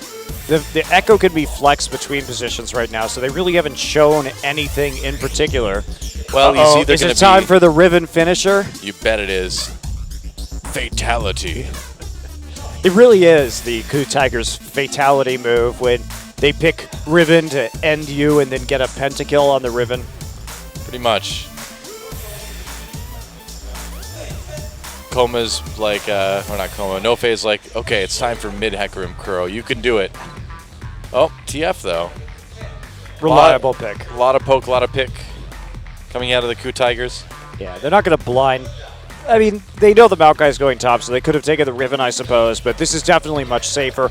And they picked TF and Hecarim because they saw the Jinx. This is the perfect team composition to deal with Jinx with. As soon as Kuro gets the Zhonya's Hourglass, there's literally nothing Nuclear can do to stay alive unless he has a QSS or a Mikhail's on his team. That is very true. And you're not going to be building a Mikhail's early on a Nautilus. You need that Righteous Glory.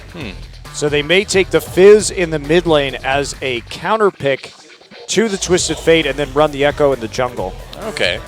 Smart draft. Yeah, could be. Sawson has played Fizz earlier this season. The Tigers should have known that this is a possibility. I think this is a great pick. Fizz is very good in lane against Twisted Fate because basically as soon as he tries to pick a card, as soon as he throws it, you just dodge it with Playful Trickster and then you're on top of him and you kill him. Yeah. So. Or it might be a Jungle Maokai. No. Or it might be a Jungle Echo. Or it might be a mid lane Fizz. There we go. There you go. Yep. All worked right, out we got in the end. It is what it is. So Jungle Echo, all right. Is Echo going to be 0-2 in Champions so far? Well, by virtue of Spenu's Sonic Boom playing him, you have to think probably. Probably, yeah. And it all depends on how hard Spenu can focus this Twisted Fate and shut him down. Because in the late game, this Hecarim TF combo is going to obliterate Jinx. It's one of the best combos of champions to play against Jinx. There's just no escape. You're just basically bowled over in the back line. You're stunned, and then you're bowled over. Yeah, very little counterplay. Yep. Well, that is that. So Spenu Sonic Boom searching for their second game win of the season. It's going to be tough, though. Ku Tigers looking for a quick 2-0 to end the night. And we will see if they can pull it off here as we move into the game. I'll put my money on the Coup Tigers. Spoiler alert. Smart place to put your money. That's right. You know me. Well, here we go. Time for game number 2. Let's get in the game and see who takes it.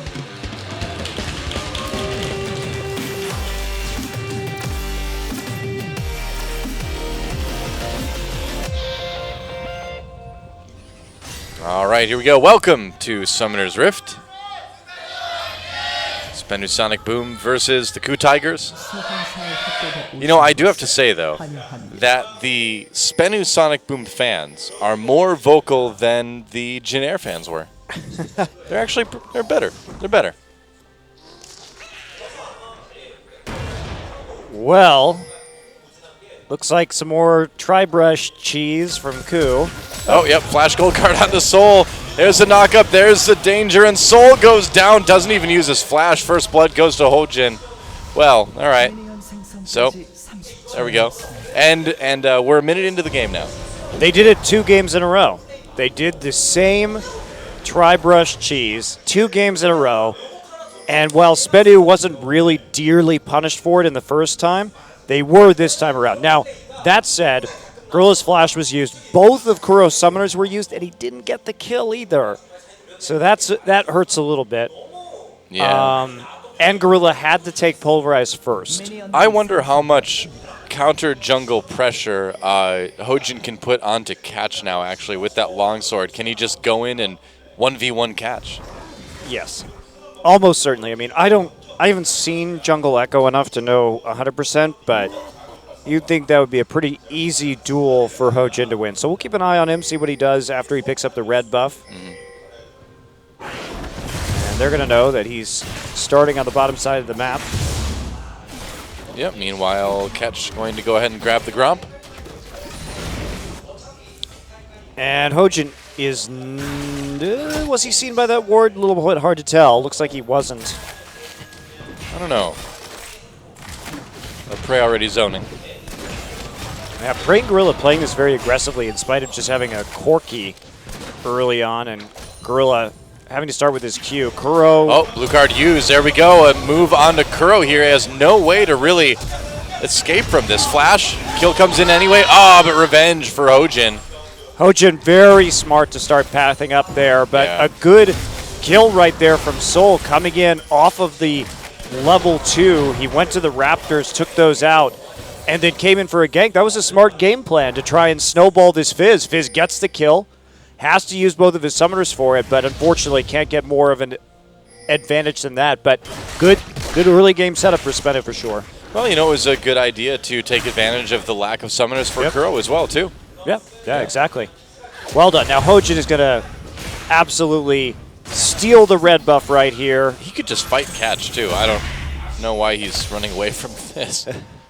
Yeah, you think they have that lane pressure as well, but... Yeah, I don't know this matchup very well. Maybe it looks like he's going to take advantage of the lack of summoners for Sasin. Gold card. Oh, Kuro throws a blue card in, actually. Oh, man. Sasin just ate the bait so hard. He's like, LOL, blue card. Oh, no, I'm dead. Why would you go in? They know. knew that red buff would... I mean, Catch just saw Hojin on the top side. I don't know. Playful trickstering in on that. I mean, that was like the easiest bait in the universe for Kuro, who just pulled a blue card and just let it rip right there and then baited Sasin in. I mean, I don't know what to say. Yeah. That was pretty bad. Yep. Well, that's 3 kills onto Hojin already, and if Catch isn't terrified yet, he should be. The crazy thing is there's a ton of kill pressure on the bottom side of the map right now. Once Gorilla gets that flash back up, he's going to be able to just flash pull Nuclear and shove him straight into that fed Evelyn. Yeah. Holy cow. Hojin just skipping the Trailblazer completely, going straight to Brutalizer at 4 minutes. Oh, this is not good for Spenu. This Eve is so strong. Yeah, we'll see what he can do with it. He's coming bot now. Looks like he's going to try for some sort of lane gank. Nope. Just going to go get Krugs. We'll see if he rotates back down again. He's going to want to wait for the flash from Gorilla just to make sure that they can actually finish one of these kills. Oh, boy. It's already level 4. Yep. But just going to go after the Scuttle Crab right now. Oh. Is he going to pursue this Fizz one more time? Jungle Echo. Catch is there. Oh. Hojin, though, can probably still solo catch. They see Catch. Catch doesn't. Now sees Hojin. Yeah, that's a lot of damage already onto this. Oh, man. Look, that's like 2 hits, man. So we got Auto and a hate spike. And now Yeah. Catch can kiss his jungle goodbye. Pretty much. Yep, there go the wolves. Catch is like, oh, man. I wish I had time to take those. Kuro, no mana, still playing aggressively right here because they just don't have any control over the mid lane. If Sassen goes in, he's going to be punished. So Kuro, surprisingly, taking an advantage in this match. Oh, man. Oh, boy. Sassen, you're in big trouble, buddy. Catch coming in as well. There's a gold card. Playful trickster into the wall. Oh, no. Nothing playful about that. And Catch decides that he wants to die as well. Exhaust onto him. Vivid's like, where'd my team go? They're dead, man.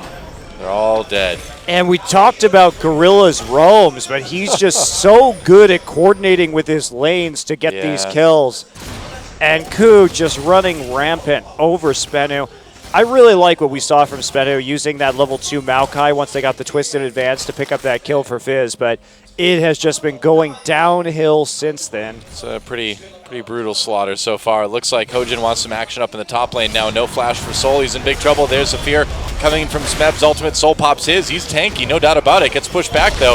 Is he going to live? Looks like barely makes it out there. Well, it was a nice try. He's going to force a recall. That's going to be some serious damage onto the top turret, unless Catch can save it there. That looks like Soul just stick around. All right, well, that one didn't work, but doesn't really matter. They didn't really burn a lot for it. Oh, never mind. Gold card, Kuro comes in, dodges. Oh, there's the easy kill.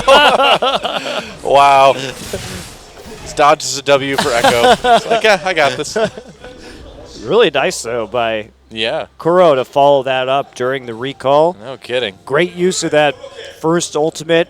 He has 100% kill contribution thanks to all of the action focused around the mid lane this game, and then him picking up that kill on the top side. Gorilla becoming this major roaming force on the map at the moment. Yep, gonna try to maintain that undefeated record on Alistar. I don't think it's gonna be too hard, judging by what we've seen in the first 7 minutes and 30 seconds of the game. It's been a very exciting 7 minutes, to be fair. It has. I like it. It's kind of a little bit of a lull now, so that means we've got time for a joke. What's Echo's favorite part of every meal? Say what? What? Seconds. Oh, God. That's terrible. Yep. There you go. I didn't even want to know the answer to that question. You forced me to ask. I know, and thank you. Thank you for being a good co-caster and humoring me. I appreciate it. The world thanks you. Headbutt Pulverize on to Catch. Sassen's there to provide moral support, but he will instead die, it looks like. Yep, there's a gold card. Gorilla pushed back a little bit. Nuclear coming in. He could get excited. Wow, this is getting a little bit messy here. Smeb gets taken out, and Spenu is going to get a kill or two here. Goodbye, Hojin. That's a double kill for Nuclear now. Prey on the run. Vivid could catch him. He does. Gets him with that flash. There's the ultimate. I thought the ultimate was activated. I guess not. He's not level 6, so that's impossible. Wow, well, probably don't want to feed the Jinx right now if Guess you are not. the Ku Tigers. Very over-eager to set that one up, and fighting deep in Spenu's jungle is going to cost them a dragon. Oh, actually, they nearly stole that. They did. But there we go. Kuro decides that he has not died yet this game enough, so there we go. Well done. Oh, Ku Tigers decided to make things interesting again. It was a little too close in gold earlier, or the gold lead was getting too much, so we're just going to close the gap. Yeah, I mean, and now our faces can get well acquainted with our palms this game. That's nice.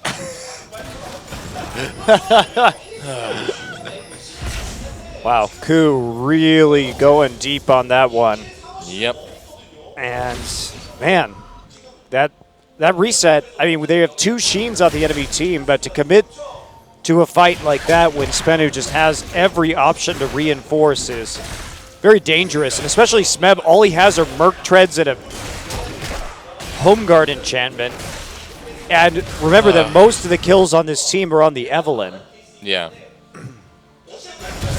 Well, Soul just going in on the Smeb yet again, and he's got a little bit of an edge in that lane now. It's also worth noting that all of Ku's champions. Oh, gold card. Here we go. There it is, used on Nuclear. Can they do enough damage? Big knock up onto Kuro. Oops, Ku Tigers going a little bit too far. This is getting a bit silly here. Goodbye, Gorilla. Wow. All right.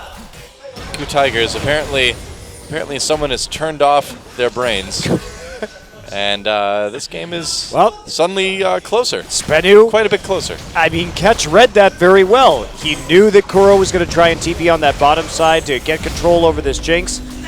And now they get a tower over it, and all of a sudden they jump out to a 1K gold lead thanks to the greed of the Ku Tigers just making very transparent plays and diving too far. And all of the Ku Tigers champions are very item dependent. TF, what's his goal? Zhonya's Hourglass here so he can get to the back line and shut down Jinx. Smeb trying to get into a Cinder Hulk situation where he can actually start to get tanky, and Prey needs that Trinity Force to really be strong here. So they are fighting at the wrong times. Hojin coming up, but he meets the pink ward in the river, so he's not going to be able to make any plays up in top lane anytime soon. And yeah, Ku Tigers need to tighten things up a lot, otherwise this game is going to get much closer than they want it to. Already is much closer than they wanted to. They found themselves at a gold deficit. Yeah, with the start they had too, it's kind of embarrassing that things have gotten to the point they have gotten. They were 6-1 at 7 minutes into this game. Yep. And they had kills in every lane. So not really an excuse for their very poor play after that. Spenu at least fighting back, doing a good job of trying to equalize. Yeah, I mean, Ku kind of handing them those kills on a silver platter every time, but I don't think they're going to get much more. They shouldn't anyway. I don't know. You really wanted to keep this Fizz down, and he's getting a little bit big right now. Isn't really behind in terms of his farm. Yeah. It's certainly looking a little bit rough. But, you know, that said, the Ku Tigers are still even, right? They're a tiny bit behind, so. That said, we've seen a game where Spenu got a 5-0 Jinx against CJ and still lost. It's true. So they haven't been very good about playing around their strengths in general. That's a good point. Catch able to get a little bit of a start going on this Echo now. 1-1 and 3 for him. And we'll see what sort of plays he can make. Morel Namakan just picked up for Sawson too, so he's actually got his first big item this game. Kuro's still looking for his after picking up that Sheen.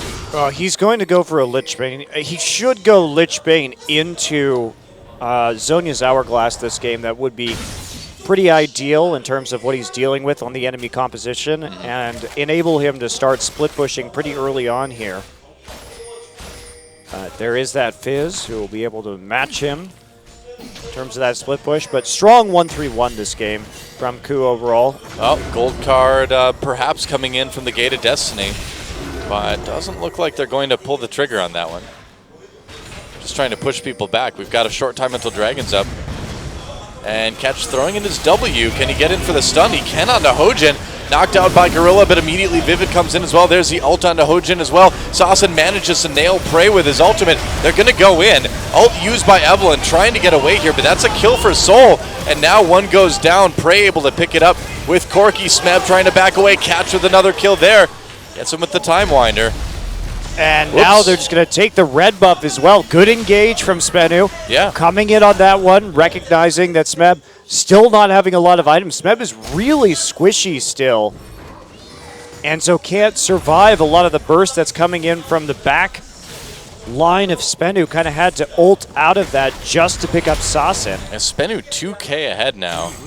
And you know, normally we would say, oh, Catch trying to come in for a dive. Not going to really fight it. Normally we'd say, you know, well, they can just wait and come back late game, right? They can just wait for the enemy team to make a mistake. But do they really have the composition that can do something like that? Yeah, sure. I mean, you can always catch people out with a Twisted Fate. And eventually I think Spenu will make a mistake where Ku is going to be able to create a pick, but that's really in Spenu's hands.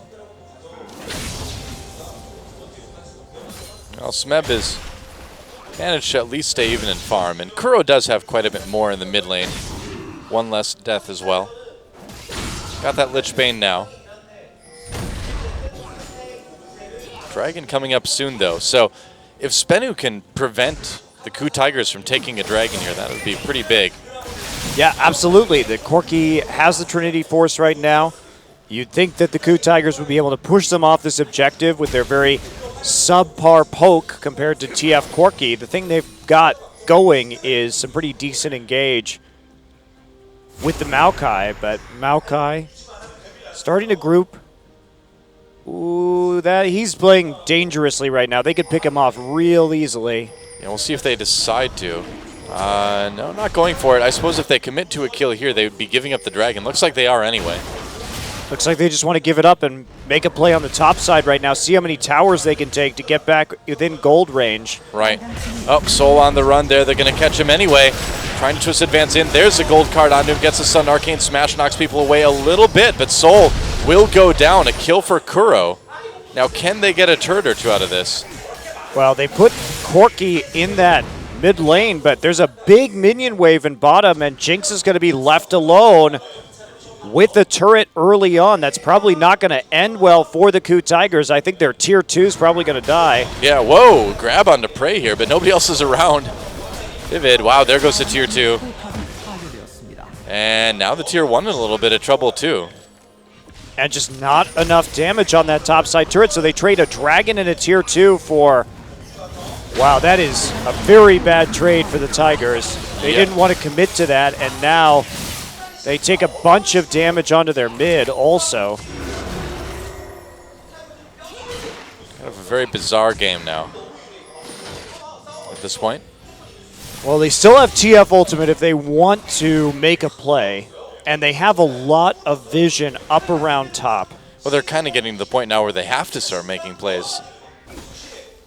Yeah, they're not too far behind. So, and I mean, this composition is such a nightmare for Jinx in the late game that Coup still has a pretty good compositional advantage, because how Jinx survives will be kind of a miracle. All right, well, mid lane turret under some pressure. Kuro just trying to clear the wave as best he can. Evelyn coming around from the side. Looks like Coup Tigers might try to flank this. Yes, they will. Here we go in. 3-man ult. Use Sasa, not caught by that, though. Gorilla comes in for a big pulverize, knocks people up. Kuro and Prey trying to follow up with some damage themselves. Here comes Smeb from the side, still a little bit low on items, and they're going to have to let Spenu go. Well, they didn't want to use the TF ult right there. It was too close to that tier 1 turret, so in the end, Spenu manages to group, manages to take a tower, and get out.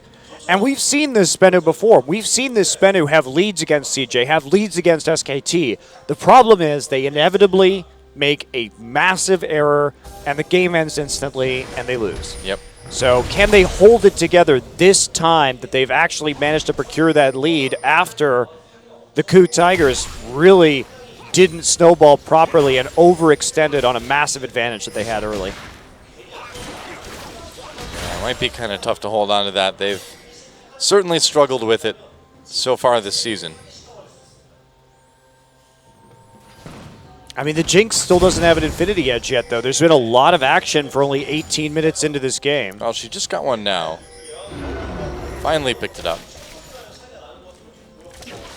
It seems like this is the point in the game, though, where the Coup Tigers composition is going to finally come alive, you know?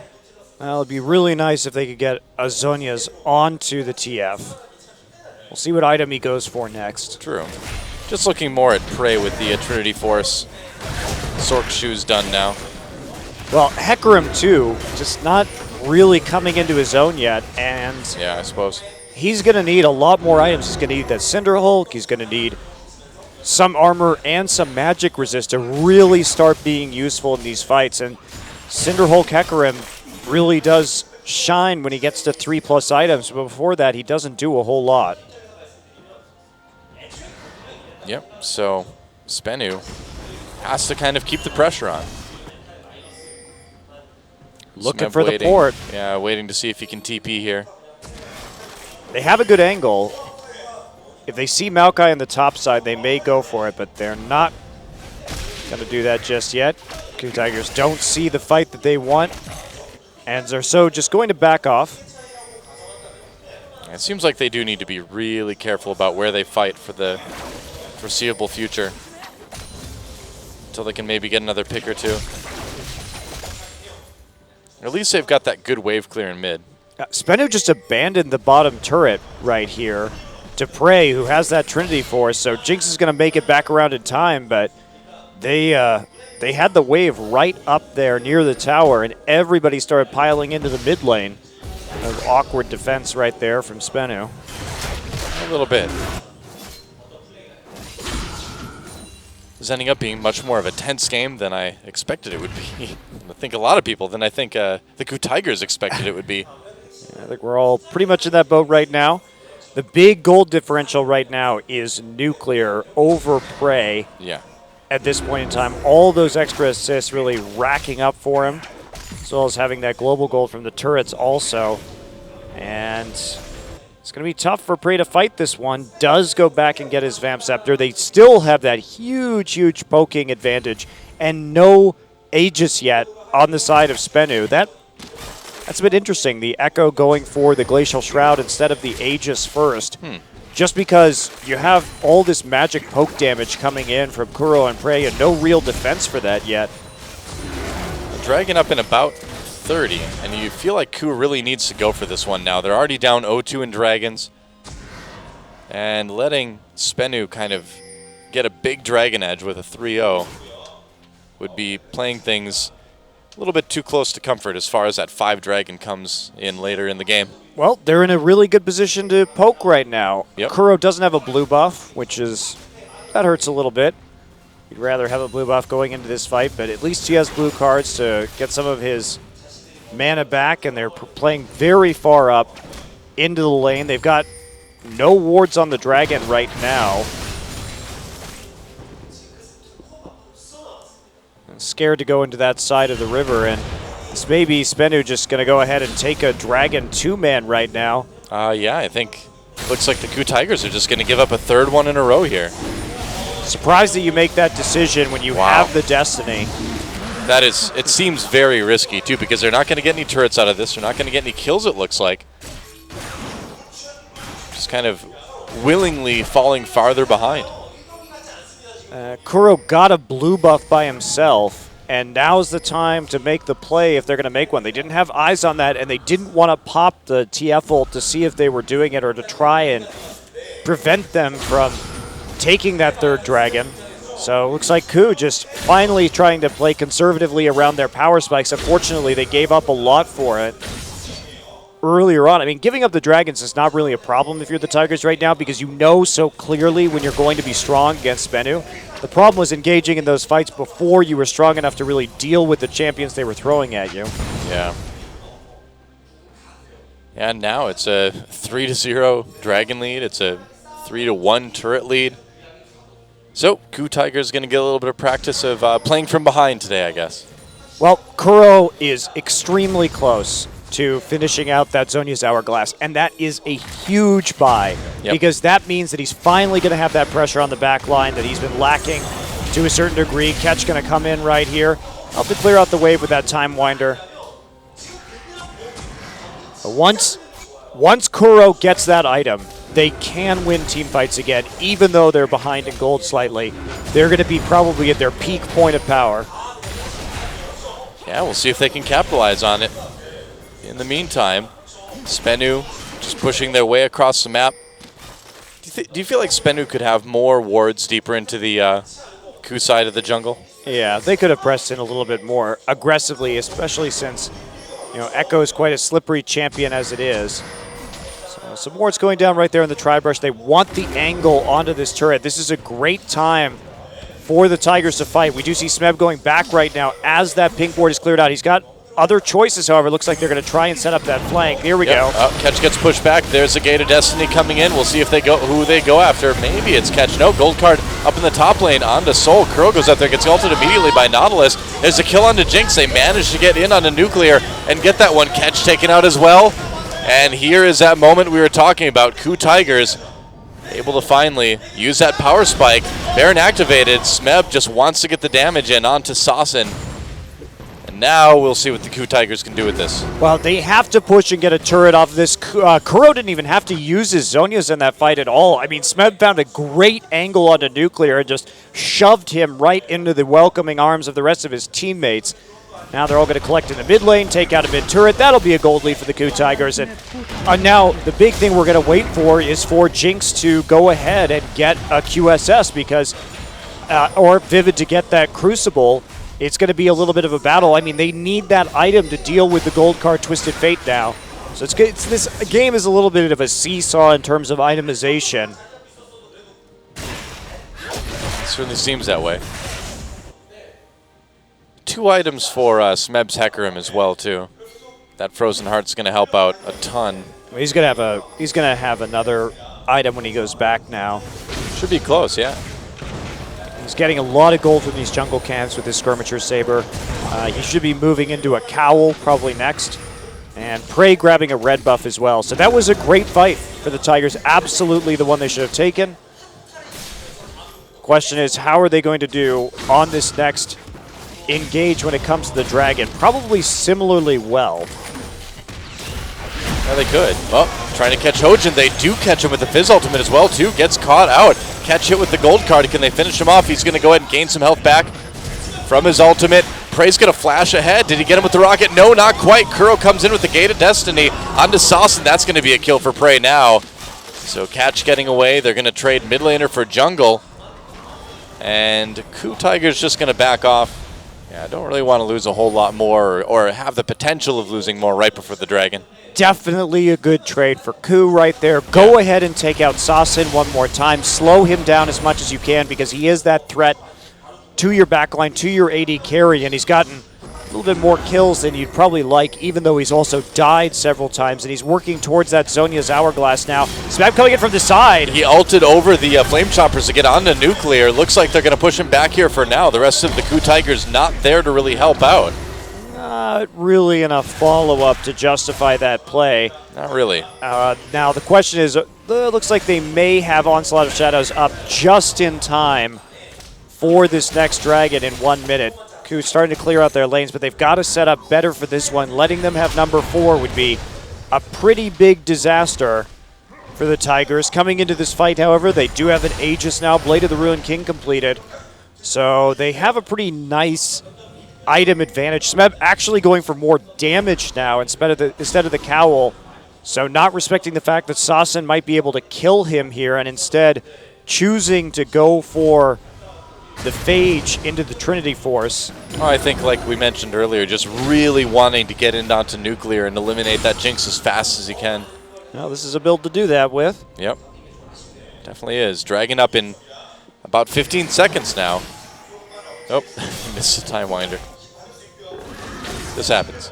Oh boy, Smeb getting a red buff could be really huge right here. That'd be a great takeaway, one less tool for the Jinx to kite with. And indeed, they're going to get it. Smeb, too, he's going to be even stickier. He's got Phage and red buff right now. That Jinx has almost no hope of escaping, especially with that flash still down. Yep. The Tigers. Oh, they're going to throw in the Time Winder. There's the ultimate used by Evelynn. Nice ult by Smeb to come in as well, too. Prey still okay. Got knocked up, but not taking a lot of damage. Gets the kill onto Vivid. Saucin not able to follow up that Fizz ultimate. Oh, nearly does, but the double kill comes in for Prey, actually. Kuro looking for a gold card, finds one on a catch. And there he goes. Going to be easy couple objectives now for the KOO Tigers. Prey chuckling on your screen at that team fight. Did die in the end, but not before he helped his team pick up 3 more kills and a tier 2 turret. Starting to come away with that gold lead. They're going to be able to get that Dragon as well. Yeah, and that's not really anyone's going to be there in time to go ahead and take that objective. It's going to be a really nice boost as well, too, for the KOO Tigers to get that little 6% AP, 6% ability power as well, or AD AP rather. And they'll get it, no problem. So, yeah, just finally waiting for that power spike and taking advantage of it. Let's watch that fight again. Nice response by Hojin to drop the Evelynn ult just to kind of set things up for Smeb. But look at that huge Hecarim ult that comes into play right in the front line right there. They don't even have to get the flank. No teleport available during this fight. Prey moves forward. Saucin's actually just going to E through a minion and then go down, but unfortunately the damage over time is going to end Prey in the end. Catch finds himself all alone after being flash gold carded right there by Kuro. Pretty much. And now in the spot lane, Smeb ready to go toe-to-toe with Soul. Almost. So after a bit of a worrying time, despite their big early lead where Ku really overplayed, now they are comfortably, they hit their power spike, they did their Ku Tigers things, Yep. and now they are once again in a very comfortable position. Yeah, at this point, it's a matter of pushing those lanes, huh? Yep. And the 1-3-1 split push here is something that Spenu just doesn't have an answer to, really. As soon as Smeb completes that Trinity Force, the Fizz, the Maokai are not really going to be able to stand up to the amount of damage that those champions have. And they will start to become pretty big issues. Smeb is looping around right now. Going back into lane, still a bit chunked out.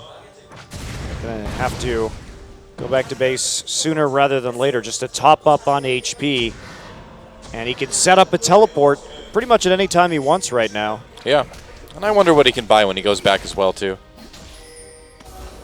He's got to have at least another part or two of that Trinity Force ready to pick up. And look at that, the Luden's Echo for Kuro also. Just if he gets into the back line and hits multiple people, so I'm going to look for an engage right here. He finished his Trinity Force as expected. Yep. All right, just walking back to lane for now. Just wants to push back bot a little bit on his way. So if you're the Ku Tigers, you just sort of 1-3. orient yourself near 1-3-1, huh? Yeah, not really worrying about the Baron. Yeah, I would just 1-3-1 right now. That's their strongest strategy. I mean, they have a Corki in the mid lane and an Alistar for disengage, TF, and Hecarim to split push if they want to. Can absolutely deal with that, although it is harder now that Sasin has the Zhonya's Hourglass, because that's another way he can become invulnerable. But with adequate warding, you can just keep on pushing the Fizz in and not be too terribly concerned. Fizz, Fish, similar. Similar thing. Similar. Yep. Here we go. Oh, gold card. There we go. On to Soul. And they're going to just run over him with Smeb as well. There's the flash from Maokai, and he's actually going to get back under turret. Kuro loading up another gold card. There's the stun, and there is going to be the kill onto Soul. Smeb taking a lot of damage from the turret, but they get the job done. Meanwhile, a little bit of aggression from Spenu in the mid lane. Doesn't result in a whole lot, but a turret taken down in bot by the Ku Tigers. Yep, so good dive right there. They're able to follow up on the engage very well. You can see the damage coming in from the Hecarim at this late stage of the game. And even though Spenu try and take that fight, try and take the 4v3, Gorilla's playing that Alistar, so he just is able to easily ult and disengage from that situation. Spenu going for this tier 2 in mid here, but the Ku Tigers might have a decent flank. A lot of damage onto Ketch already. Nice headbutt, pulverized flame chompers, dodged by Gorilla as well too. The W from Echo does stun a few people. Oh, the gold card! Wow. He caught him. That's a double kill for Kuro. And Ku Tigers just kind of running over Spenu now. Vivid tries to flash to get away, gets pushed back towards the wall. Smeb just becoming an unstoppable killing machine at this point. Another knockup onto Soul as he twisted advances back to try to escape. Doesn't work. Smeb over the wall onto Nuclear. Gets taken out though. And Jinx is just excited to escape with her life at this point. Jinx actually gets a double kill in that instance before they can actually push down. Instead, looks like Ku doesn't want the inhibitor turret for some reason. They're going to change their attention to the tier 2. And that gold card right there, so Kuro flash gold carded, and then Sasin flash just a split second later, and that carried that gold card like double distance for the very long range engage. That was pretty funny to see. So Ketch finds Prey in the jungle right there, takes a bunch of damage up front. Smeb knocking Sasin into the wall and then back towards the rest of his team. And Prey actually going to get hit. Look at that. Ooh, long range gold card. Hey, it works. And then just the follow-up from there, pretty straightforward. Maybe gets punched into the wall, but there's the Evelynn ult to get the mass slow down Gorilla with the combo. And they try and chase Soul just a little bit too far right here. Smeb tries to shove Nuclear back in. It's just not quite enough damage. And Gorilla dies to a turret. Wah, wah. Not the cleanest game we've ever seen from the Ku Tigers, but they've managed to gain back quite a big lead here in the later stages of the game. 20 seconds until that next dragon. Looks like they may just fight around Baron instead. Well, at least Crucible is done for Nuclear right now, so he actually has the ability to maybe live through this dive. If he can also avoid the Hecarim damage, which seems unlikely. Yeah, we'll see.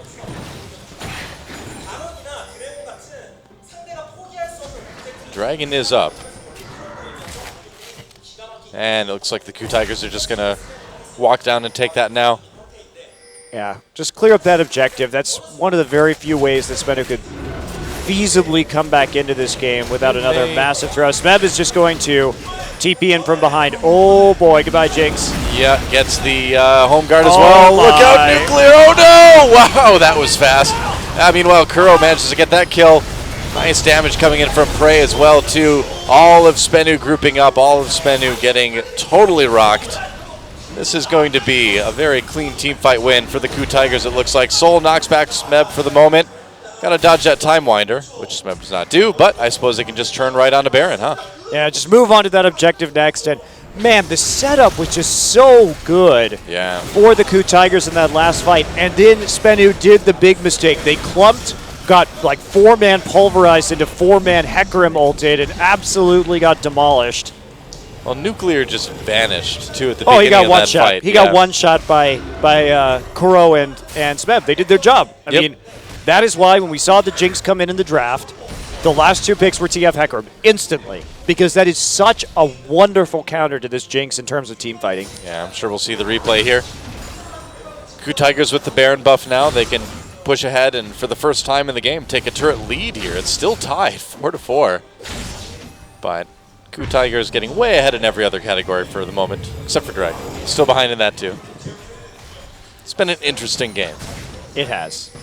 But the Tigers got themselves back together, put on the performance that they should have earlier in this game. I mean, this game could have obviously ended much sooner. Oh, yeah. But Spenu, to their credit, I mean, one thing Spenu does is they keep fighting, even when they have these large deficits. They're not afraid to try and bootstrap themselves back into games. Well, you can't be. I mean, it's good practice. You need to know how to play behind. You need to know how to try to take every advantage you can. So, yeah, credit to them for not giving up. No, they definitely don't roll over and die, which is refreshing to see. Yeah. There have been other teams that we've seen that have completely rolled over, even picking ridiculous comps, and then getting disqualified from the tournament. Good times. Oh, yeah. Oh. Gate of Destiny used just to scare Spenu. Actually, they're going to go deep. Wow, a kill onto Nuclear already. Just gets evaporated yet again. And it looks like another easy team fight win for the Ku Tigers. Double kill comes in for Kuro. Not a lot that Spenu can do when every one of their carries gets eliminated. Triple kill for Kuro coming in.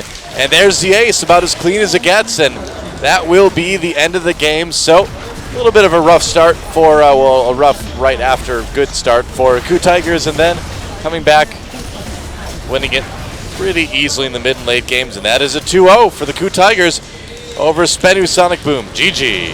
And that is why Korean teams don't like playing Jinx. Yep. That is the story of how you totally shut down a Jinx player. Even if that Jinx player gets ahead or is fed, there are compositions like this. Want to play that Jinx, you probably should think about banning Hecarim. Yeah. Really good counter. But nice comeback there from Spenu for just a little bit. Unfortunately, in the end, Ku Tigers pick it up, and they pick up the win with it. Big performance by Kuro after a shaky start. Went down 3 deaths early on and then came back 12-3-10 in the end. Yeah, overall wasn't maybe Kuro's best night, but a win is a win. Well, I mean, he did great after that early dive that he faced, getting him behind, and then a couple other deaths. I mean, he went on a real tear late in that game. And so, a little bit of a bummed out Spenu Sonic Boom. Can't really blame these guys. It's been a tough season. It's going to keep being a tough season, too. Yep, it's going to be a long, tough season. They are now 1-14 overall, so 0-7 match-wise. And the Ku Tigers continue to move subtly, slowly up the rankings. Yeah, they're definitely looking a lot better. Yeah. These days, overall, especially that game one was incredibly tight from them. And they've proven their worth. They had a rough early schedule, had to face most of these very strong teams early on in the round robin. It should be a cakewalk for the rest of this first round robin for them. Should be. And I wonder who the MVP is going to be for game number 2. I think it's going to be Kuro. Got the sneaking suspicion. I think it should be Smeb, but Yeah, played some great Hecarim in that game. he did. Really shut down the Jinx, had great teleports. Well, we will see. And it is Kuro. 12, 3, and 10 on that Twisted Fate, getting the double-double. And he will be the MVP. What do you say? Did well, Yep. helped out. Flash Gold card, Flash Pulverize. First Blood goes on to Hojin. Hojin starts to get very fed early in this game. Yeah, Hojin having a pretty good series as well, too. Overall. Indeed, and Making there you Diablo go. work. Hi. Sasin finds himself diving a little bit too deep while the jungler is there. Kuro, oh, that was just a fail E. That hurts, man. That's not something you want to have happen on a televised match. Fail E was actually Wall E's less successful brother, Robot. Bailey. I guess so. Makes sense. And just more finishing up from Kuro right here. Soul tries to turn it around under the tower, thinking that maybe he can do something right there, because he's certainly not getting away from that Hecarim. Yep. But he turns into a gravestone instead. Yeah, that's a kind of a cool Maokai skin. I like it.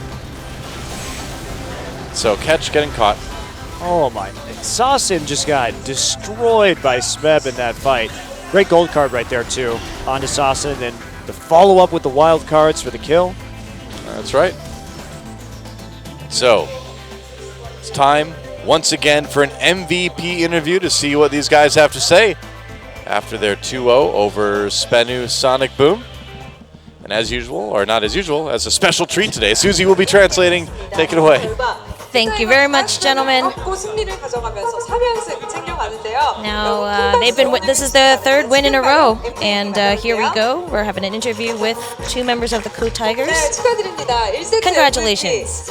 First game MVP is Smeb, and that first game was pretty easy. What do you think about that? You know, he's like, it just kind of ended very not in a spectacular manner, and so I wasn't sure if I was going to get the MVP, but it's kind of nice that I did. So she's asking about his equalizer play, and you know,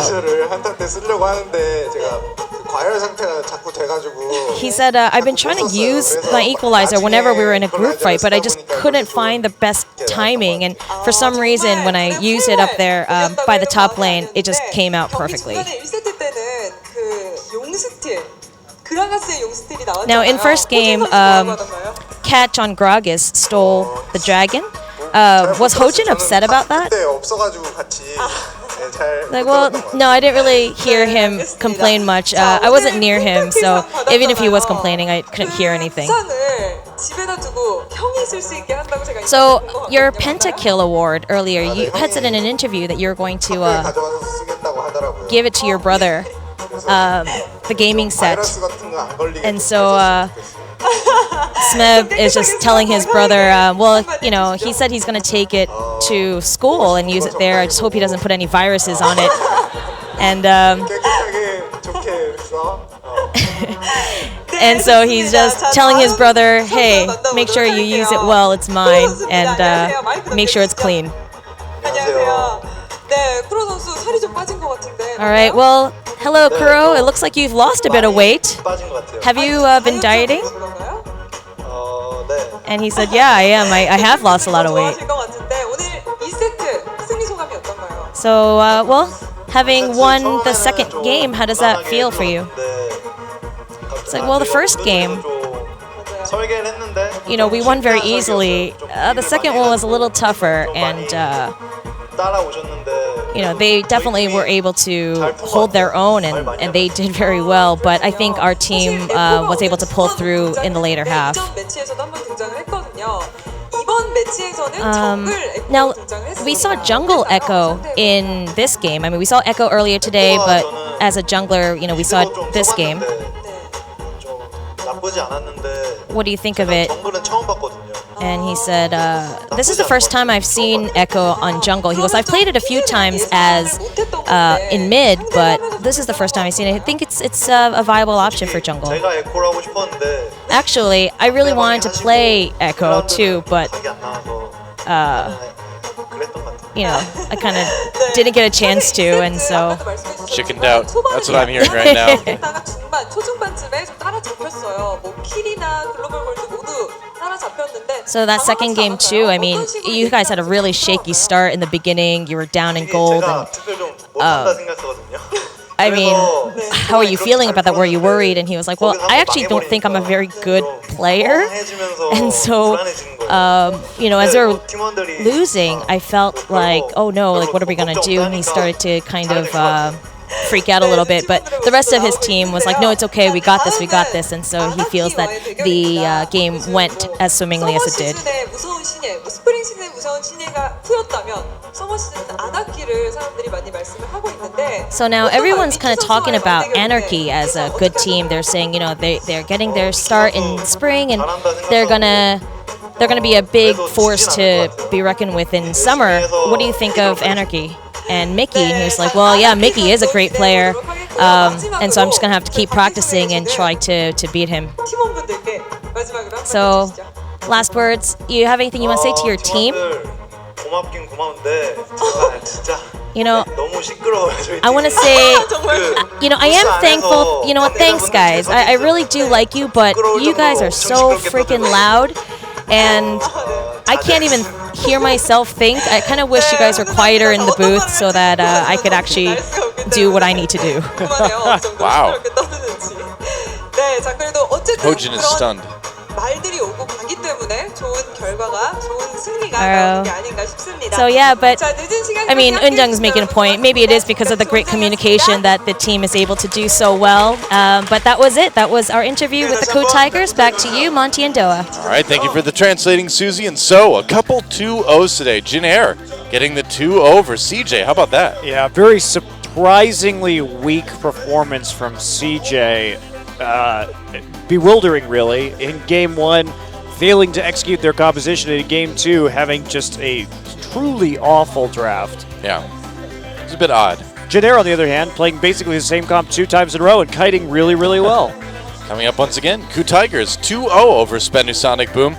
Not a big surprise there. Game 2 got a little bit sloppy, got a little bit awkward from time to time, but they were able to get a clean mid and late game. So at the end of the day, the Jin Air Green Wings move into second place over Najini Empire, while CJ dropping all the way to 5th. Whoa! Yeah, but Whoa. they're still tied up in terms of games. Yeah, but look at the game Yeah. score though, points. I mean, +6 for Jin Air, +1 now for CJ. I mean, CJ is 8-7 in terms of games played on the season, so falling down pretty far right there. Najin with a real chance to kind of move forward this week. No kidding. Well, tomorrow is going to be SK Telecom versus IM, and then Anarchy versus Samsung.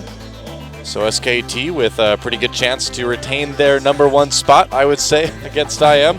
And then that's probably Anarchy- pretty likely. Anarchy versus Samsung, though. How do you feel about that? Might be a 3-game series. We've definitely seen some life and some pretty good shot calling out of Anarchy. Same thing from Samsung. So Could be interesting. Yeah, could be. I like Mickey versus Fury, who can carry their team harder. That's true. That might be interesting to watch. KT versus Spenu on Friday, and then CJ versus Najin. Our second best of 3 on that night as well. And CJ versus Najin. You know, this is actually kind of a must-win for CJ at this point, isn't it? Well, Najin really has a chance here to actually move into second place with a decisive win. They can actually overtake, I think, Jin Air in terms of that point total and go to 5-2. So Najin, they've got a great opportunity. Pretty crazy stuff. Finally on Saturday, Samsung versus IM, and then the Ku Tigers versus Anarchy. So probably, first one, don't really know how that's going to go. I would say Samsung probably should be able to 2-0, 2-1 maybe, and Ku Tigers should be able to beat Anarchy as well too. But I think Anarchy is kind of, a team to watch. Kuro was just saying he thinks those guys are pretty good. I think they have some life in them too. Well, I think as long as you avoid giving them Thresh, then they don't have any other playmaking tools besides Mickey, and then you just can't Mickey. So I think there is sort of a roadmap to beating Anarchy. Keep Snowflower off of Thresh, But we'll see if they actually execute it or not. I think Coup Tiger's looking very good right now. True enough. Well, a fun night of League of Legends, guys. Thanks for watching. We'll see you again tomorrow for more Champions Korea. So until then, I guess play some League, have some fun. We'll see you then.